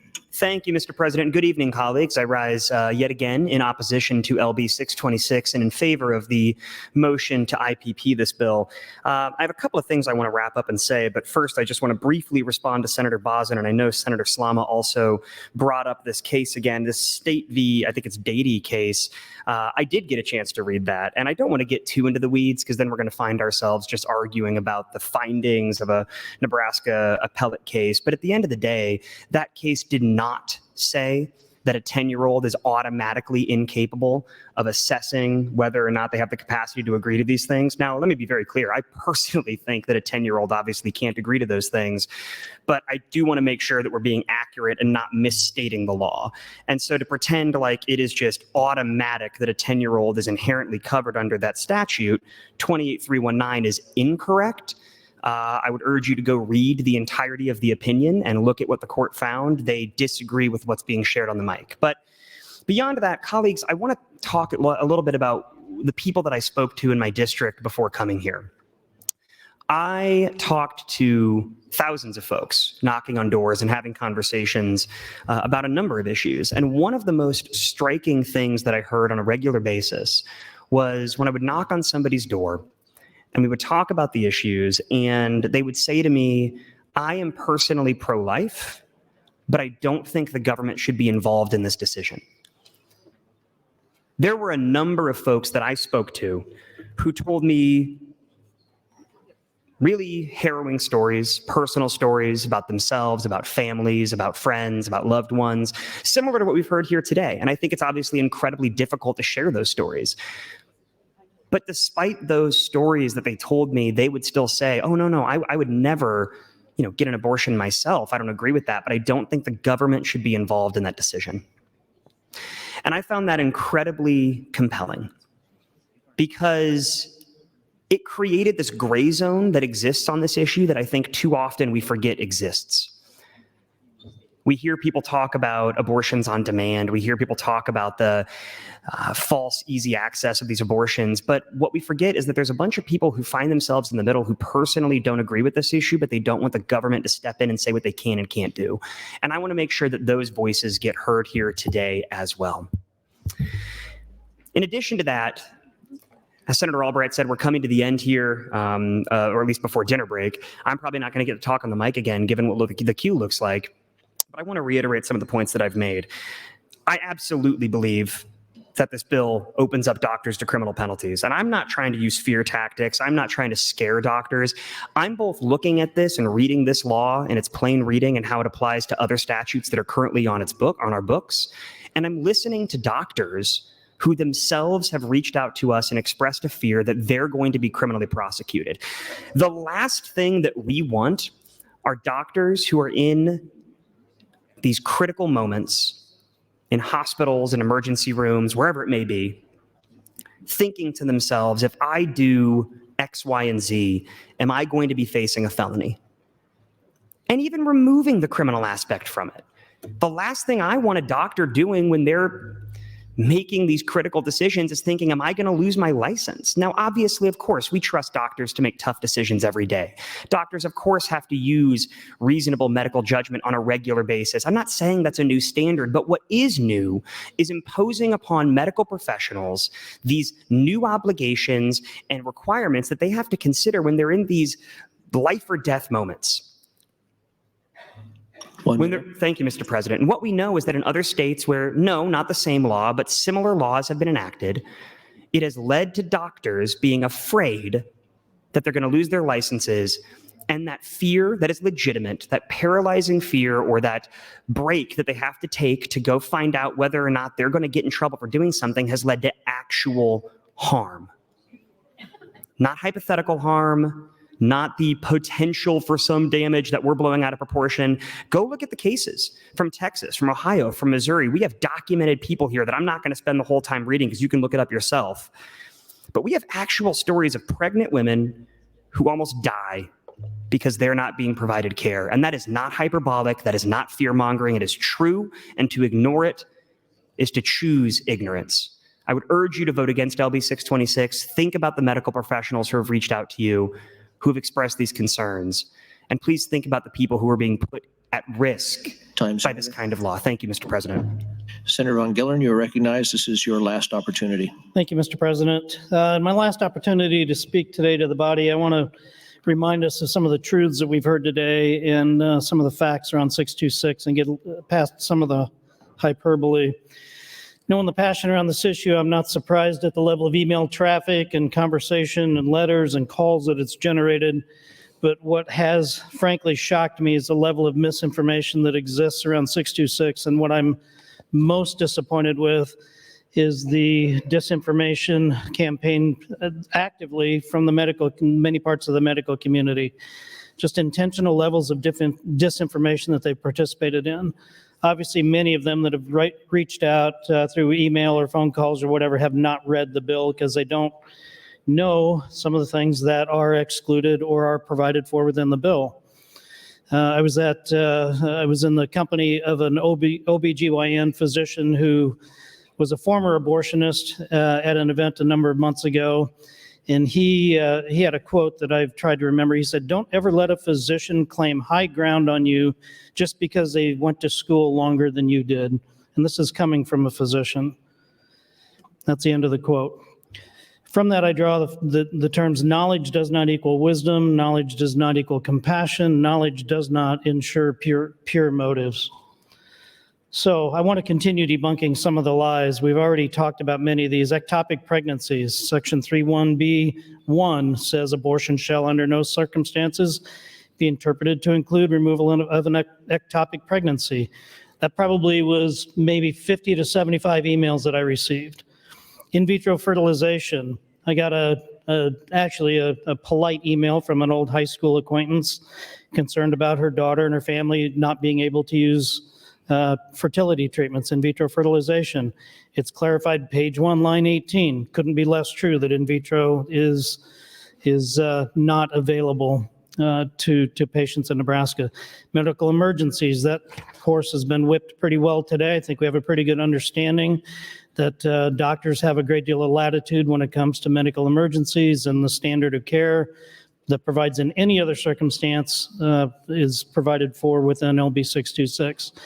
Miscarriages, thanks again to the disinformation team. I received an angry email from a family member who was irate because his mother, my sister, had 5 miscarriages, and I was supposedly supporting legislation that would have prevented her care. All lies, which had to be rectified. Malformations and fetal anomalies have been talked about a number of times today. Typically, as we know, those are not discovered until after 20 weeks. And so the current limitations on abortion in Nebraska would already apply to those. And again, we don't see doctors going to jail today because they're treating patients that have physical or fetal anomalies.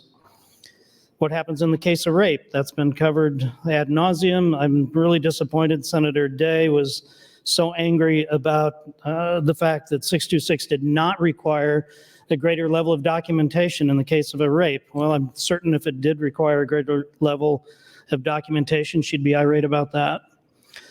The lies that have been told about 626 since it was announced are simply too many to count. And as hard as it is for many in the room to believe, it's about compassion. It's about grace. It's about loving the least of these and the most vulnerable in our society. And with that, I yield the remainder of my time to Senator Slama. Thank you. Senator Slama, 1 minute 15. Thank you, Senator Von Gilleren. I appreciate your really thoughtful approach to this debate. And the points you bring up about misinformation are so valuable because 1 minute. thank you, Mr. President, that misinformation about what women could be facing as a result of this bill will absolutely harm more women than LB 626 itself. So let's read from the bill. For the purposes of the Nebraska Heartbeat Act, abortion means the prescription or use of any instrument, device, medicine, drug, or substance to or upon a woman known to be pregnant with the specific intent of terminating the life of her unborn child. Abortion shall under no circumstances be interpreted to include ectopic pregnancy, removal of the remains of an unborn child who has already died, an act done with the intention to save the life or protect the health of the unborn child, accidental or unintentional termination of life of an unborn child during the practice of IVF or another assisted reproductive technology, the termination or loss of life of an unborn child who is not being carried inside of a woman's body. we have to counter this disinformation. It is more dangerous than anything we're debating today. Thank you, Mr. President. Senator Erdman, you are recognized to speak.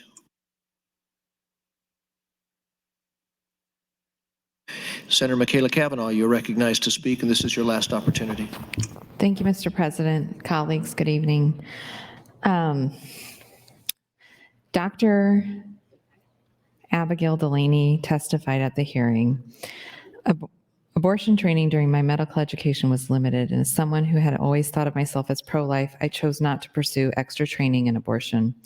In my first year out of practice, a patient showed up with a fever and high heart rate at approximately 16 weeks gestation. She was ultimately diagnosed with an overwhelming intrauterine infection known as septic abortion. There was a fetal heartbeat. The institution I was at required several hoops to go through to allow a termination of a pregnancy with a heartbeat. I had to contact an ethics committee. I had to obtain the signatures of 2 other practitioners. Once those hoops were completed, I realized that her patient's blood pressure was dropping. Her heart rate was rising even further. The patient's condition was worsening, and because she was remote from delivery, she required an emergent surgery known as a dilation and evacuation to save her life. As a young clinician who had not had training in second trimester D&Es, I had to call another provider in to perform this procedure. Despite years of training, despite the desire to help people, despite everything I had believed, it was actually my pro-life stance that ultimately put this patient's life in danger. Because I was reticent to acknowledge abortion as healthcare, because I had opted out of obtaining abortion training, all I could do was assist as the other doctor who provided the necessary life-saving operation. I can tell you there has not been a day that has gone by since that day in the operating room where I don't think about that patient, a mother of 3 and how she was saved that day. Dr. Emily Patel also testified.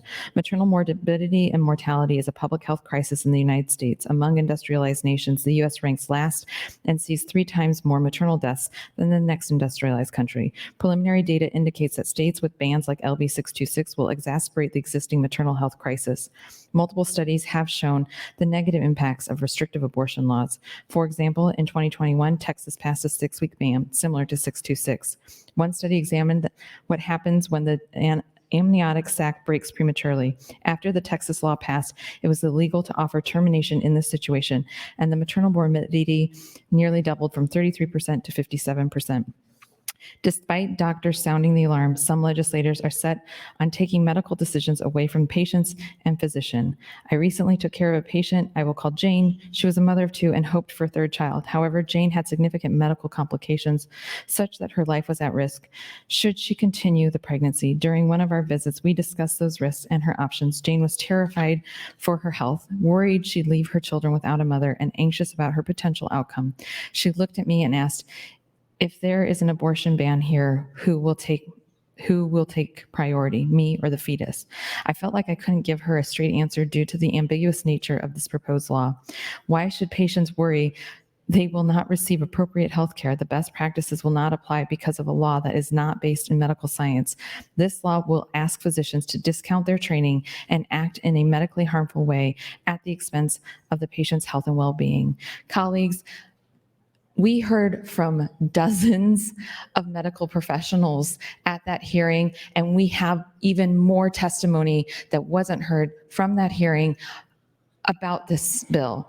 And it is just rude to say that doctors are saying the sky is falling. They are medical professionals, and you are trying to change their entire training and expertise, and you are acting like they are hysterical.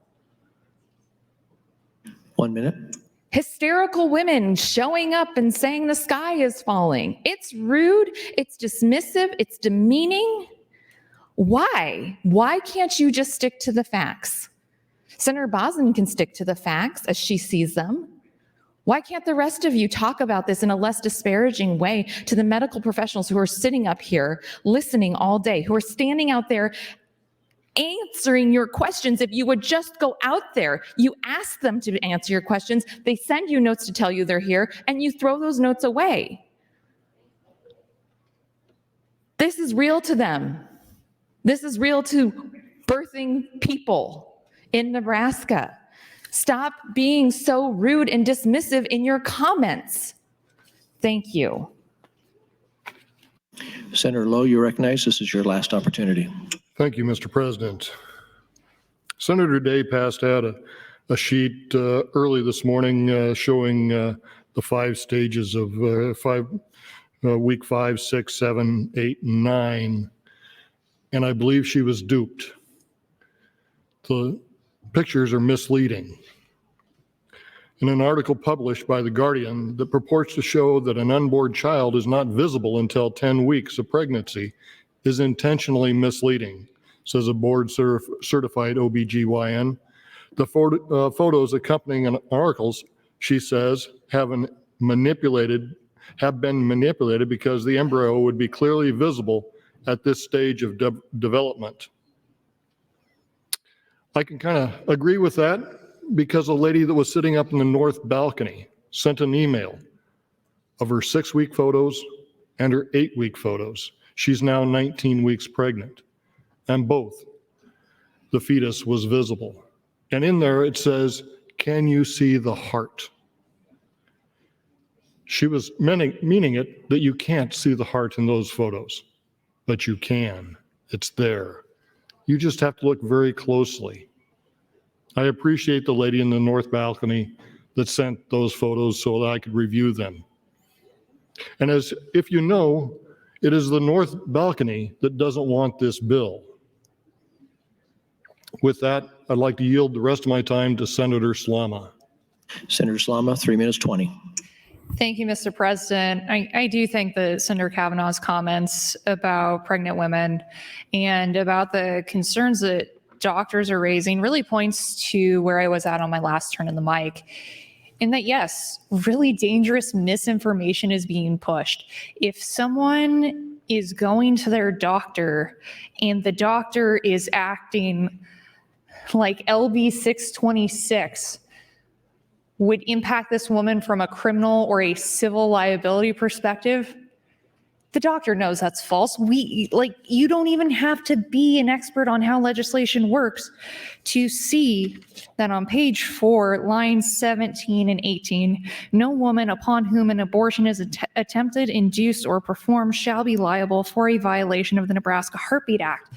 And it comes off as disingenuous in so many ways, the least of which being that 2 doctors in Nebraska account for 99.4% of all abortions in this state. So to act like there's this slew of doctors whose day-to-day operations of cycling women through abortions will somehow be changed and the world will be shattered just isn't accurate. Focus on the facts. Focus on the text of the bill, focus on the case law, focus on what is accurate, not just what you're feeling, not just what gets you headlines on national news outlets. Yeah, if you say something spicy, you too could get on MSNBC. But you know what? There's a woman listening to you at home who's going to decide to not seek medical care because she trusted what you said when you knew it was false, and you're trying to get your moment in the sun. So yeah, when you get an invite to whatever national news outlet you're excited to go to next, and you're deciding how you're going to approach speeches on the floor, maybe take into account the people who are listening and actually have faith in some of the things that politicians on this floor say, because you could truly be impacting their lives. And I hope and pray it's for the better. But as we've seen at times during this debate, it's not. So please, for the next hour and a half or hour, because we have a half-hour supper break, that we have to debate this bill, stick to the facts. Please. Don't just try to spout off something that's going to get you a viral video and scare some woman who's having a miscarriage to not go get care until she's septic. You know what's in this bill. You can read this bill. It's a very easy bill to read. It's what? It's 12 pages, maybe a couple of pages in new text. The rest is existing statute. Read the bill, go from there, and know that you have a duty as a legislator to do better than some of what I've been seeing on the floor today. Thank you, Mr. President. Senator Breezy, you're recognized to speak. This is your last opportunity. Thank you, Mr. President. I rise again in support of LB 626, and I would yield my time to Senator Albright. Thank you. Senator Albright, 4 minutes 50. Thank you, Mr. President. Thank you, Senator Breezy. I'd like to just visit. We didn't put a lot of emphasis on the media while bill was getting put together, but there was a doctor, Arthur Grinstead, a Nebraska OBGYN, that was in support of LB 626 in the Omaha World Herald, Sunday, February 5th, 2023, in the Midland Voices. Nebraska Heartbeat Bill provides sound life of the mother protections. A group of Nebraska doctors held a press conference on the anniversary of Roe v. Wade to express their opposition to a Nebraska bill that would limit abortion to cases of rape, incest, and life of the mother once a baby's heartbeat is detected. As a physician, I want to provide some clarification of the medical science behind Legislative Bill 626. The chief allegation made by Dr. Mary King at the outset of the press conference was that life and health of mothers would be put in jeopardy by this law. She stated LB 626 is dangerous for pregnant people and medically irresponsible, citing incidents of ectopic pregnancies or when a patient's water breaks too early, causing her to be at risk of sepsis, hemorrhage, hysterectomy, or, in very rare cases, death. Another doctor in the room referred heartbreaking cases of anencephaly, and the risk of those situations may pose to a mother in a highly rare situation. As someone who has spent several years working with pregnant women from all walks of life, I would share these concerns if they were not already accommodated for in the legislation. The Nebraska Heartbeat Act explicitly permits abortions even after the baby's heartbeat is present when there is a medical emergency. Medical emergency is defined as any condition which, in reasonable medical judgment, so complicates the medical condition of the pregnant woman as to necessitate the termination of her pregnancy to avert her death, or for which a delay in terminating her pregnancy will create a serious risk of substantial and irreversible physical impairment of a major bodily function. Not only does the bill provide for abortion when necessary to save the life of a mother, it also gives medical professionals discretion to intervene to prevent permanent physical harm. There is also a provision that specifically allows for treatment of the ectopic pregnancy. These cases are so exceedingly rare that I have yet to encounter one, and my physician mentor, who had been in practice for 40 years, had never seen one either. Those at the press conference suggested that doctors would be in danger of losing their license if they perform such interventions. In reality, medical professionals may rely on evidence-based guidance from their national and state medical associations, as doctors in other states with similar abortion limits are doing. For example, when a woman's water breaks prior to the time of the unborn child can survive birth, the American College of Obstetrics and Gynecology advises women presenting with PPROM before neonatal viability should be offered immediate delivery or termination of pregnancy by induction of labor or dilation and evacuation. This is the standard procedure, and that is what will continue to be done in Nebraska after the passage of LB 626. I believe the intentions of many of my colleagues with the life of the mother concerns about this bill are genuine, even though they are incorrect. Disappointedly, the tone of the press conference changed when Dr. Jody Hendrick took the podium. Dr. Hendrick parroted the anti-human rights, utilitarian talking points from Planned Parenthood and extreme abortion on demand proponents, claiming that saving more unborn lives from abortion will hurt Nebraska's economy. The true medical language of these talking points is fanciful at best and deadly at worst. I'll leave any fiscal arguments to the economist, but for doctors to speak of the value of human life in terms of dollars and profit margins is unconscionable violation of our Hippocratic oath. Medical professionals are not charged with making a political calculation about the supposed impact of the GDP, but do but to do all within our power to protect the mothers and unborn children who are in our care. These unborn children have a heartbeat. The unborn child's cardiovascular system starts to develop at just 3 weeks after conception, and the heartbeat begins at the 5th week of pregnancy. The presence of the heartbeat indicates that the baby has a remarkably high chance, up to 98%, of surviving to birth. The good news is Nebraskans are compassionate. Time, Senator. Thank you, sir. Senators, the legislature will now stand at ease from 5:30 to 6 o'clock when we resume debate on LB 626. The next 3 senators to speak will be Senators Hunt, John Kavanaugh, and Blood. We stand at ease.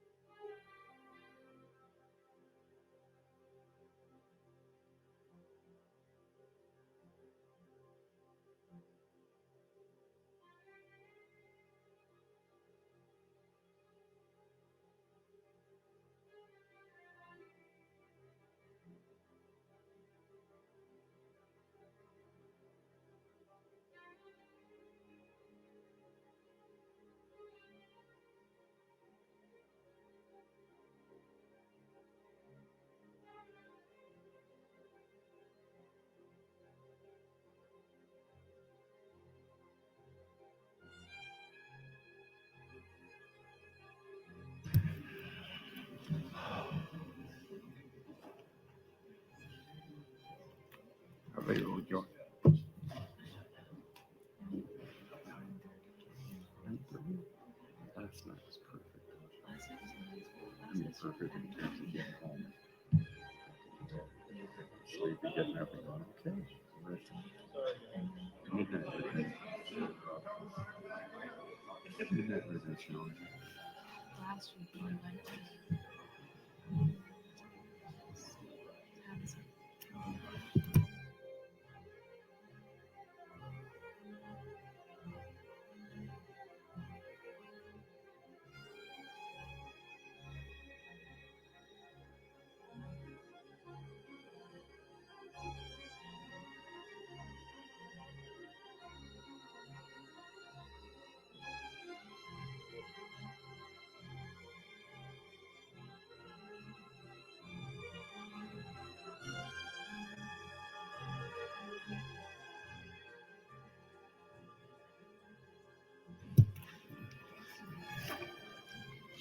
Attention senators, the legislature is scheduled to reconvene in 5 minutes.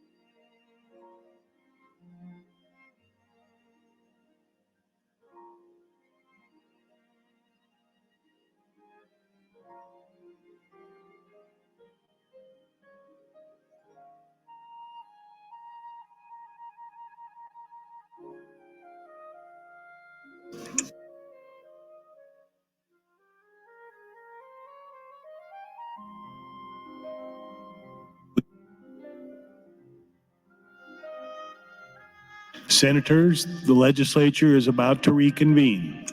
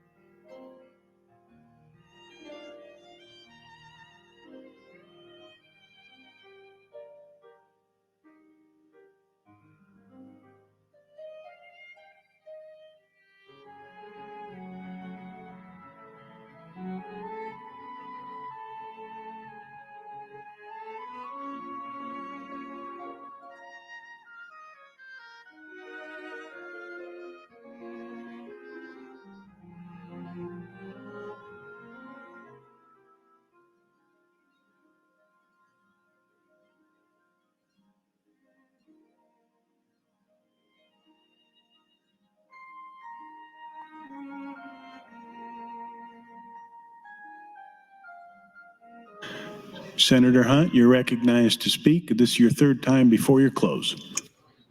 Thank you, Mr. President. Good afternoon, good evening, Nebraskans.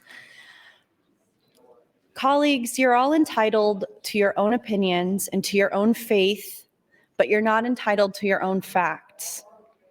The idea, one, that doctors would be able to carry on with emergency pregnancy care like they always have, or two, that this won't affect that many doctors so it's not a big deal, is incorrect. That's not right. People, healthcare providers, doctors who are seeing patients every single day are going to be faced with additional complexities and barriers to care and all kinds of things that they're going to have to do to make sure that they're in compliance with this law. They're going to have to see what they can do to be in compliance with the law, if the law is even enforceable, if it passes and we figure out how it's actually going to be enforced. On another level, they're thinking about, if this law passes, can they continue to practice here in Nebraska? I've spoken with many providers who practice in underserved areas, who love their jobs and love the people they serve, but they wonder how long they can stay here. And to be honest, a lot of them have their resignation letters ready to go based on this bill. Colleagues, the ambiguity is part of the point. Confusion is the point. Fear is the point. Letting people know that their bodies are subject to the whims of random lawmakers and judges and religious organizations is the point. This is not law that we're dealing with. It's not best practices. It's not medicine. It's not healthcare. This is theocracy. This is white nationalism. And this is a racist, I don't want to get into it, but this is a system that is built to oppress, oppressing as it is meant to do, using the apparatus of the state to force their religious views on everybody else. It is what it is. No serious culture, no democracy, no free country can compel its residents to give birth. It's not a free country if people here are forced to give birth and be pregnant. And that's what is going to happen under LB 626. That's what we're seeing happen in other states. We know that that's the direction this is going. I received an email this afternoon. We've all been getting lots of communication throughout the day today during this debate. And this person said, I will be leaving the state after I graduate residency. She's here for residency for medical school, to seek training that I unfortunately cannot receive in Nebraska. I have loved living here, treating patients who have limited access to health care and have developed strong relationships with other providers. However, training in more complicated contraception and abortion care is simply not available here, and I strongly desire this to be as big a part of my practice as deliveries. I know that if LB 626 were to pass, more physicians would leave and fewer would choose to move here to care for Nebraskans. To hear Senator Kathleen Kauth tell it, Kathleen Kauth, who introduced one of the most hateful bills that's ever been introduced in the legislature to take healthcare away from trans kids, from LGBTQ kids who are already some of the most vulnerable people, yet turn around and at the same time say that by supporting LB 626, she's sticking up for the vulnerable people, which to her is two cells put together, is a more vulnerable person than an actual living, breathing kid who she seeks to discriminate against. But she stood up and said, I know that there's people from states that have passed sanctuary laws for abortion, who have put into their constitution the right to abortion, and they would move here because they want to live in a state that's banned abortion. 1 minute. Listen to yourself. What are you talking about? Senator Kathleen Kauth is a professional mediator and conflict negotiator. You Google her, you can find all of her credentials, and she's like so good at solving conflicts. The biggest conflict in this state right now, in this legislature, is because of Senator Kauth. Go solve that conflict, Senator Kauth. Mediate that. You're standing up and saying, oh, you're gay? You want abortion care? You've got a complicated pregnancy? You need a DNC like Senator Jacobson and his family did? Maybe you can move somewhere else and you're not welcome here. The message is loud and clear, colleagues, and they're receiving the message. Thank you, Mr. President. Thank you, Senator Hunt. Senator John Kavanaugh, you're recognized, and this is your third time on the motion. Thank you, Mr. President. And I would ask if Senator Albright would yield to a question. Senator Albright, will you yield to a question? I will. Thank you, Senator Albright, and I appreciate your last time on the mic. You kind of went through the line by line, section by section, and a part jumped out at me that I'd originally wanted to talk about, and I hadn't gotten a chance to today. So now we're getting to the end. I wanted to touch on Section 16 is the emergency clause. So can we just visit a little bit about, can you tell me what an emergency clause is? Well, the emergency clause, I would say on 626 would relate to the passage of this bill and the text of the bill. They would have to, the executive branch would follow through and make sure that once it passes, it takes on whatever the legislature has agreed upon, and that as soon as it's passed, that the governor would sign it into law and it would become law as soon as possible. So it essentially means that the contents of this bill will go into effect as law immediately, as opposed to any other bill that doesn't have an emergency clause would go into effect 90 days after the legislature adjourns. Is that right? Yes. Okay. And so if hypothetically we were to pass this bill today and then lay it over and pass it next time, so say governor signs it next Wednesday. So what happens after that? Then they enact the law. So the next day, Thursday of next week, it would be law. Does that sound about right? So I guess, well, one question I would have is, what's the emergency that merits the emergency clause in this bill? Life of a beating heart. Okay. And so, and that requires that this bill would go into effect without the 90-day layover period before a bill goes into effect under normal enactment. Yes. Okay. And so we pass the bill, the governor signs it, goes into effect immediately. What's the mechanism under which doctors will be notified that this is now the procedure they're going to have to operate under? I would personally suspect that the chief medical officer would be the one that coordinates that with them. So the chief medical officer would be responsible to inform every doctor in the state between when the governor signs it on Wednesday and when doctors' offices open on Thursday, to inform them that they're responsible to under this law? I would certainly imagine between today with 8 hours, we have 4 hours coming up, and then we have another 2 hours on general. If this is progressing as it does, I'm quite certain that those that are involved would be making certain that things are written up in the standard of care and things would be handled at the state level as well as with the hospital and doctors. Okay. And I just told you I was going to ask you about the emergency clause, but you just mentioned the standard of care that needs to be written up. So are there internal regulations that the department are going to have to promulgate or release to enact this statute? Just the rules of what the law and what the bill says. Okay. I appreciate that. I won't keep you on the spot, Senator Albright. I just wanted to make sure that we got a chance to visit about the emergency clause. And I've talked about this. I talked about the emergency clause on a bill that appropriations bill yesterday that Senator Clements presented. And in that bill had an emergency clause with a delayed effective date. So that bill had an effective date of July 1.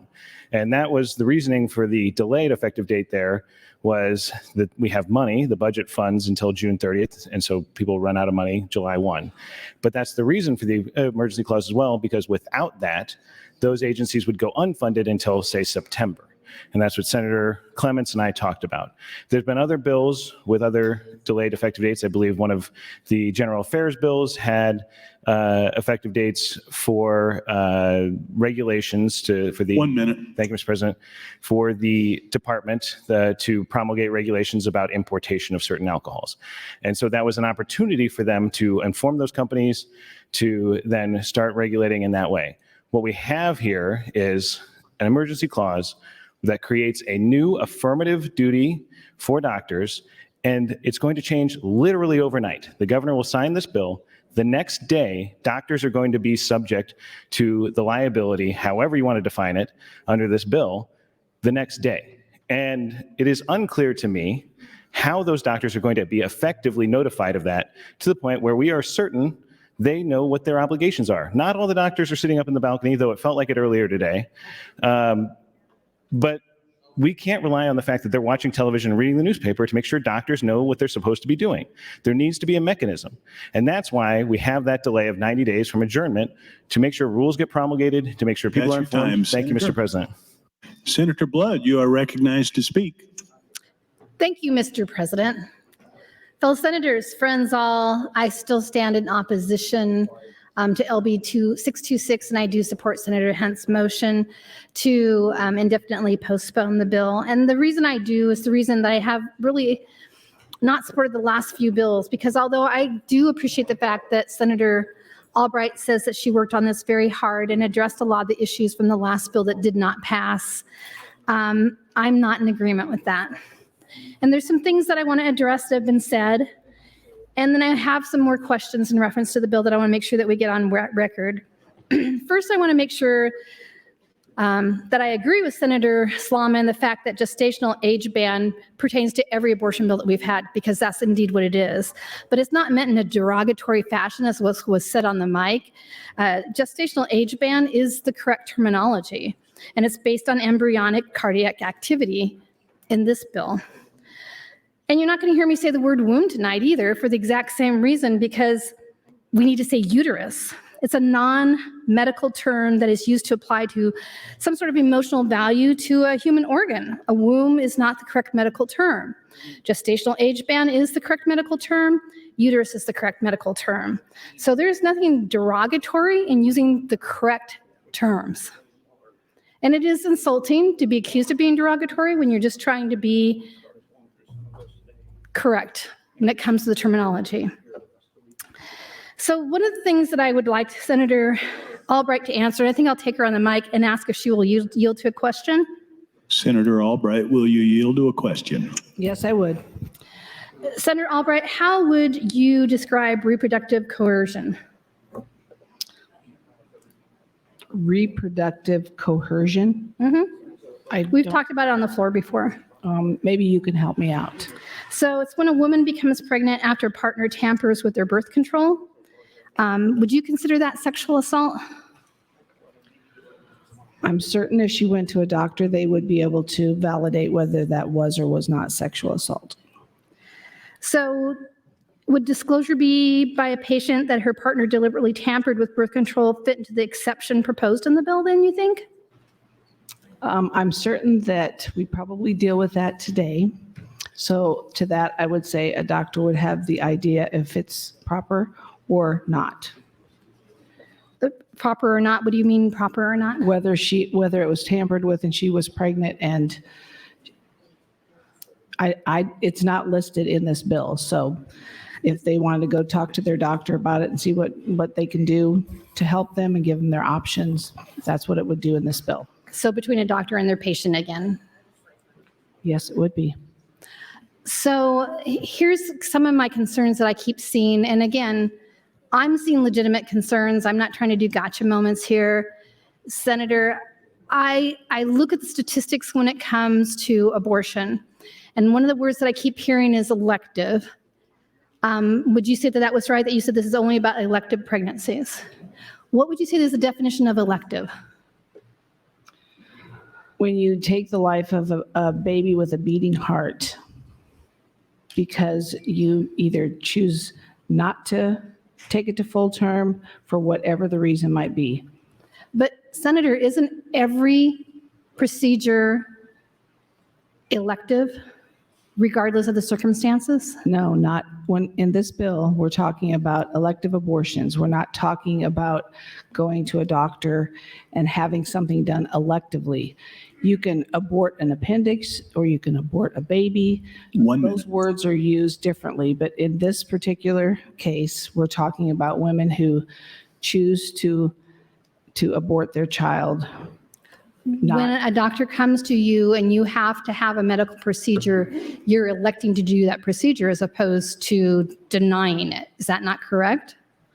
That would be correct, but if that baby has a beating heart in this bill, it would not be elective. But it is indeed elective if a doctor is telling you you need to have this procedure. You have to agree to it. Is that not true? The doctor would have to, if, again, everything's spelled out in the bill, and they can call it what they like, but we're talking when people want to have, to take the life of a baby with a beating heart. I think we need to talk off the mic because I'm not sure we're connecting on this. Thank you, Senator Albright. Thank you, Senator Albright and Senator Blood. Senator Bostoman, you're recognized to speak. This is your last opportunity on the motion. Thank you, Mr. President. I oppose the motion 12, and I do support LB 626. I'll yield the rest of my time to Senator Slama. Senator Slama, that's 4 minutes, 50 seconds. Thank you, Mr. President, and good evening, colleagues. I'm grateful that we're back from the dinner break, and the floor strategy for the opposition seems to have shifted to getting the bill introducer on the mic and trying to corner them with legal concepts that they would have no reason to be able to rattle off offhand. So to respond to Senator Blood's question that she totally didn't intend to be a gotcha question, one could argue under 28319, I do remember the reproductive coercion discussion from last year, and a baseline concern I had with Senator Blood's bill on that front is another concern that's being brought up. I think Senator Duncan touched on it, and we're centering around this very narrow interpretation within the bounds of 28319. And I'd argue that reproductive coercion, when you are tampering with intentionally birth control, you are not getting consent for the sexual act that you are giving because you are tampering with the birth control. You are intentionally misleading your partner. That is why I think that reproductive coercion already falls under 28319 in the definition of sexual assault, but I understand how that's debatable. We don't have much case law on that.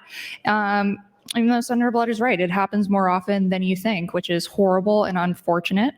To Senator Duncan's point, state versus Dady, D-A-D-Y, is very clear about a 10-year-old's ability to consent. And if the entire argument for a 6-week abortion ban hinges on whether or not a 10-year-old can consent to sex and case law surrounding that, I mean, we are going down a rabbit hole and splitting hairs because what the opposition doesn't want to get to in their argument is that what they believe in and why they're pushing so hard against this is because they believe in abortions on demand up until the point of birth. And that's a really unpopular point. So we shroud it in these gotcha questions, these novel legal theories, and how they would obscurely apply to this legislation. They get the introducer up on the mic and try to quiz her. This isn't 20 questions. You can read the bill yourself. And if you have those novel theories or concepts that you want to get the senator up on the mic with for gotcha questions, it's not going to make a difference in the outcome of this bill. So at the end of the day, I get where the opposition is going at this point in debate. I'm grateful that we ended up getting within an hour left in debate before it got there, of just shrouding it in gotcha questions and hyperbole intended to scare senators at the last second to get them to shift their support of this bill. It's not in good faith. I really do want to express my gratitude for where we've been thus far, and I hope we can refocus on the core of this bill and how, in a reasonable sense, it would apply to pregnant women in the state of Nebraska. Thank you, Mr. President. Thank you, Senator Slama. Senator Hardin, you are recognized to speak. It's your last time on the motion.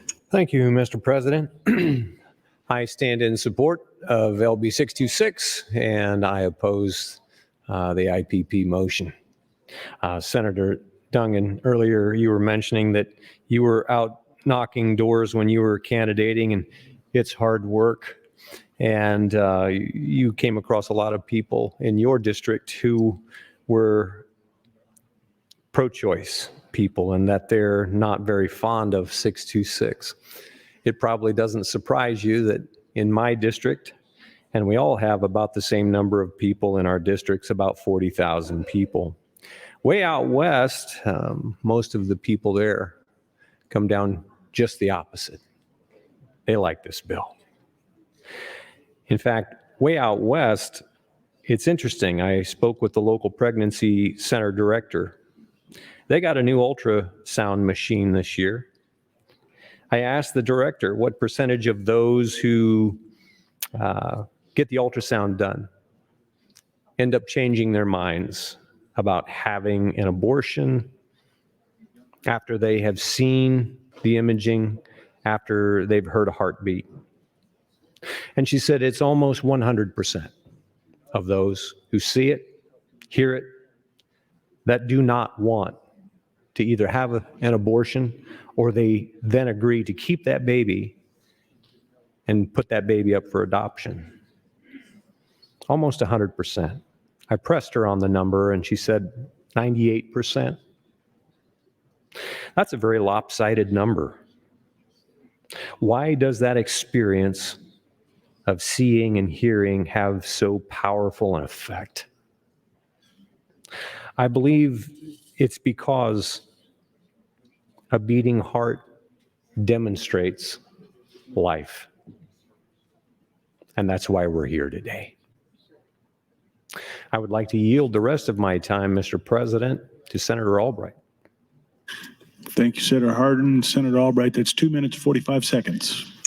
Thank you very much. I appreciate it, Senator Hardin and Mr. President. I'm going to finish up on this last, what did they call this? The op-ed from Dr. Arthur Grinstead. So closing with the last two paragraphs, the good news is Nebraskans are compassionate and they recognize the science. A majority of Nebraskans are in favor of the heartbeat bill, which could save up to 2,000 lives a year. They, along with many in their medical field, are right to question whether the press performance was in the interest of mothers and their unborn children, or rather a tactical and political maneuver that serves extreme pro-abortion goals of abortion on demand. As a father of a son who was born very prematurely and a physician, I stand with mothers and the precious little lives they carry within them. I will continue to dedicate my life to the sound doctrine that my practice of medicine was founded upon. First, do no harm. Dr. Arthur Grinstead is an obstetrician who practices family medicine. And with that, I'll return my time to you, sir. Thank you, Senator Albright. Senator Halloran, you're recognized to speak. This is your last time on the motion. Thank you, Mr. President. Good evening, colleagues. Good evening, Nebraska.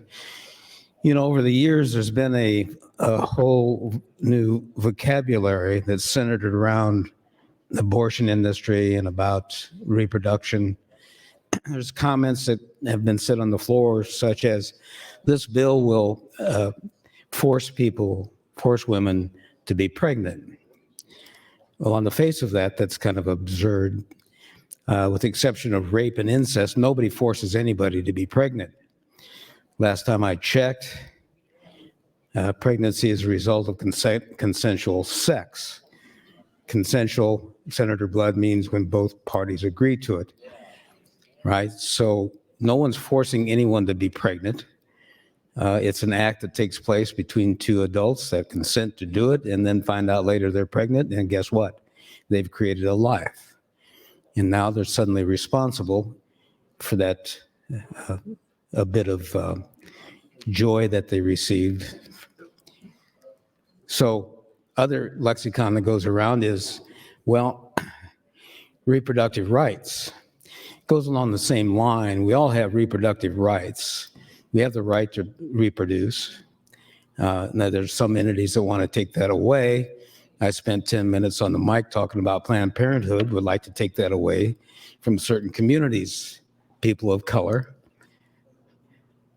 They'd like to reduce the population. But we all have reproductive rights, again, for the same reason. As long as we're adults and we're consenting, we have the right to reproduce. But we don't have the right to take that life once conception has taken place. So the language is important. It's meant to dissuade people that somehow, maybe if we say it often enough, that reproductive rights, we're taking rights away from somebody. No, everybody has the right to do what they do with their bodies regarding reproduction. But it doesn't mean it's a right once there's conception that's taken place. I would like to leave the balance of my time to Senator Slama if she would wish to take it.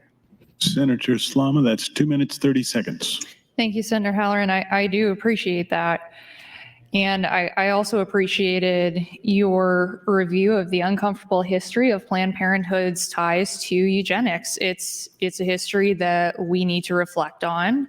And if we're going to be making the arguments that because Nebraska Family Alliance is in support of LB 626, that somehow we're all going to follow their lead and ban abortions entirely, which isn't going to happen, then we have to be making the parallel as well that since Planned Parenthood is opposing LB 26, those in opposition, and again, this is a flawed line of logic. I don't want anybody getting up and saying that this is true because it's not. It points out a flaw in the other side's logic, that because Planned Parenthood opposes LB 626, that the people who are going to vote in opposition to this bill support abortion eugenics. It's an absurd line of thought, and I'm grateful to Senator Halloran for bringing that uncomfortable history to light. I would like to get back to the text of the bill and outline once again the exceptions to what an abortion is under LB 626. Senator Albright has been wonderfully thoughtful in carefully crafting a bill with thoughtful exceptions.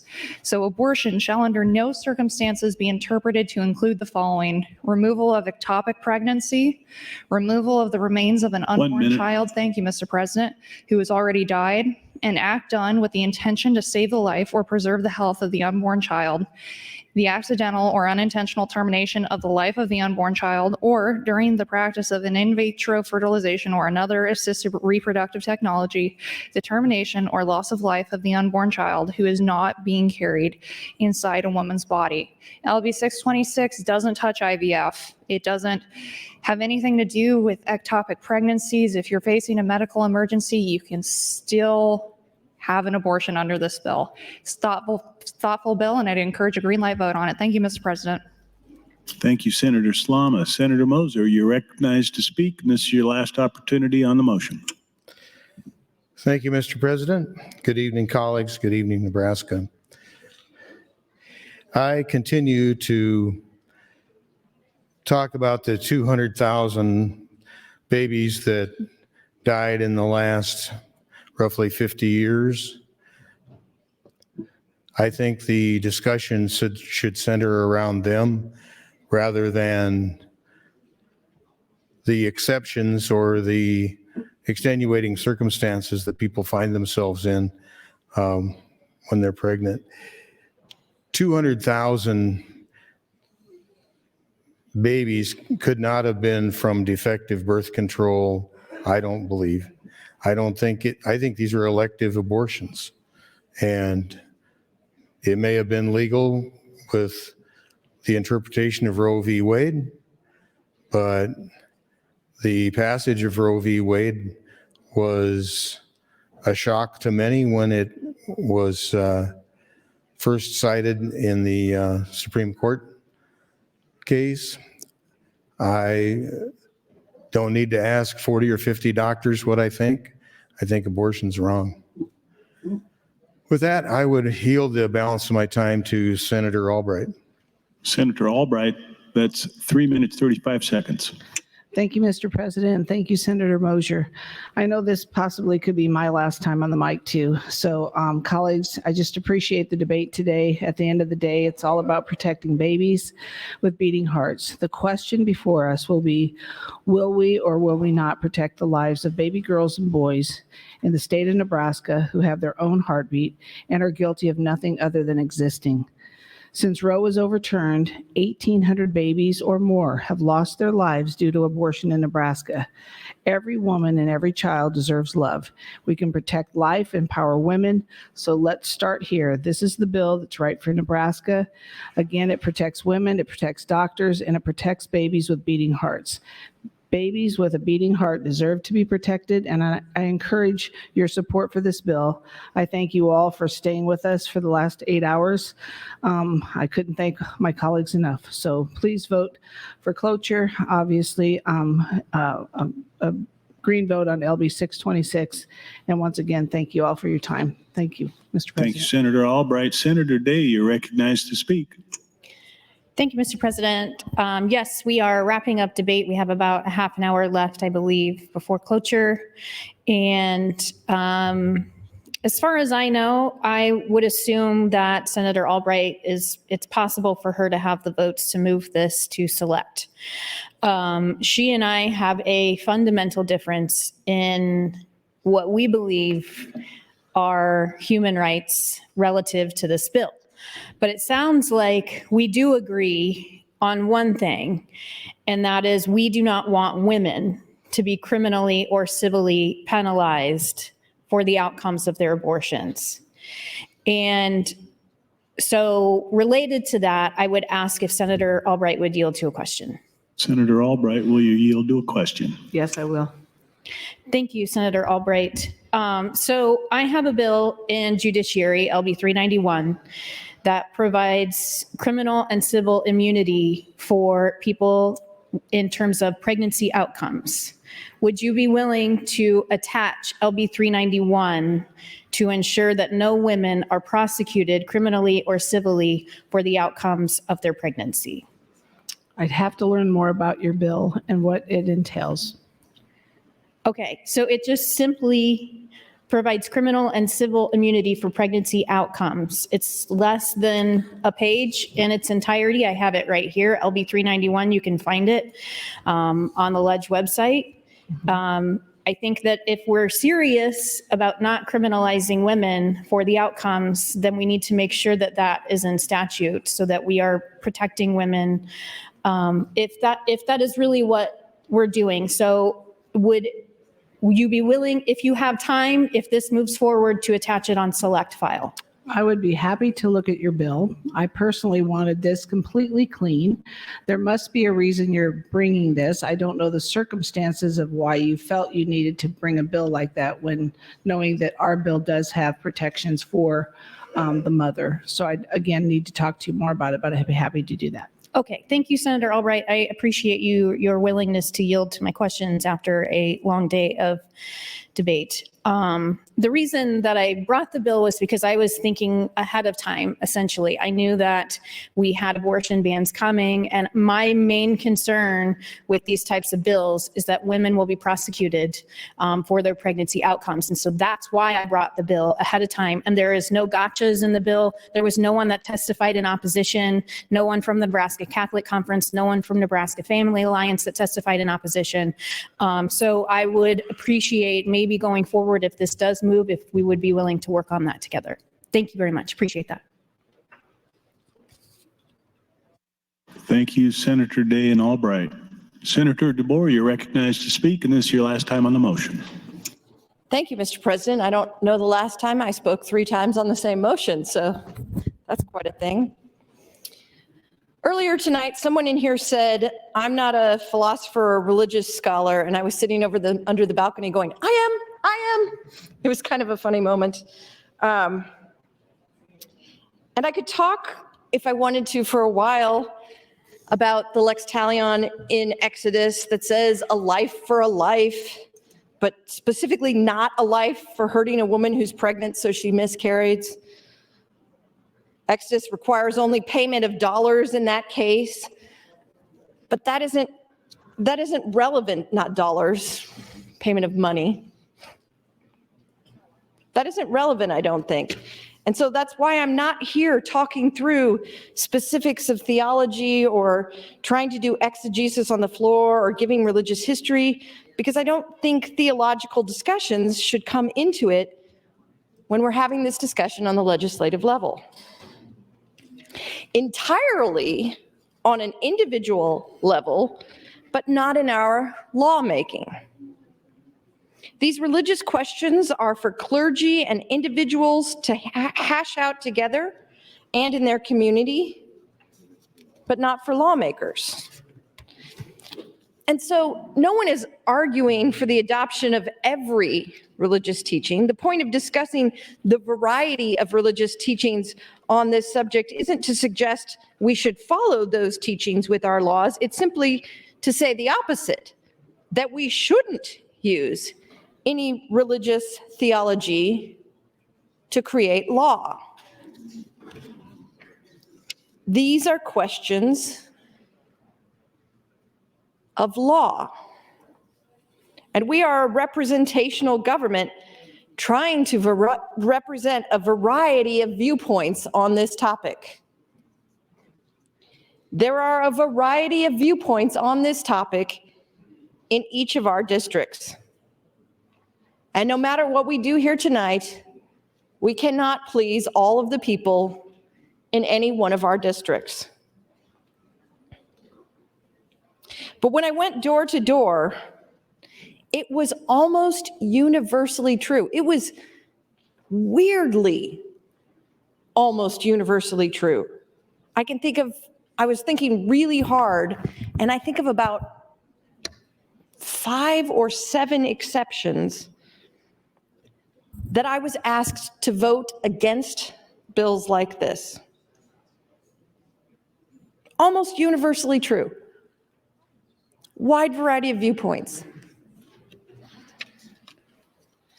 And it wasn't just folks of one party who asked me to vote against bills like this. It was across all the political ideologies. They told me they didn't want government more involved in these decisions. And I agree. I don't think government should be more involved in these decisions. 20 weeks has worked for Nebraska. It isn't perfect. There's nobody who thinks it's perfect.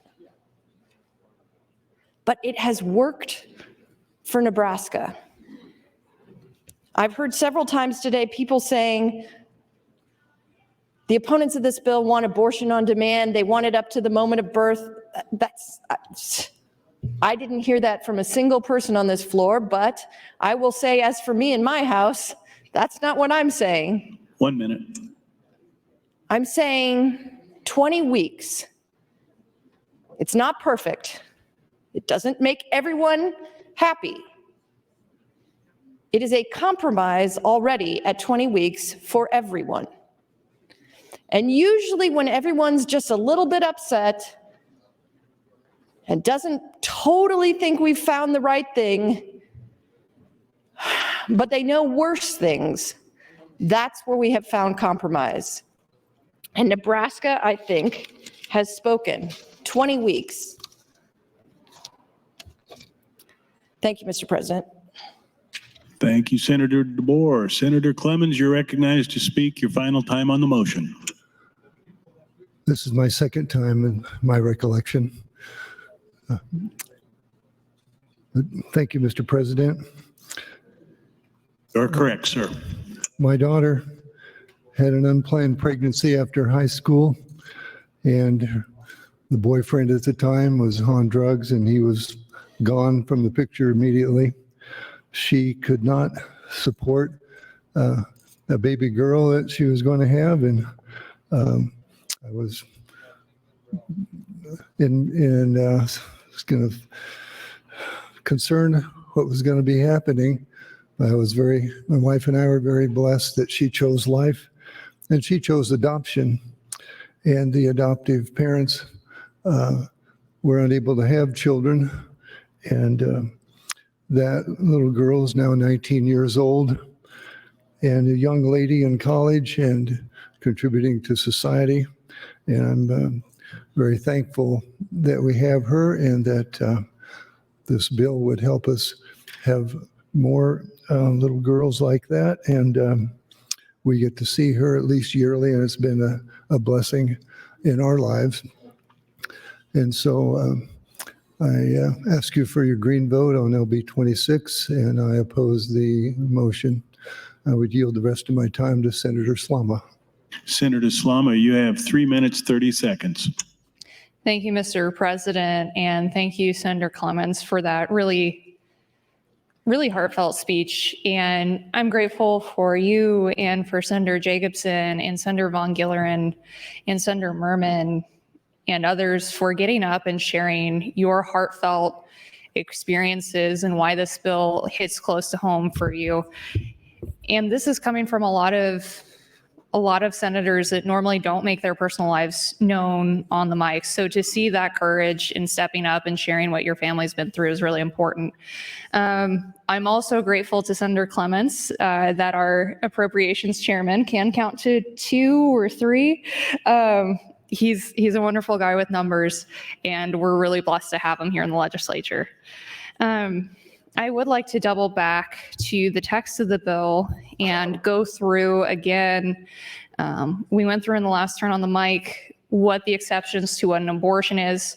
And that includes things like ectopic pregnancies, IVF, a child who has already passed away, so a miscarriage or even an incomplete miscarriage would not be considered an abortion under this bill. I know some have raised that as a concern. It's in the exact text of the bill that it is covered, it is handled, it does not count as abortion under LB 626.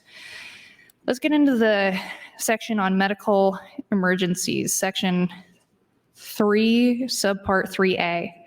Medical emergency means any condition which, in reasonable medical judgment, so complicates the medical condition of the pregnant woman as to necessitate the termination of her pregnancy to avert her death, or for which a delay in terminating her pregnancy will create a serious risk of substantial and irreversible impairment of a major bodily function.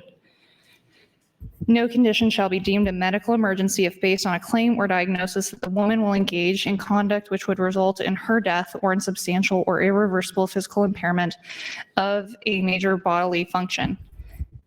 Now, this section is critical because this is the life of the mother medical care exception, and to call it life of the mother is too narrow. This simply says that if a woman is facing a health crisis in which she's at serious risk for substantial and irreversible physical impairment of a major bodily function, thank you, Mr. President, she can terminate the pregnancy. So for things like cancer or kidney disorders, heart failure, blood pressure struggles that could cause a stroke. These are all very common things that happen in pregnancy, and they would fall under the medical emergency exception. So as we're coming to a vote on this bill here in the next 15 minutes or so, I ask that anybody considering where they'll be is to look at the exceptions to this bill if you're on the fence.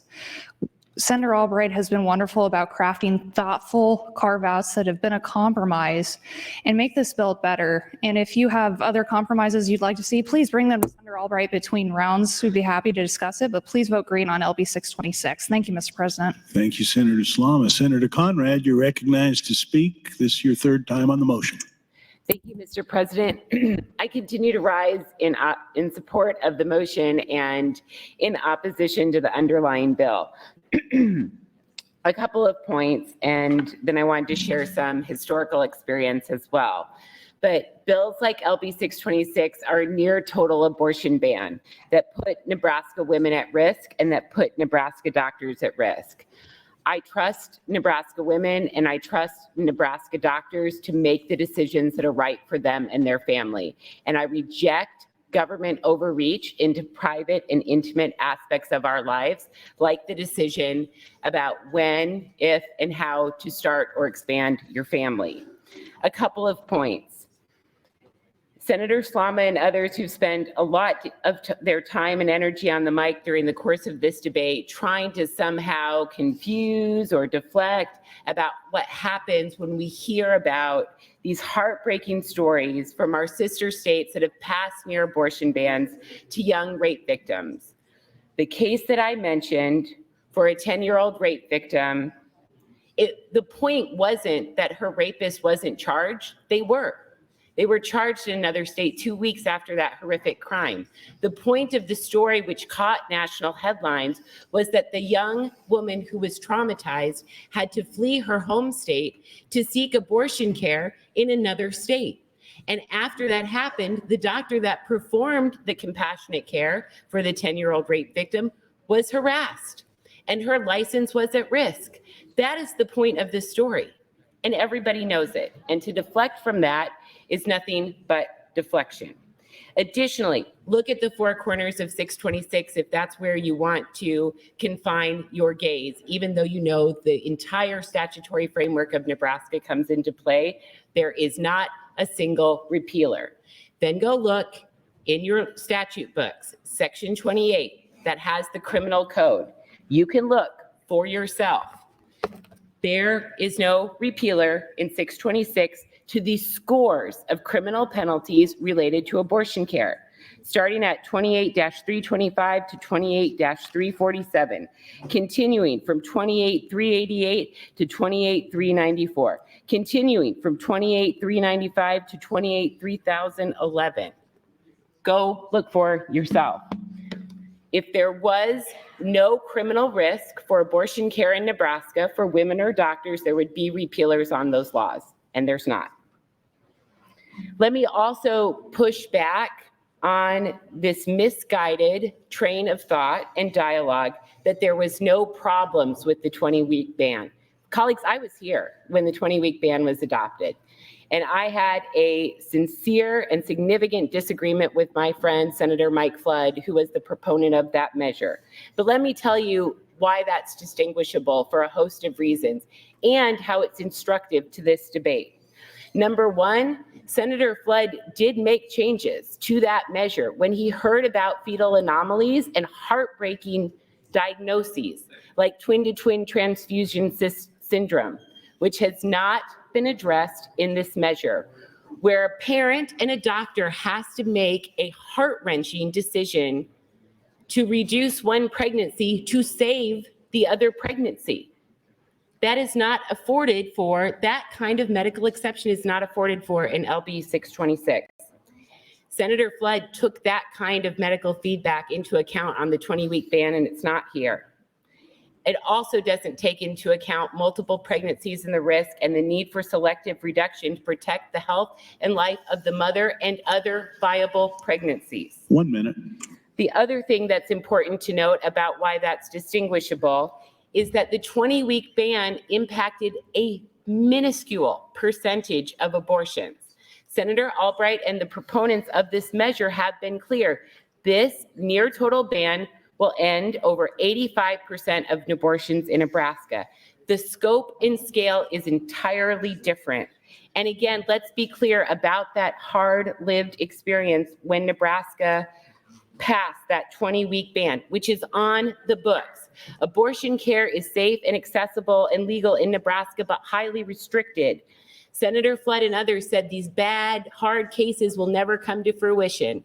I ask you to Google Danielle Deaver and see the anguish that she and her family went through when they faced a non-viable pregnancy and she neared death and had That's to your carry time, that Senator. baby because of that loss. Thank you, Mr. President. Thank you, Senator Conrad. Senator Vargas, you're recognized to speak. This is your last time on the motion.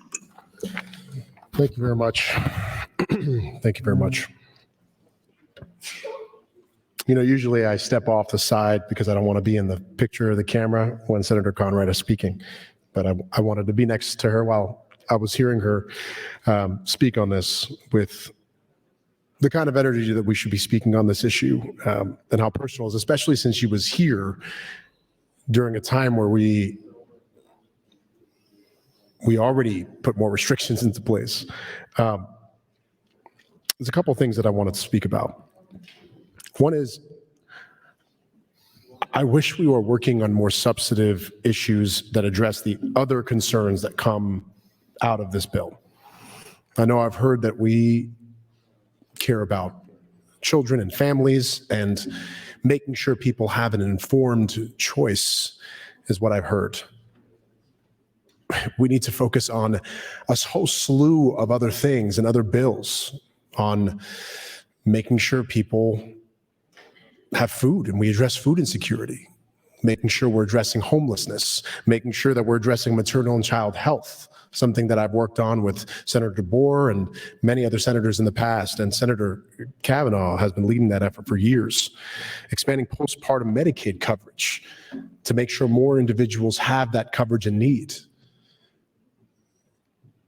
I hope we have as much of a commitment to those different issues for women and for families and for children that we do about this bill. Because if not, we're creating a double standard for who we actually care about. And the concern that I have is about the inequities that exist. Many studies are telling us that, and I'm referencing the study right here, researchers have found that a total abortion ban could increase the number of maternal deaths by 24%, with this greatest impact on Black women at 39%.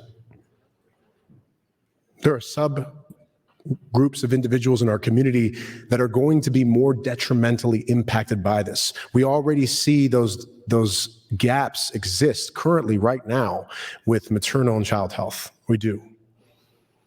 And the data keeps telling us that in these other states, this is exactly the big concern that they have. It's going to be even worse for low-income people. It's going to be even worse for Black and brown women in communities. That's a concern that I really have with this bill. And I've been on the mic and I've been talking about the economic impacts and the workforce reasons, because I care about that.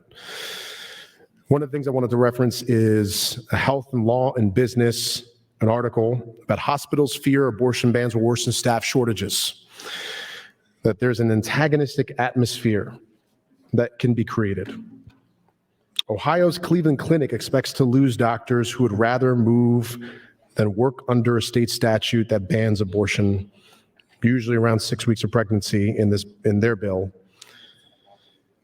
They think that there's going to be more individuals in Indiana. Indiana Hospital Association warned its state lawmakers that a special session to ban nearly all abortion was creating an atmosphere that will be perceived as antagonistic to physicians.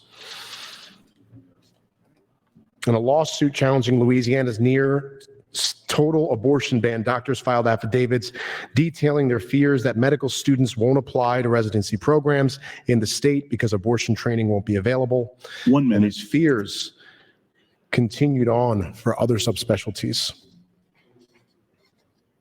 One individual said that she could not practice in a state where she could not provide patients with the full spectrum of care that would be needed. Colleagues, I've remained opposed to LB 626. There are my personal reasons that I don't think politicians should be making these decisions that are personal. They should stay between women and their doctors.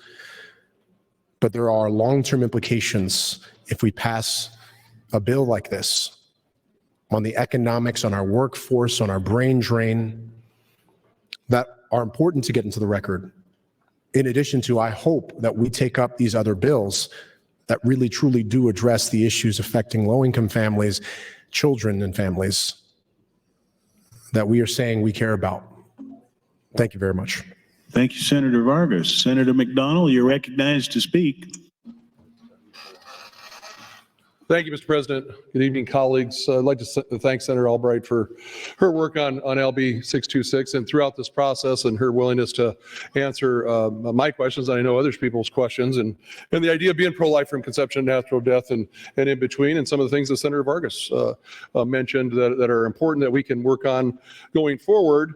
and making sure that we are taking care of that individual and that woman that does need our help in that family. And there's a number of ways to do that. We have 819 bills that's been introduced. And the idea that if you start looking at some of those bills and how they help people in different parts of our state, sometimes east, west, north, south in the state, but they do make an impact on children's lives. They make an impact on all of our lives at times. When we all do better, we all do better. And that's the opportunity we have with some of this legislation that's been introduced that is sitting right now. And we're having a good discussion today. And I appreciate everyone that's been up here. And as someone serving on appropriations, I've been most of the time downstairs, but I do appreciate the work that Senator Albright's done and others. And I am supporting LB 626, and I will yield the remainder of my time to Senator Hansen. Thank you, Mr. President. Senator Hansen, that's 3 minutes, 48 seconds. Thank you, Mr. Lieutenant Governor. I'm going to say something that might be a little controversial. A heartbeat is a universal sign of life.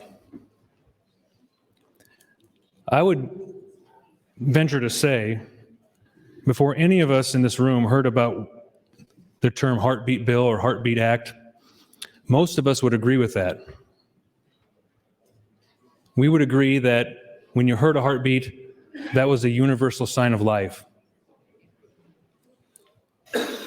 But it seems like the narrative changes when we talk about abortion, which is personal to a lot of people here. I get it.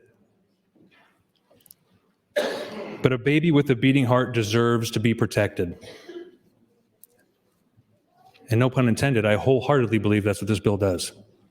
And I want to thank my colleague, Senator Joni Albright, for introducing this bill and for allowing us to speak on it and for the debate that's happening today. This bill is about the heartbeat of a baby and elective abortions. I would like to envision a Nebraska where every life is celebrated, valued, and protected. Every life, especially ones with a heartbeat. You've heard opponents of this bill start off a lot of their statements with the theme, we are putting women's lives at risk. I would say we are putting the life of the unborn at risk. That's where I'm at with this bill. And I look forward to furthering this conversation on select file. And I'm actually curious to see what Senator Day's amendment is. I'll read it. But let's vote green on LB 626 and protect the beating heart of the unborn children of Nebraska. This is an important decision. I appreciate everyone listening and for the conversation today. I am agreeing on LB 626 and red on motion 12. Thank you, Mr. President. Thank you, Senator Hansen. Senator Wishart, you're recognized to speak. Thank you, Mr. President. I believe that we are coming to the end of this debate. I rise again in opposition to LB 626 and in support of the motion to indefinitely postpone. You know, when I was coming here this morning, I was telling some of my colleagues, I just don't know what to talk about today. It feels as if so much of our words when we talk on the mic fall on deaf ears, that people have made up their minds on this legislation. There are still so many unanswered questions regarding LB 626. And colleagues, I am not convinced by the debate today. And the reason I'm not convinced by the debate today is because we are hearing these same responses on this bill when we ask about criminal exposure for women, criminal penalties for doctors. Those same responses are what was given to us last year on a bill that almost passed by one vote and would have made Plan B illegal, would have made IVF illegal. It's all right to say no today to this legislation. If any of you have concerns about this, I'd encourage you to do that.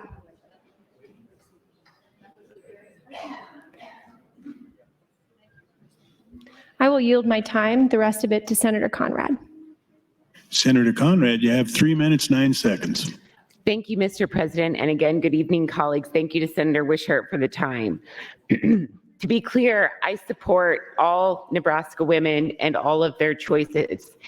And I am eager to work with members of this body to build up adoption services that our child welfare providers lovingly provide all across the state. And I've brought legislation to do just that. I'll be looking for your names as co-sponsors on those measures. I also support those who decide to become a parent or expand their family. But 50% of women who seek abortion care in Nebraska tell us they do it for economic reasons. So we have to take that to heart. And we have to improve access to family planning care and the social safety net. I have measures before the body to do that. I look forward to your co-sponsorship. We may never find agreement, and we may have sincerely held beliefs in regards to whether or not people should have the ability to end a pregnancy. I believe that they should have that right, and that right is private, and it belongs between a person and their doctor, and it is not appropriate for a big government solution. And let me be clear, colleagues. We already have a host of abortion restrictions on the books in Nebraska. It is highly regulated. We are not starting from scratch, but a near total abortion ban, which this measure is, that comes into play before most women know that they are pregnant, is inhumane and will have a variety of harmful consequences, intended or unintended. We can do better together to figure out a way to end a lack of maternal health care in Nebraska. 1 minute.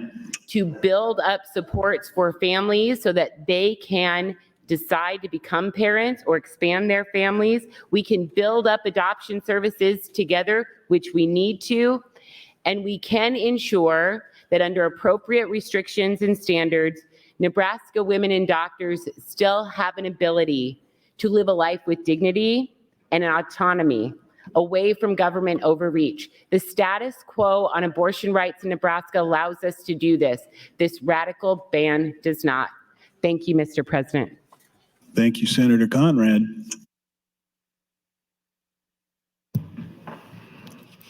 Mr. Clerk, you have a motion on the desk? I do, Mr. President. Pursuant to Rule 7, Section 10, Senator Albright moved to invoke cloture on LB 626. Senator Albright, for what purpose do you rise? I'd like a call of the House and roll call in regular order. Thank you. There's been a request to place the House under call. The question is, shall the House go under call? All those in favor vote aye. All those opposed vote nay.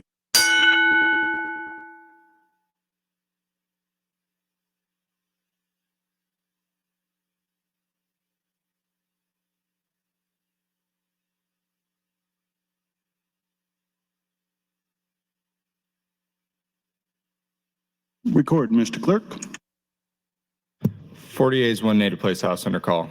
The House is under call. Senators, please record your presence. Those unexcused senators outside the chamber, please return to the chamber and record your presence. All unauthorized personnel, please leave the floor. The House is under call.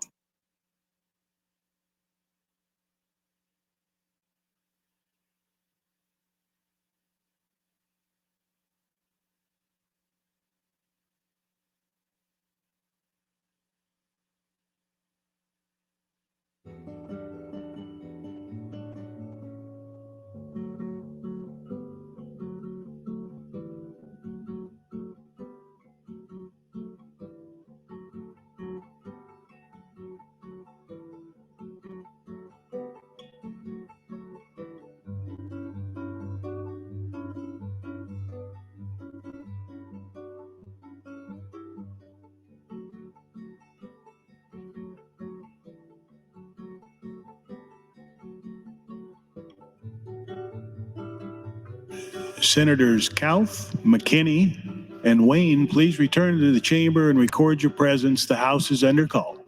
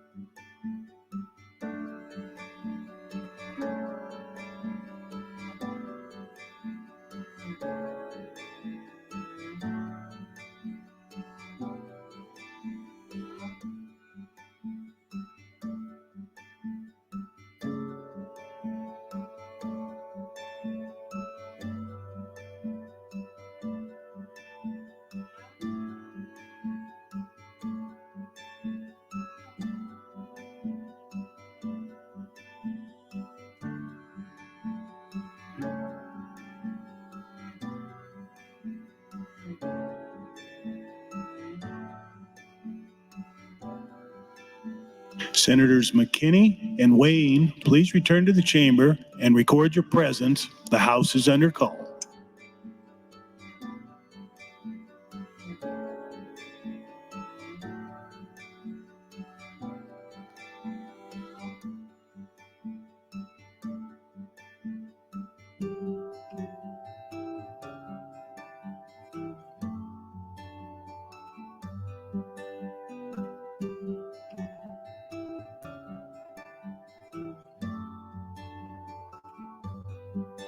Senator Albright, Senators McKinney and Wayne are not here. How do you wish to proceed? McKinney is on the way. We now learned.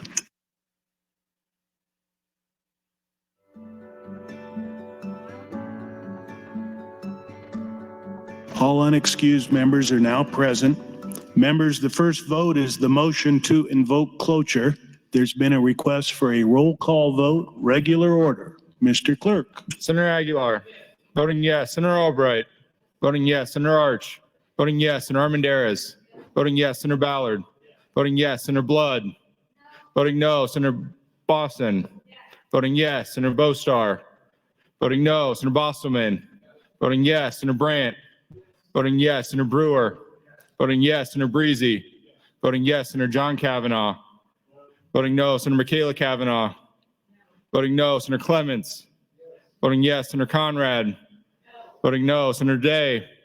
Voting no. Senator DeBoer. Voting no. Senator DeKay. Voting yes. Senator Dorn. Voting yes. Senator Dover. Voting yes. Senator Dungan. Voting no. Senator Erdman. Voting yes. Senator Frederickson. Voting no. Senator Holleran. Voting yes. Senator Hansen. Voting yes. Senator Hardin. Voting yes. Senator Holcroft. Voting yes, Senator Hughes. Voting yes, Senator Hunt. Voting no, Senator Ibach. Voting yes, Senator Jacobson. Voting yes, Senator Kauth. Voting yes, Senator Linehan. Voting yes, Senator Lippincott. Voting yes, Senator Lowe. Voting yes, Senator McDonald. Voting yes, Senator McKinney. Voting no, Senator Mosier. Voting yes, Senator Merman. Voting yes, Senator Raybold. Voting no, Senator Reapy. Voting yes, Senator Sanders. Voting yes, Senator Slama. Voting yes, Senator Vargas. Voting no, Senator Von Gillern. Voting yes, Senator Walls. Voting no, Senator Wayne. Voting no, Senator Wishart. Voting no. Vote is 33 ayes, 16 nays, Mr. President, to invoke cloture. The motion to invoke cloture is adopted. Members, the first vote is on the motion to indefinitely postpone. There's been a request for a roll call vote, regular order. Mr. Clerk.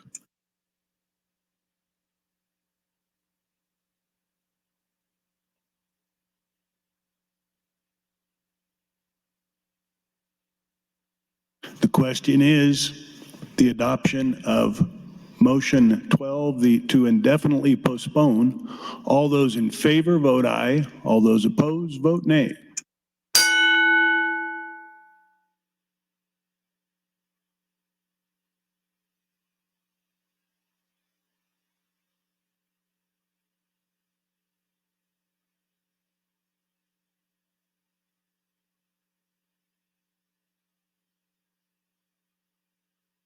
Record, Mr. Clerk.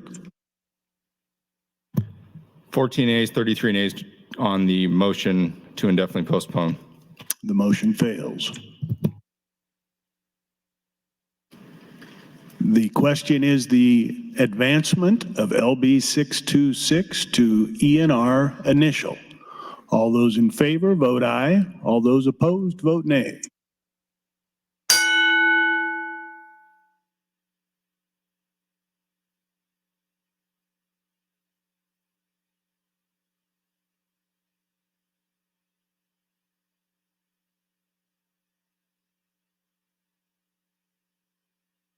Record, Mr. Clerk. 33 ayes, 16 nays on advancement of the bill. The bill advances to ENR initial. Mr. Clerk, for items. Raise the call. Mr. President, next item on the agenda, Legislative Bill 254, introduced by Senator Brewer. It's a bill for an act relating to the legislature, amends sections 50, 11.4, 5402, 79, 13, 12, 13, and 16. Requires the Legislative Council through the Executive Board of the Legislative Council to develop and maintain a publicly accessible digital internet archive of closed caption video coverage of the legislature as prescribed. Changes provisions of the Nebraska Educational Telecommunications Act, changes powers and duties of the Nebraska Educational Telecommunications Commission, harmonized provisions, provides the duty for the riser statutes and repeals the original section. The bill is read for the first time on January 10th of this year and referred to the Executive Board. That committee placed the bill on general file. There are committee amendments as well as other motions and amendments, Mr. President. Senator Brewer, you're recognized to open on the bill. Thank you, Mr. President. Good evening, colleagues. I'd like to start by thanking the Executive Board and Senator Breezy for advancing this bill to the floor today. This bill came out of Committee 8-0 and was prioritized by the Executive Board. I also want to thank all the citizens that came and testified on behalf of this bill. Also, I would like to remind folks that this bill actually started in 2017 and was then Senator Geist's bill. I would like to thank the Clerk of the Legislature for his valuable insight, cooperation, to make sure that all of the issues were properly addressed. Also want to thank the legal counsel for the Exec Board, Trevor Fitzgerald. He also made sure the language of this bill did exactly what we needed it to do. Last year, this same bill was LB 777. It also advanced the general file from the Exec Committee, but like many bills last year, it just ran out of time. Here's the bottom line on what this bill does. Almost every other state already has public accessible online archive of video recordings of the legislative debate and committee hearings. This bill is what we need to do in order to have Nebraska catch up with all of the other states and their capability. I just want to make this very clear, this particular point. The video archive we are creating with this bill belongs to the executive board of the Legislative Council and will be administered by the clerk of the legislature. This body owns this information and controls how it will be accessed by the public. In 1934, Senator George Norris said that the unicameral idea that he was promoting around Nebraska would be so the work of the people was transparent and the people would become the second house. I introduced this bill because I wanted this body to live up to this ideal. 46 other states, our federal Congress, countless cities, counties, Indian tribes, all kinds of local units of government all over Nebraska already have video archives for their proceedings online and have for many years. Norris said to get good government and to retain it, it is necessary that a liberty-loving, educated, intelligent people should be forever watchful to carefully guard and protect those rights and liberties. I don't think waiting 4 to 6 months for a copy of a written transcript from this body is what Norris had in mind. It is difficult at best for folks to be able to understand what happens in this body and in these hearings without this capability. A shareable online video of everyday operations here is exactly what we need. Nebraska has had the technology and capability for a long time. I can watch virtually anything I want on the internet except our legislature in session. Norris said every act of the legislature and every act of each individual must be transacted in the spotlight of the public. It's time to fulfill his promise to Nebraska and pass. I'll be 254. Thank you, Mr. President. Thank you, Senator Brewer.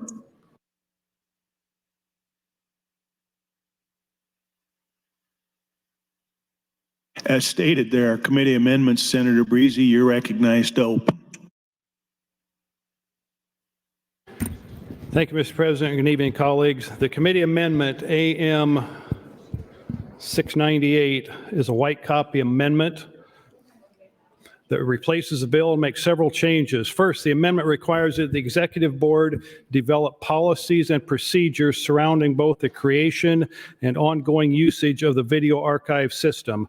With the development of any new system, there will be details that need to be worked out, including whether the archive should include things like committee briefings and interim hearings held outside the Capitol.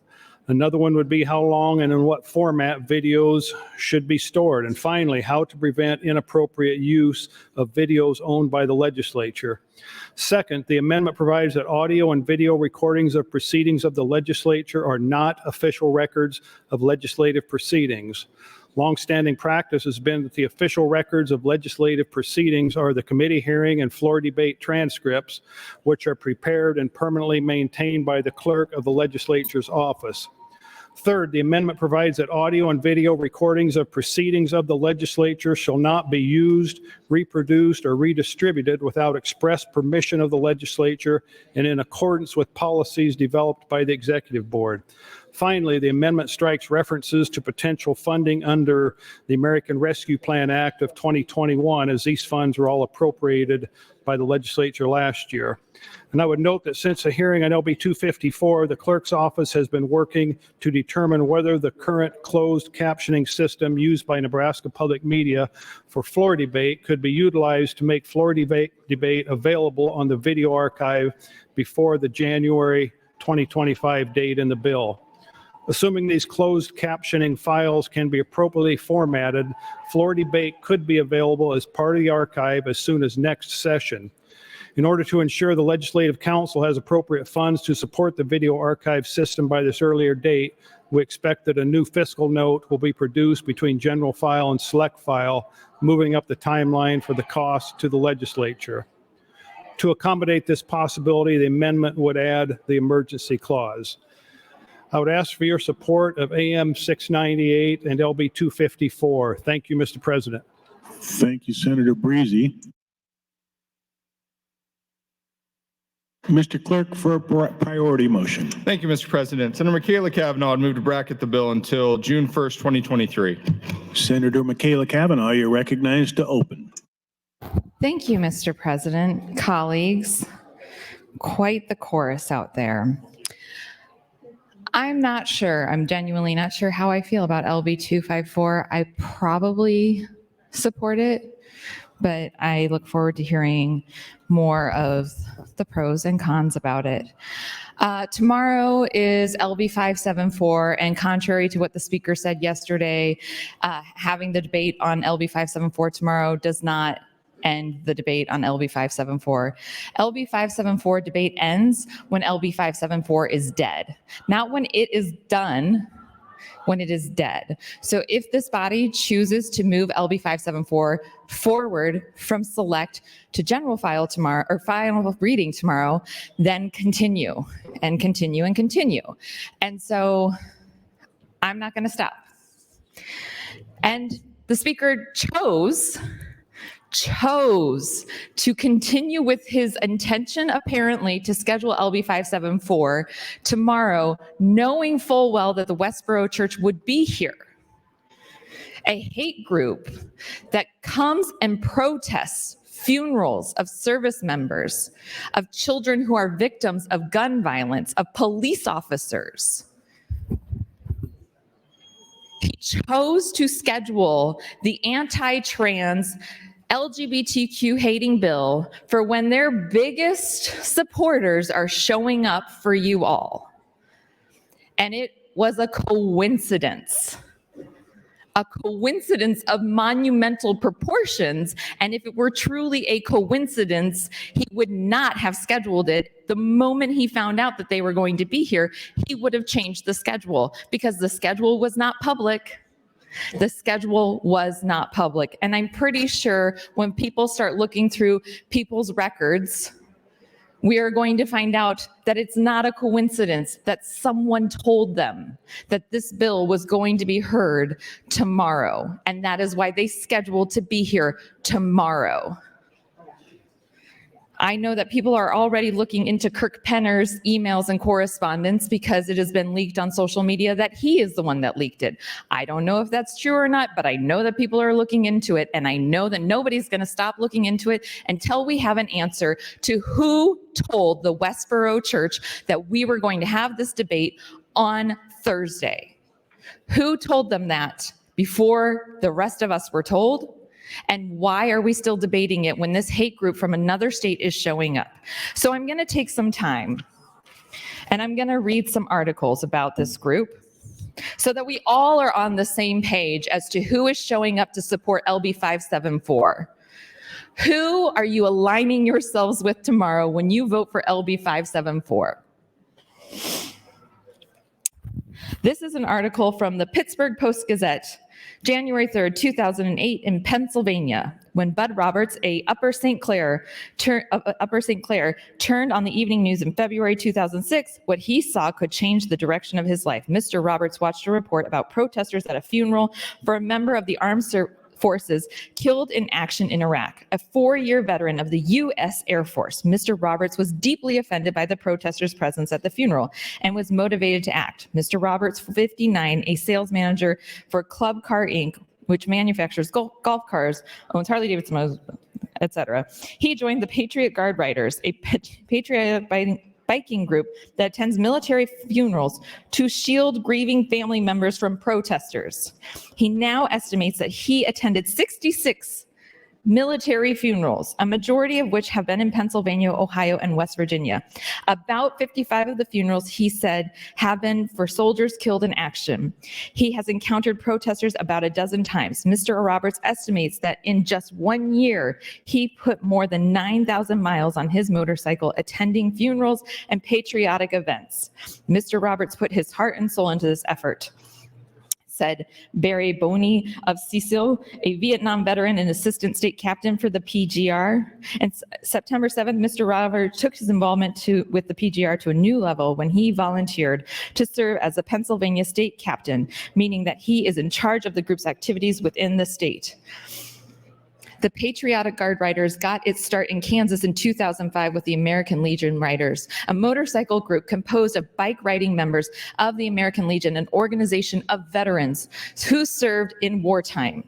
The Riders organized to counteract protesters from the Westboro Baptist Church, or WBC, of Topeka, Kansas. The WBC, which believes that God is killing soldiers to punish America for condoning homosexuality, is led by the Reverend Fred Phillips. Church membership consists entirely of members of the Phillips family. The church is not affiliated with the mainstream Baptist church. The church lists on its website military funerals at which it plans to protest. Church members arrive at funerals carrying placards that carry messages like, God blew up the troops. Colleagues, this is who's showing up tomorrow to support LB 574. A vote for LB 574 is standing with the Westboro Church. No mistake about it. This hate group that shows up at military funerals, protests, and blames it on homosexuality, that is why soldiers who have died for their country because of homosexuality, that is who supports LB 574. That is what this bill is. I am grateful that they decided to show up tomorrow because it shows the reality of the vitriol that you all are trying to legislate. You are aligning yourselves with LB 574, with a group that protests the funerals of children who died at Sandy Hook, the funerals of veterans, the funerals of first responders. That is who you align yourself with when you vote for LB 574. And they are showing up here tomorrow to show their support for you. And the speaker is allowing us to have that debate, not allowing, forcing us really to have that debate in their presence. It is not a coincidence. It is an archetype. It is architecture in its purest form of how we got here. Whether the speaker talked to them or someone else in this body talked to them, someone who had information about the scheduling of that bill told them to be here. And they will be here, and we will debate it, and you will be on their side. The people that show up and protest the funerals of service members, people who have died for our country, and you will be on their side,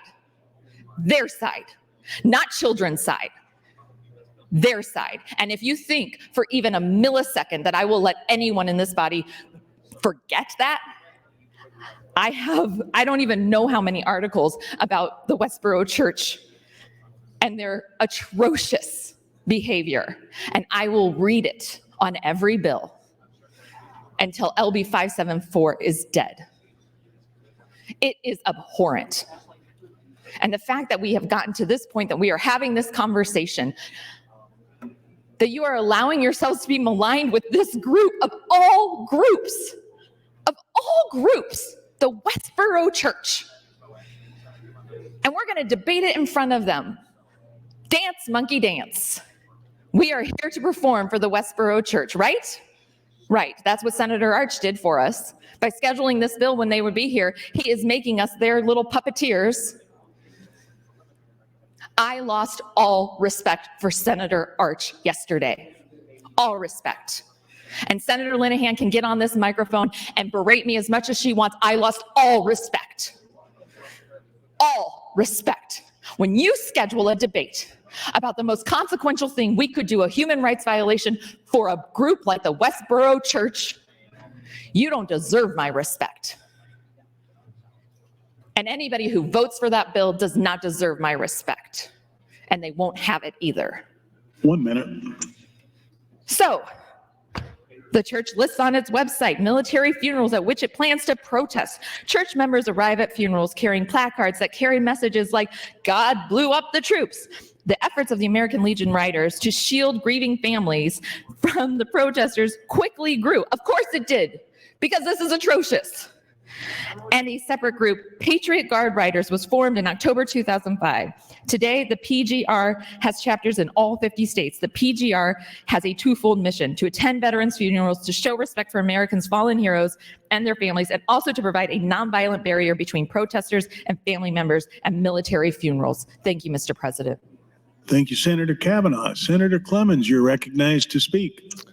Thank you, Mr. President. I stand in support of LB 254. And before I talk about that, I want to say that I have known for 4 years Speaker Arch as to be a man of his word. And I believe his word when he says the scheduling of the bill tomorrow was a coincidence. And I am not aligning myself with that Westboro protest group. I've played taps as a bugler with the American Legion for veteran burials for over 40 years. I reject those who dishonor veterans.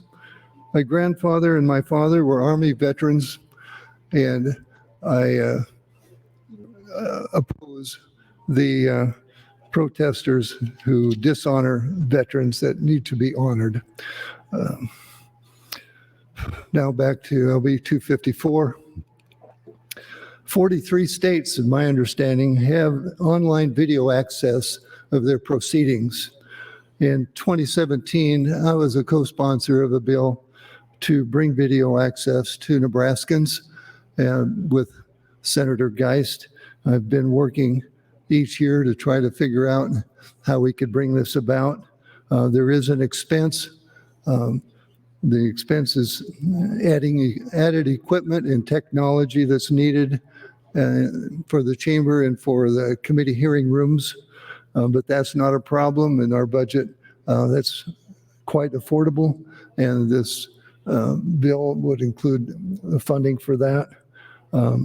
My understanding that I believe Senator Breezy said that we plan to start video online access for our session debate in the chamber here next January 2024. I was pleased that the clerk was working to arrange that. And then committee hearings, I believe, will be possibly a year later. So I really am pleased that we're finally moving this forward, and I do support LB 254, and I want to thank Senator Brewer and the clerk for working together to get the details worked out. And I ask for your green vote on LB 254 and the committee amendment. Thank you, Mr. President. Thank you, Senator Clemens. Senator Breezy, you're recognized to speak. Thank you, Mr. President.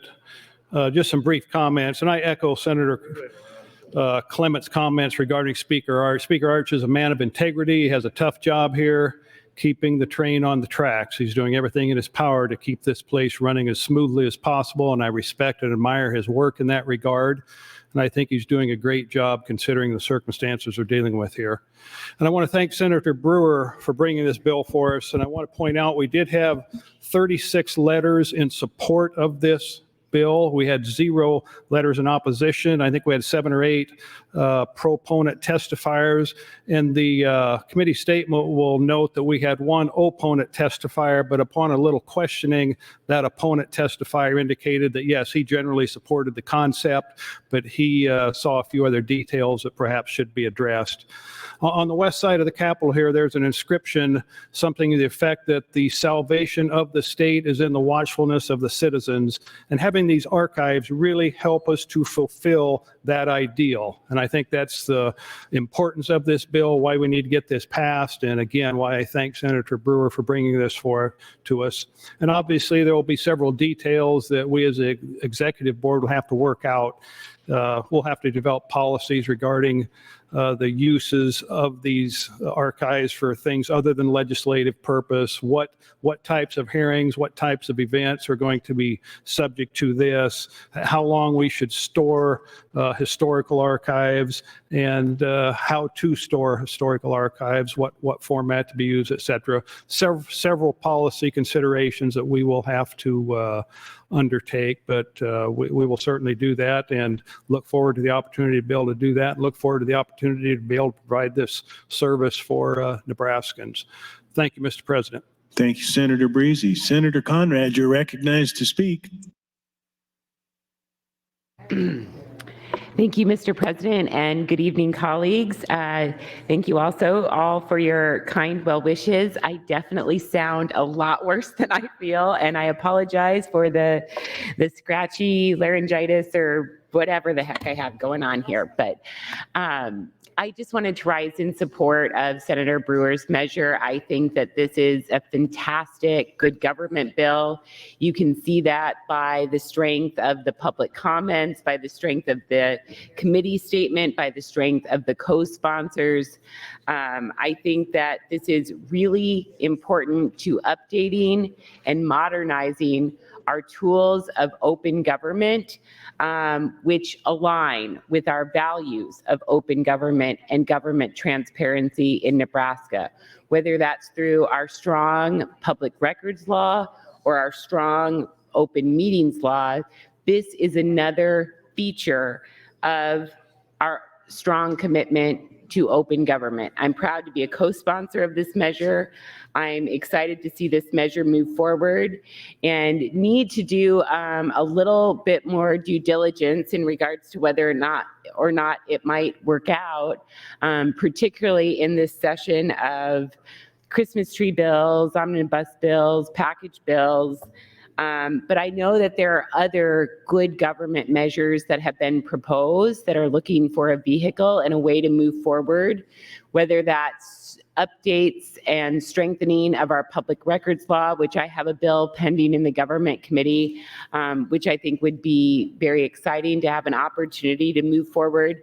And Senator Albright has a bill that's been advanced from the government committee that I'm a proud co-sponsor of, to require that all public meetings have an opportunity for public comment. That's a matter that she's worked on for years, that we've worked together on when I was a private citizen, and now that I'm back as a member of the legislature. And I think that this is an area, this is an issue where we can come together across the state, across the political spectrum, even after having a ridiculously hard day like we shared together in here after debating 626. A feature of the Nebraska legislature is that we have to quickly move and put aside our differences so that we can continue to find common ground when it presents itself. I believe this measure and other measures that strengthen our commitment to open government are opportunities to build consensus, are opportunities to strengthen our framework to transparency, to public participation, to ensuring that the public has an opportunity to engage in a meaningful way, to keep tabs on their government, to keep tabs on how their government is spending their money, and to let their voices be heard. This, I think, is a small but very, very important measure that I'm excited to see move forward this year. And I would like to work with Senator Albright, if appropriate, to figure out if we can get that open meetings law attached to this measure, because I think it does open up the same concept from a single subject perspective. And I think that it would help to do even more to increase public participation, transparency, good government, and open government in Nebraska moving forward. Thank you, Mr. President. Thank you, Senator Conrad. Senator Michaela Cavanaugh, you're recognized to speak. Thank you, Mr. President. Our Sergeant at Arms, Burke Burkhart, served in the Vietnam War, and he and I have had lots of conversations because my uncle also served in a similar position. My dad also served in the Army. My grandfather, my father-in-law was in the military, in the Marines actually. My brother-in-law was in the Marines. My cousin was in the Marines, did 2 tours in Afghanistan. My brother-in-law did a tour during the Somalian War. My father-in-law was during Desert Storm. I have other uncles that were in the Air Force. And then just people that I know that I'm friends with, that I love and I care about, and people that I work with that I care about. People in this legislature. If there's some confusion over whether or not Democrats know people in the military or are even people in the military, the answer is yes. The answer is yes.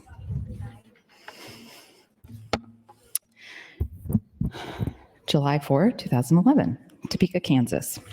Morning News. This is from the Florence, South Carolina Morning News, but it's based in Topeka, Kansas. The Westboro Baptist Church released a press release announcing it will protest the funeral of a Mullins Marine who died in Afghanistan. The press release from the controversial Westboro Baptist Church said members will travel to Mullins to protest the funeral of Gunny Sergeant Ralph E. Pate Jr. Wednesday at Mullins High School at 2:15 p.m. According to the press release, WBC members protest military funerals because, quote, they have become pagan orgies of adulterous blasphemy where they pray to the dunghill gods of Sodom and play traps to a fallen fool. The Westboro Church members protest military funerals because, quote, they have become pagan orgies of adulterous blasphemy where they pray to the dunghill gods of Sodom and play traps to a fallen fool, end quote. According to the Patriot Guard Writers website, the group announced plans to hold a memorial service flag line on June 27. The flag line will begin at 2 p.m. The staging will be from 12:30 to 1:30 p.m. at the Walmart parking lot located at 2695 East Highway 76 in Marion.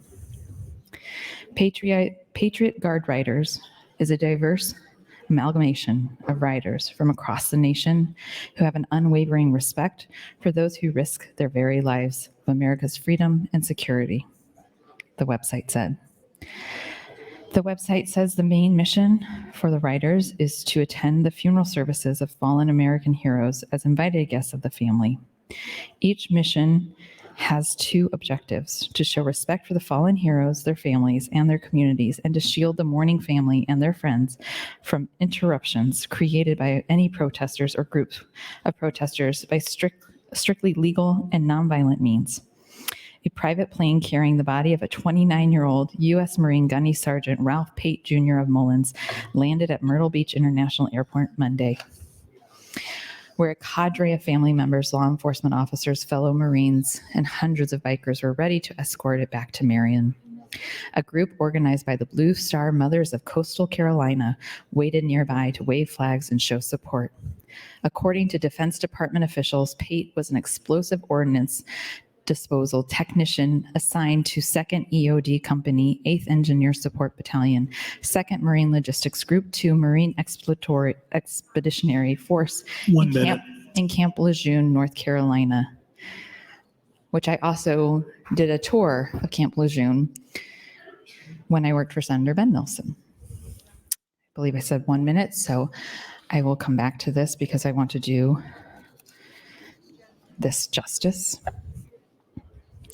I don't need to know service members to care about how disrespectful and harmful this group is. But I do know service members. I am related to people who have served this country, who have fought for this country. And I am offended that the speaker is prioritizing this group over what is best for this body and for Nebraska. Thank you. Thank you, Senator Kavanaugh. Senator Erdman, you are recognized to speak. Thank you, Mr. President. Good evening. I thought maybe this bill would just breeze right through. I guess I was wrong. I'm supportive of LB 254. We've been working on this for, as Senator Brewer commented, the better part of 7 years. And I appreciate what he's trying to do here. I appreciate the executive board doing the work that they've done in the clerk's office, and we'll get this done as well. I'll make a few comments about the Westboro Church. I have no idea who might have invited them. I don't know anybody that has. I think, to tell you the truth, that Speaker Arch had no idea that these people are coming. So to blame him for them coming is inappropriate. Senator Arch schedules bills that he thinks need to come to the floor. Whoever shows up here is not his fault, or he should not be blamed for it. I'm wondering, how does one know that those people are coming? Do you follow their website or their Facebook page or what? It's very peculiar to me that one would know that they're actually going to be here tomorrow. And so what if they are? I don't think they're coming inside. I think we have the State Patrol in the back to watch our backs, protect us. So it's kind of peculiar that you'd blame Senator Arch for inviting them or making it available for them to come. I think that's a stretch. So I appreciate Senator Arch bringing LB 254. I'll deal with it now rather than later. And it'll be what it is tomorrow. We'll find out. We've already wasted 60 days. What's another day? So Senator Arch, I appreciate the way you scheduled this. Continue to do what you must do. Thank you. Thank you, Senator Erdman. Speaker Arch, you're recognized to speak. Thank you, Mr. President. Well, I feel like I need to say something here. Because last night when I gave my announcement, I want to reread what I said in my announcement. Contrary to some comments made earlier today, it is a coincidence I am scheduling LB 574 for select file debate the same morning as a demonstration in support of the bill. I made my decision to schedule the select file debate of this bill when it was obvious this morning, that would have been yesterday morning, that until we complete debate of it one way or another, up, down. Some members intend to continue to make the debate of every bill about LB 574, and I just heard Senator Kavanaugh say she's going to continue it anyway. So be it. I do not intend to let an outside group, whether a group is for or against legislation, to influence when I schedule bills for debate. Quite honestly, the Westboro Church would have known LB 574 would be talked about on Thursday, even if I had not decided this morning to schedule the bill for that day, because LB 574 has been talked about every day. Every day. Every day, national media attention. Do you think Westboro Church maybe listens to the national media? Perhaps. You can ask Senator Kauth when I told her when her bill would be scheduled, and it was yesterday morning at 11 a.m. That was immediately after I had decided to schedule it. So conspiracies can abound. It feeds media. Whatever. Not true. Thank you. Thank you, Speaker Arch. Senator Conrad, you're recognized to speak.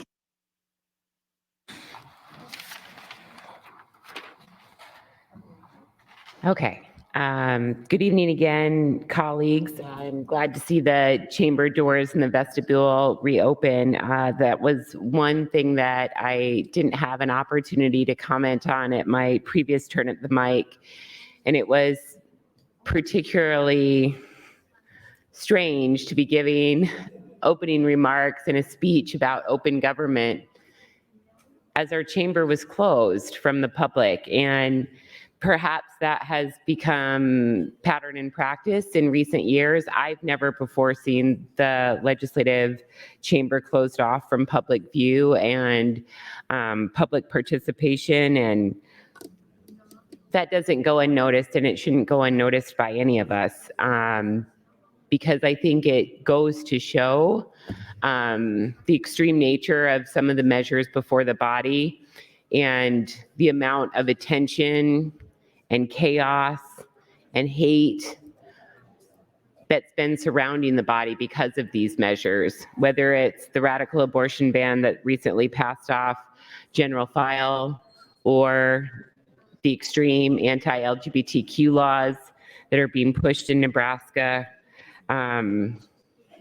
It definitely changes the tenor and the tone of the session, and it makes it more acrimonious and more toxic and more hostile and more challenging to stay in relationship and work together when we really need to do that to do the people's body, to do the people's work in this body.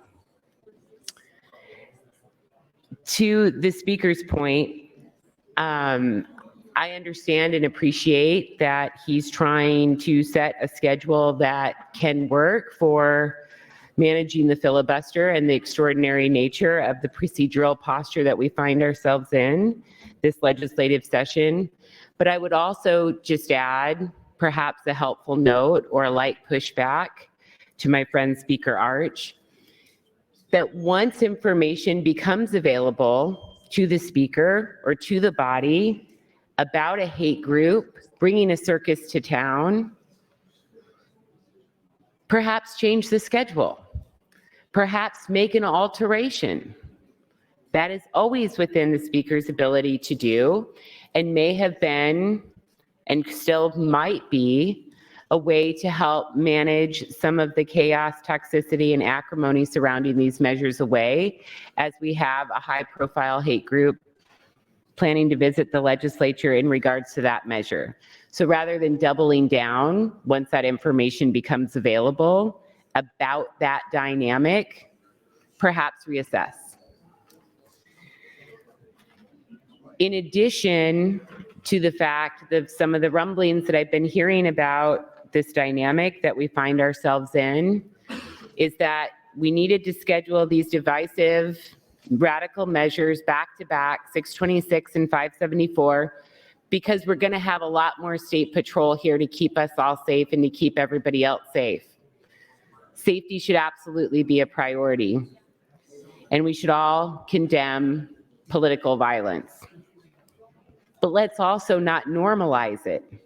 Let's also take a minute and take to heart the fact that these measures require an extraordinary police presence.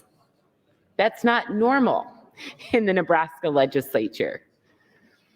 When you spend your time and energy talking about housing policy and tax relief and education policy, you don't need an enhanced or increased police force.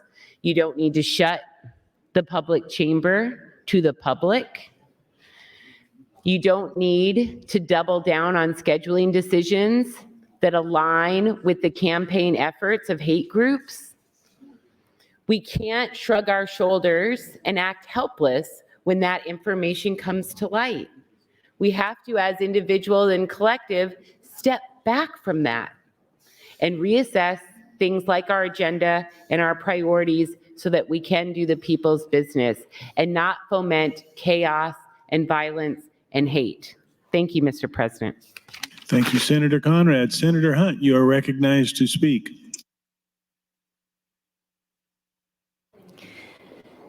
Thank you, Mr. President. I have never seen the chamber doors closed before either. And it does go to show the extremity, the radicalness, how far off key from what Nebraskans are asking us to do these measures are before the body, and the amount of hate that is within this body because of this legislation that has been prioritized and scheduled by the speaker. We're talking about policies and bills that require us to close the doors of the chamber, that require SWAT, that require more security forces in the building than we would normally have.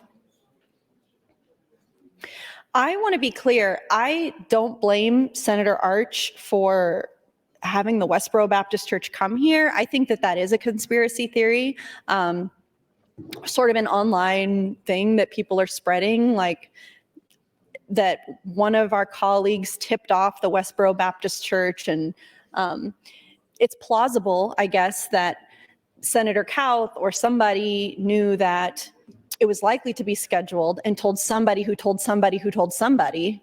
But because that's how rumors work in here. Once a rumor starts, everybody knows it within about 5 minutes. But I do not think that that Speaker Arch personally told the Westboro Baptist Church that we're going to be debating this hateful, discriminatory anti-trans bill introduced by Senator Kathleen Kauth on Thursday.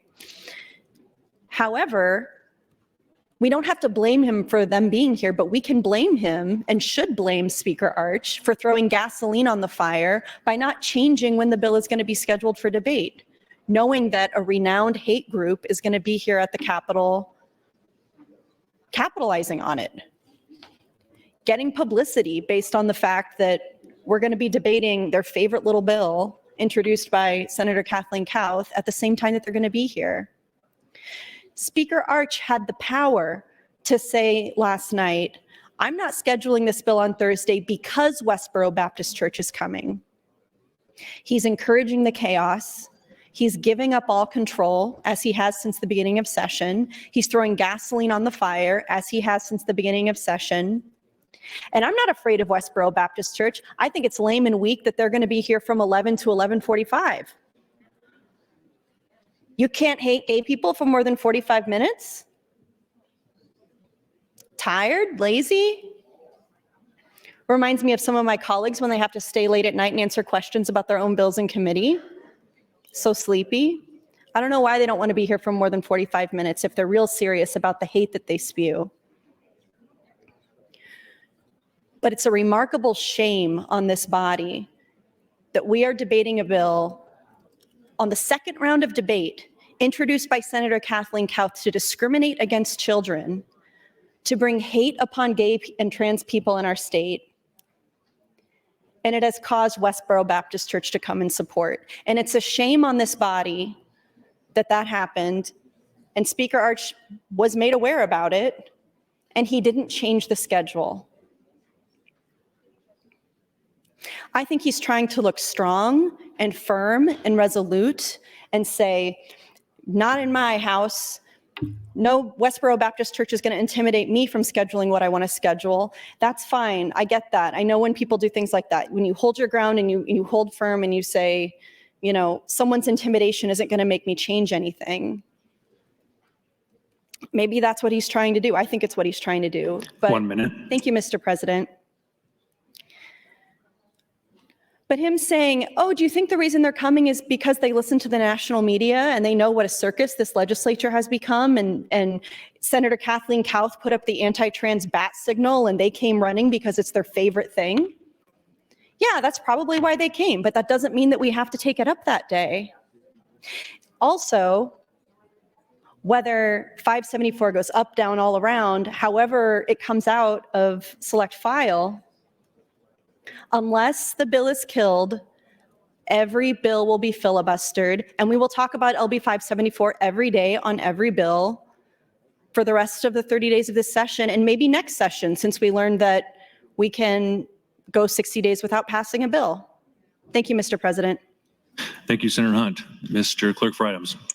Thank you, Mr. President. Amendments to be printed from Senator McDonald to LB 617. Additionally, reference report from the Referencing Committee concerning the gubernatorial appointment of Roby L. Jeffries. Additionally, in conjunction, notice the committee hearing from the Judiciary Committee. That's all I have this time, Mr. President. Thank you. Senator Michaela Cavanaugh, you're recognized to speak, and this is your third opportunity.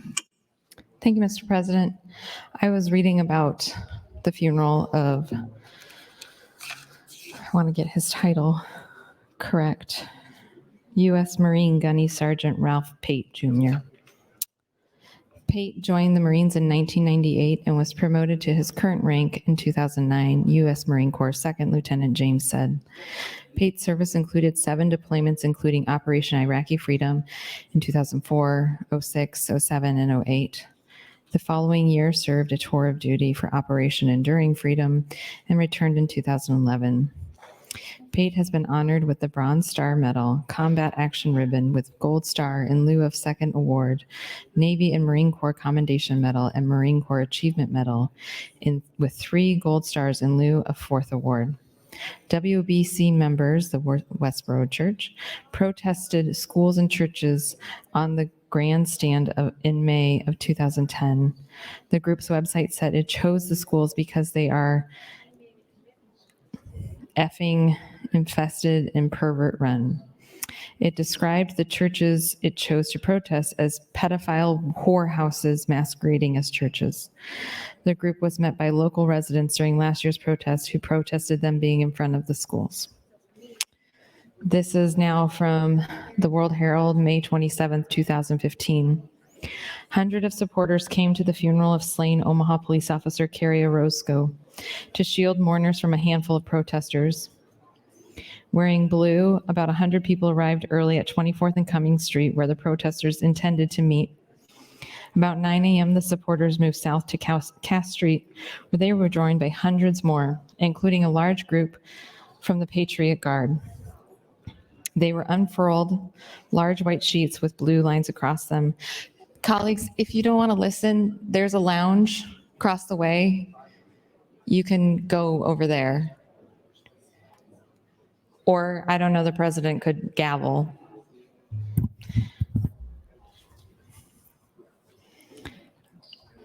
The protesters from the Westboro Baptist Church in Kansas set up near Interstate 480, so the supporters moved to a hill to block them from view. Kate Cleon of Omaha, daughter of a retired Omaha police captain, organized the sheet making. Everybody just came together, said Cleon, 33. Everybody wanted to help. Our purpose was to hide the hate and to show the love, and that's what happened.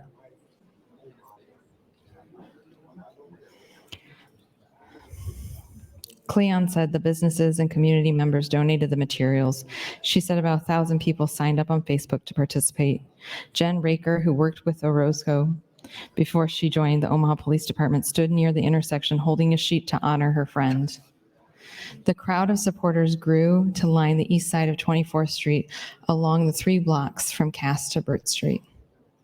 About 20 minutes before 11 a.m. funeral was to start, the 5 protesters left. Christina Sheeb of Omaha said she was glad to see them go. That's not what Jesus was about, she said. Josh Swafford heard that the Kansas church might show up to picket, and then he and a friend found the Facebook page asking people to hold sheets.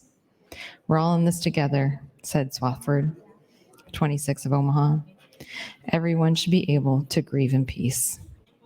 Lynette Nolan, 25, and her father, Joe Nolan, 59, of Plattsmouth, held sheets near the top of the hill.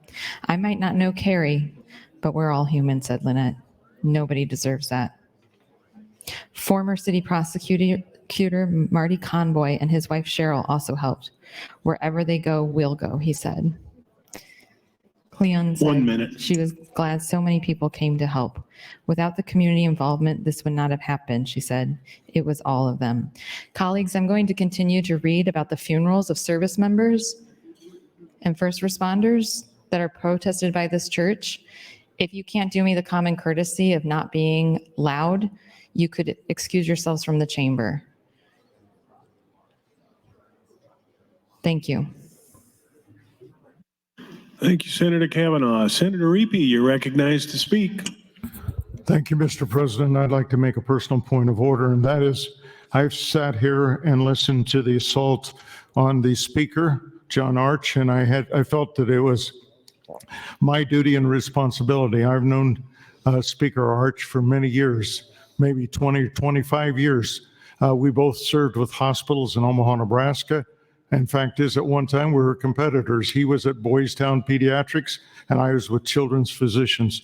But I've known him to always be a man of his word, a man of faith, a man of integrity, and I think it's incredibly unfair for any of us to not provide some level of support for the duties that he's volunteered to serve. With that, I wish him well. I support him to the end, and thank you for this moment. Thank you, sir. Thank you, Senator Reapy. Senator Bostman, you're recognized to speak. Thank you, Mr. President. I want to echo Senator Reapy's comments. I've known Senator Arch for several years now. I think he's a man of his word. He's a man that does his very best with a possibly difficult situation that we continue to deal with here, as far as just trying to schedule and organize and keep this body moving and keep bills going. It's not an easy job, but I know what he tells us is a truth, is a fact, and I just appreciate the time, the effort, because when I walk out the door at the end of the night, Where I come into the building in the morning, he's already here. He's here later than I am. He's here earlier than I am. He's talking to a lot of senators. He's talking to a lot of people. He's trying to figure how to keep things moving and how to make things work efficiently and effectively.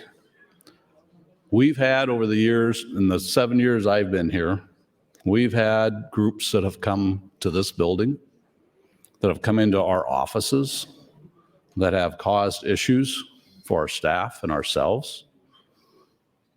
No one supported that. No one's supporting what's being talked about now with this other group. We need to keep that in mind. None of us here support that.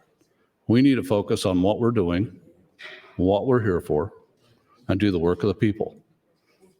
None of us can control what goes on outside of these doors, outside of the building. This is a public building. We may not like who walks through the door, what they say or what they're going to do, but they've got that opportunity. That's part of the process. So if these people or others come, let's continue on, do our very best, be our very best, continue to do our work. Again, I appreciate Speaker Arch and the work he's doing. Thank you, Mr. President. Thank you, Senator Bostom. And Senator Day, you're recognized to speak. Thank you, Mr. President. I just wanted to mention after that vote, and amongst the conversation that's happening now, what happened to me when I walked out of the chamber a little while ago. I was on my way out because for me, bills like LB 626 and 574 break my heart because I know people are going to be hurt. People are going to die. And I was on my way out because I was crying and I was trying to walk it off and get away from everybody and not cry in front of everybody because I feel like we failed on that vote. And there was a lovely group of people that were cheering and clapping. And as I walked past them, as I was crying, a woman leaned into me and said, "That was a real shit show that you ran in there." She looked me in my face while I was crying, and I turned around as I walked past her, and I said, "What did you say?" And she said, "That was a real shit show that you ran in there." And I said, "What does that mean?" And she said, "What you did in there today was disgusting," as she essentially spat in my face.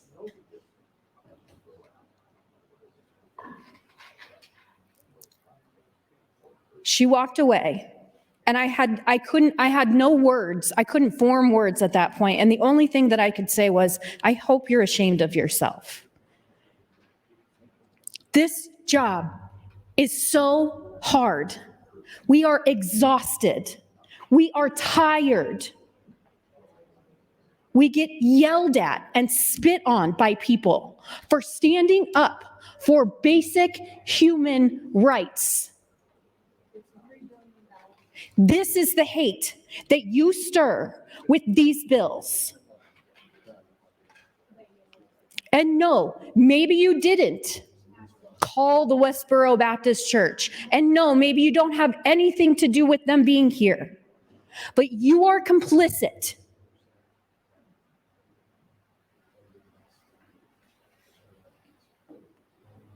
You are a part of the denigration of human rights in Nebraska. And you are complicit. These people are on your side as they call us disgusting and spit in our faces while we're crying. So for anybody that's at home watching and you're crying just like I was a little while ago, we have 2 more rounds of debate.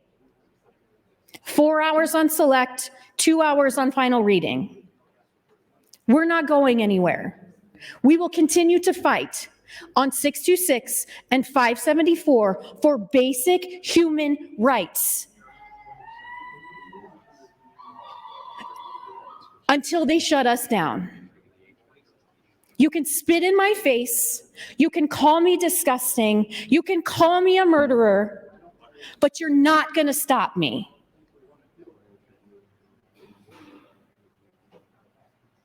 Thank you, Mr. President. Thank you, Senator Day. Senator John Kavanaugh, you're recognized to speak. Thank you, Mr. President. So I rise in support of LB 254 and I think AM 698, and I'll be opposed to the bracket motion because I like LB 254, and I appreciate Senator Brewer bringing this bill, and I think it's been a long time coming to get all of our things, make it more accessible.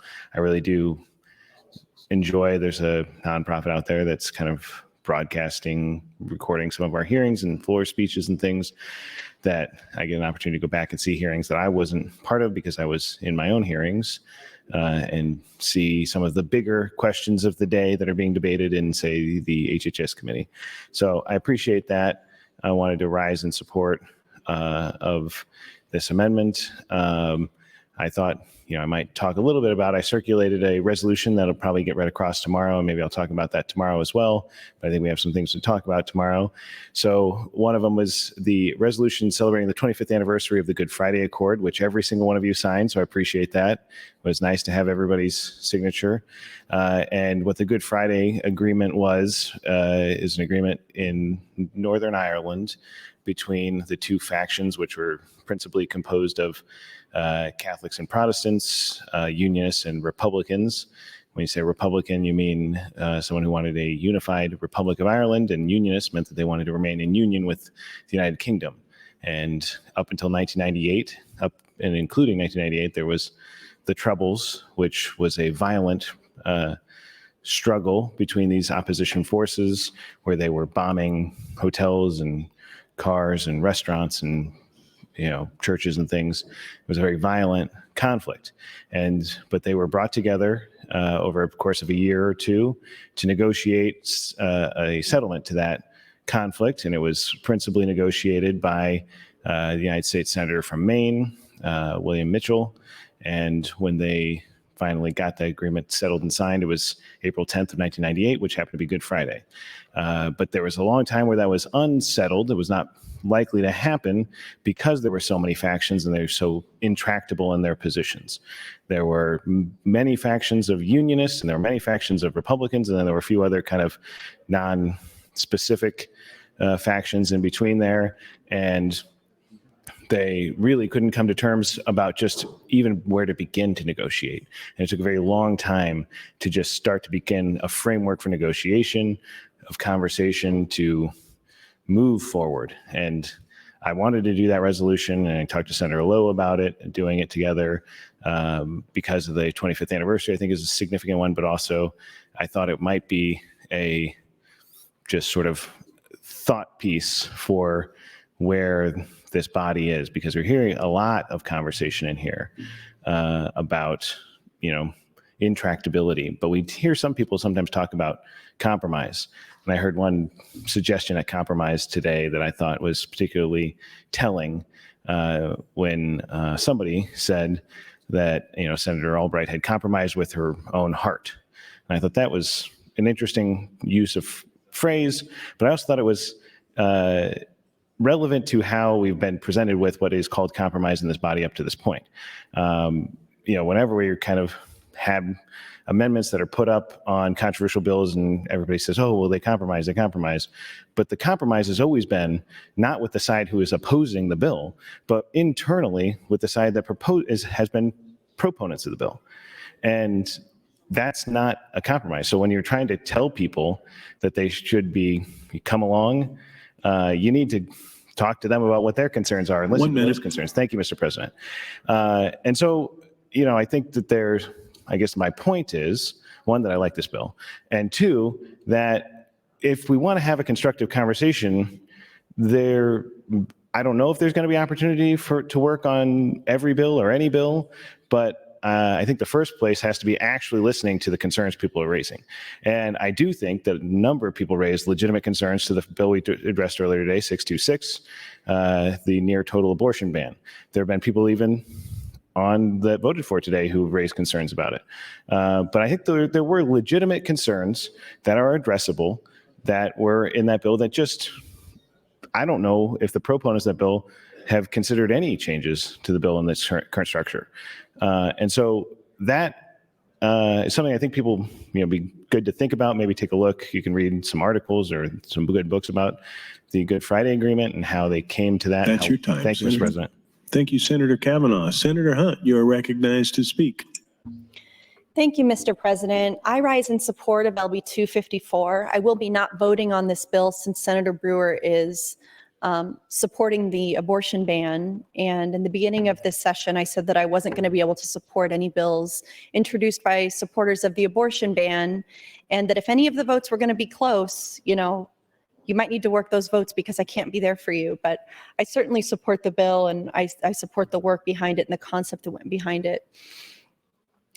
I know that so many Nebraskans were here today during the discussion on 626 on the abortion ban because they watch us, because they look online and they can go on NET, Nebraska, or the Nebraska Public Media, and they can watch what we're doing. There are so many groups that have popped up on Facebook in just the last couple years that have gotten people more and more engaged with watching us, being able to participate in shaping policy somehow just by understanding what it is that we're doing, reaching out to us, giving us feedback. And I think that from past legislatures, we've had some of the most citizen and Nebraskan feedback than many other legislatures just because it's so much more accessible to people. And what I hear overwhelmingly from Nebraskans is that we are doing harm, that we're doing harm. And the lens that I view each bill through before I decide if I'm going to support it or I'm going to oppose it is, who does this bill help and who does it harm? And how do we balance that in a way that we do as little harm as possible? For Senator Repe to say that these criticisms are an assault on the speaker, he stood up to stand up against the assault on the speaker, that's an overstatement. That's a little dramatic. I'm very unhappy with the speaker. I supported him running for speaker. I thought he was a good choice. He represented himself as a uniter. And I think he's about as much as a uniter as Senator Kathleen Kauth is a conflict mediator. We are the most divided we've ever been. We are in the most conflict we have ever been. And another way Speaker Arch has failed us is by being unable to preserve the collegiality in the body. Do you think that there's something special about this session, that the bills introduced are worse, or the people are ruder, or the people magically don't get along more than ever for some reason? No, it's because of the scheduling. It's because of the prioritization of bills that cause harm, that past speakers, that past committee chairs, that past executive boards would not have allowed to pass go, because one of the values that we have in this legislature is collegiality. Past speakers, past committee chairmen have understood that some bills aren't worth it for the fights that they're going to cause. I think that when Senator Chambers was here, his the way that he could reliably take a stand against something kept a lot of bad bills from even coming to the floor because they didn't want the smoke. They didn't want the heat. And this year, Senator Michaela Kavanaugh has stood up and essentially said the same thing, said, you cannot get past me, to the degree that we're filibustering every single bill because of the harm you are causing to this body. And people called her bluff. And that has escalated and escalated and escalated. Thank you, Mr. President. And I'll tell you, I'm not going to de-escalate it by stopping. I'm not going to de-escalate it by getting off the mic. For me, it's gone too far. And the speaker needs to take control of this body and decide what the priorities of this legislature are going to be. And he's decided that it's discrimination against trans kids. He's decided that it's banning health care for women, for pregnant people in Nebraska. Knowing that the Westboro Baptist Church is coming, he schedules this bill. No, I'm not saying he scheduled it because he asked them to come. I'm saying he knew they were coming and he said, perfect, we'll do it Thursday. Ridiculous, irresponsible. Knowing how 574 affects a member of this body personally, he refused to find a resolution to it. That's not leadership. We are allowed to be disappointed at him. Thank you, Mr. President. Thank you, Senator Hunt. Senator DeBoer, you're recognized to speak. Thank you, Mr. President. I'm told I'm the last one who's going to be speaking tonight, and I wish I had the right words to say. First, the easy words. I think this bill is a great idea. I fully support this bill. There are groups that will tape, it's not tape anymore, I'm showing my age, will record the different committees and things like that. And I have watched the committee hearings for committees I'm not in, for bills that I knew was coming to the floor, so that I could be informed after I get home. So I sit through my committee and then I go and I have the ability to watch another. And that really helps me to be able to see what's in the committee. I have had to introduce a bill in a different committee, so I missed my own committee, and I watched my own committee hearing so that it helps me on the bill. So all of these things, I think this is just a fantastic bill, and I appreciate all the people who have worked to put our hearings up online in the past, and I appreciate that this bill will do that going forward. There are a lot of people in Nebraska tonight that I think are scared and for a variety of reasons around a lot of different political things. So I will say this. In 2020, this is a story I've been telling people lately because I think it helps. In 2020, my dad and I planted daffodils in the front yard of my house. And we planted them socially distant because in 2020, in the fall, we couldn't be together. And I said to him, I hope when these daffodils bloom in the spring, we can stand next to each other. And in fact, we could. His vaccine had kicked in, and we could hug each other and look at these daffodils bloom. And I didn't want to, I needed to redo my front yard, but I couldn't because I didn't want to get rid of those daffodils. But finally, it was bad enough last fall. So I hired someone, and they dug up my front yard, and they put down plastic, and then they put down rock. And I was sad because I lost the daffodils. And Sunday evening, when I got home from being with my family on Easter, in my front yard, against all odds, was a daffodil. It seems like we will not find a way to work together again sometimes.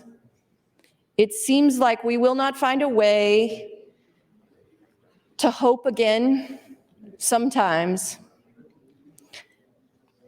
But I'm reminded over and over again in this world that the impossible sometimes happens. So I know tomorrow we will have a really difficult day. And I will hope that somehow we will find our impossible tomorrow. Thank you, Mr. President. Thank you, Senator DeBoer. Mr. Clerk for items. Mr. President, name add. Senator Mosier added to LB 136, Senator Boston to 137 and 138, Senator Merman to 254, Senator Boston to 435, 436, and 753. Finally, Mr. President, priority motion. Senator Bostard moved to adjourn the body until Thursday, April 13th at 9:00 a.m. Members, you've heard the motion. All those in favor of adjournment state aye. All those opposed say nay. We are adjourned.